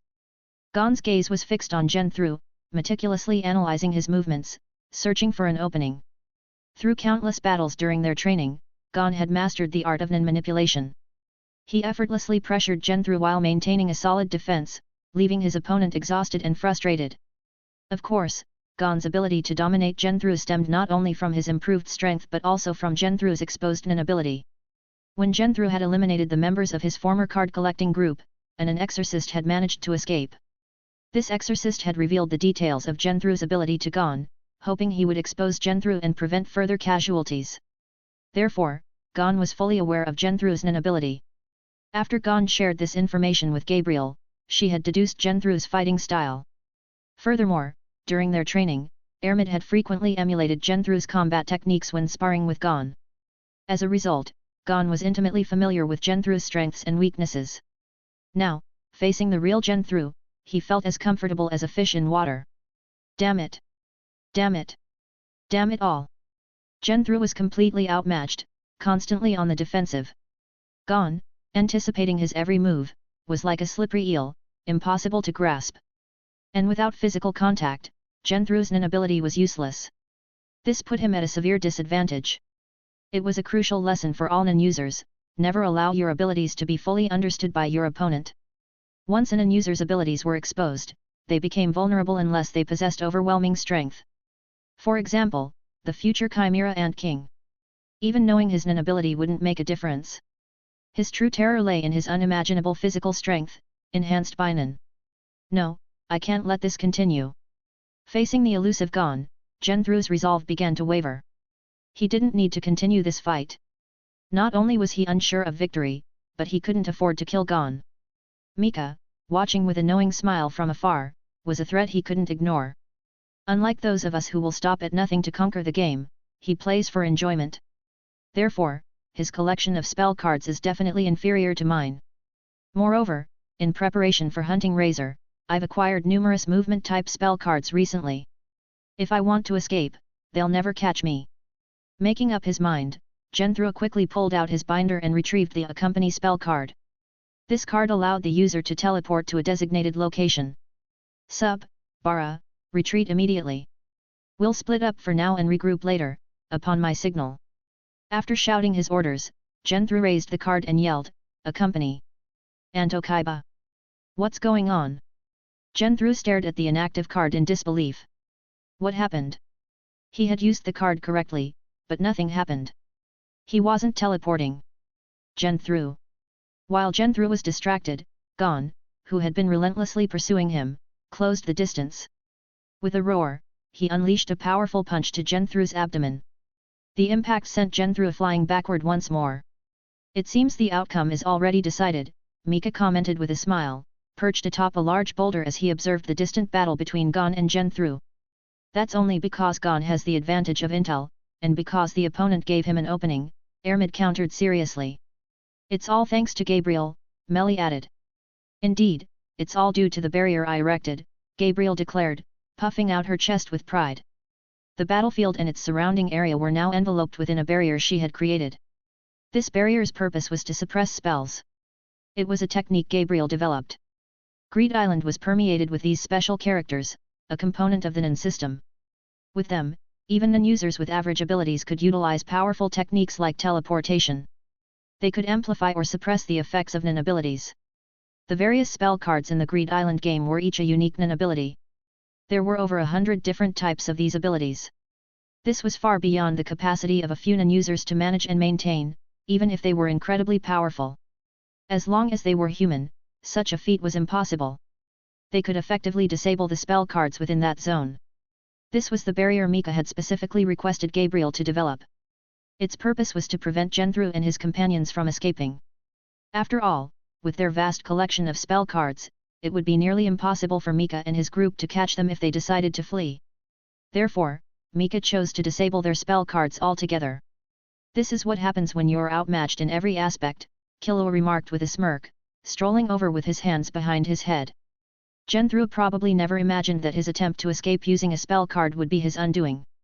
Yo, you're done already, Killua. Of course. They were just small fry. It was child's play, Killua replied nonchalantly, spreading his hands with a shrug. Mika chuckled, unsurprised by Killua's swift victory. After all, he had complete faith in Killua's abilities. As a prodigy trained from birth in the art of assassination, once Killua mastered Nen, ordinary Nen users were no match for him. Even Genthu would be easy prey. However, Gon was the one who wanted to fight Genthu. So, how did your ability test go? Melly inquired with a smile. As Killua's mentor during their training, she was deeply invested in his progress. It went well. The martial arts Yahweh-sama taught me are very effective. Killua clenched his fist, recalling the exhilarating feeling of his earlier battle. That power is captivating. I'm glad you like it. However, your abilities still need further development, Mika said. Although Melly and I have provided you with several training paths, ultimately, it's up to you to decide which direction to take. After all, it's your Nen ability. I understand. Killua nodded seriously, acknowledging Mika's advice. He knew that Mika and his companions would be leaving this world soon. From then on, they would have to rely on themselves to grow stronger. Good. Mika nodded in satisfaction and turned his gaze back towards Gon in the distance. Oh, it looks like Gon is about to finish things. Hearing Mika's words, the others turned their attention to Gon. Rock, paper, scissors. After sending Genthru flying with a powerful punch, Gon stood still, gathering his aura. Rock, paper, scissors was the name of Gon's Nen ability, a game of chance. Each option represented a different Nen category. Rock corresponded to Gon's strongest category, enhancement. Scissors represented transmutation, which bordered enhancement. Paper represented emission, which also bordered enhancement. Based on the principle of adjacent categories, besides enhancement, the easiest categories for Gon to master were emission and transmutation, with an 80% success rate for both. Rock was a simple yet powerful enhanced punch. Scissors transformed his aura into sharp blades. Paper unleashed a concentrated blast of Nen energy. Mika hadn't interfered with the development of Gon's Nen ability. In a sense, it was the perfect ability for him, requiring no modifications. However, after teaching Gon martial arts, Gabriel had devised specialized training to enhance his Nen abilities. Like now. After a brief pause, Gon started running again. As he ran, the aura around his fist intensified, causing his arm to glow brighter. Casting while moving. This was the technique Gabriel had taught him. However, he hadn't fully mastered it yet and required a brief moment to prepare, hence the initial pause. Gon quickly caught up to the airborne Genthru. Looking at the stunned Genthru, Gon showed no mercy and swung his glowing fist with a powerful shout. Rock! The next moment, his enhanced fist collided with Genthru's body, producing a resounding crash that echoed through the forest. Excellent, excellent! With this, our card collection is complete. Using Meli's illusion magic, they manipulated the unconscious Genthru, Sub, and Bara to retrieve their cards and transfer them to Mika's binder. Finally, Mika had collected all 99 cards, from 001 to 099. Only the final card, number 000, remained. According to the information we have, once we collect all 99 cards, we should receive information about card 000, Meli said, examining the binder. I wonder what kind of information it will be. As if on cue, a voice emanated from the binder. Attention, players! A player has just collected all 99 designated pocket cards. To commemorate this historic moment, a quiz tournament open to all players on Greed Island will be held in 10 minutes. There will be 100 questions, all related to the designated pocket cards. The player with the highest score will be awarded designated pocket card 000, Ruler's Blessing. Please keep your binders open and wait a moment. Look, the final card game has arrived, Mika said with a grin. Thanks for listening.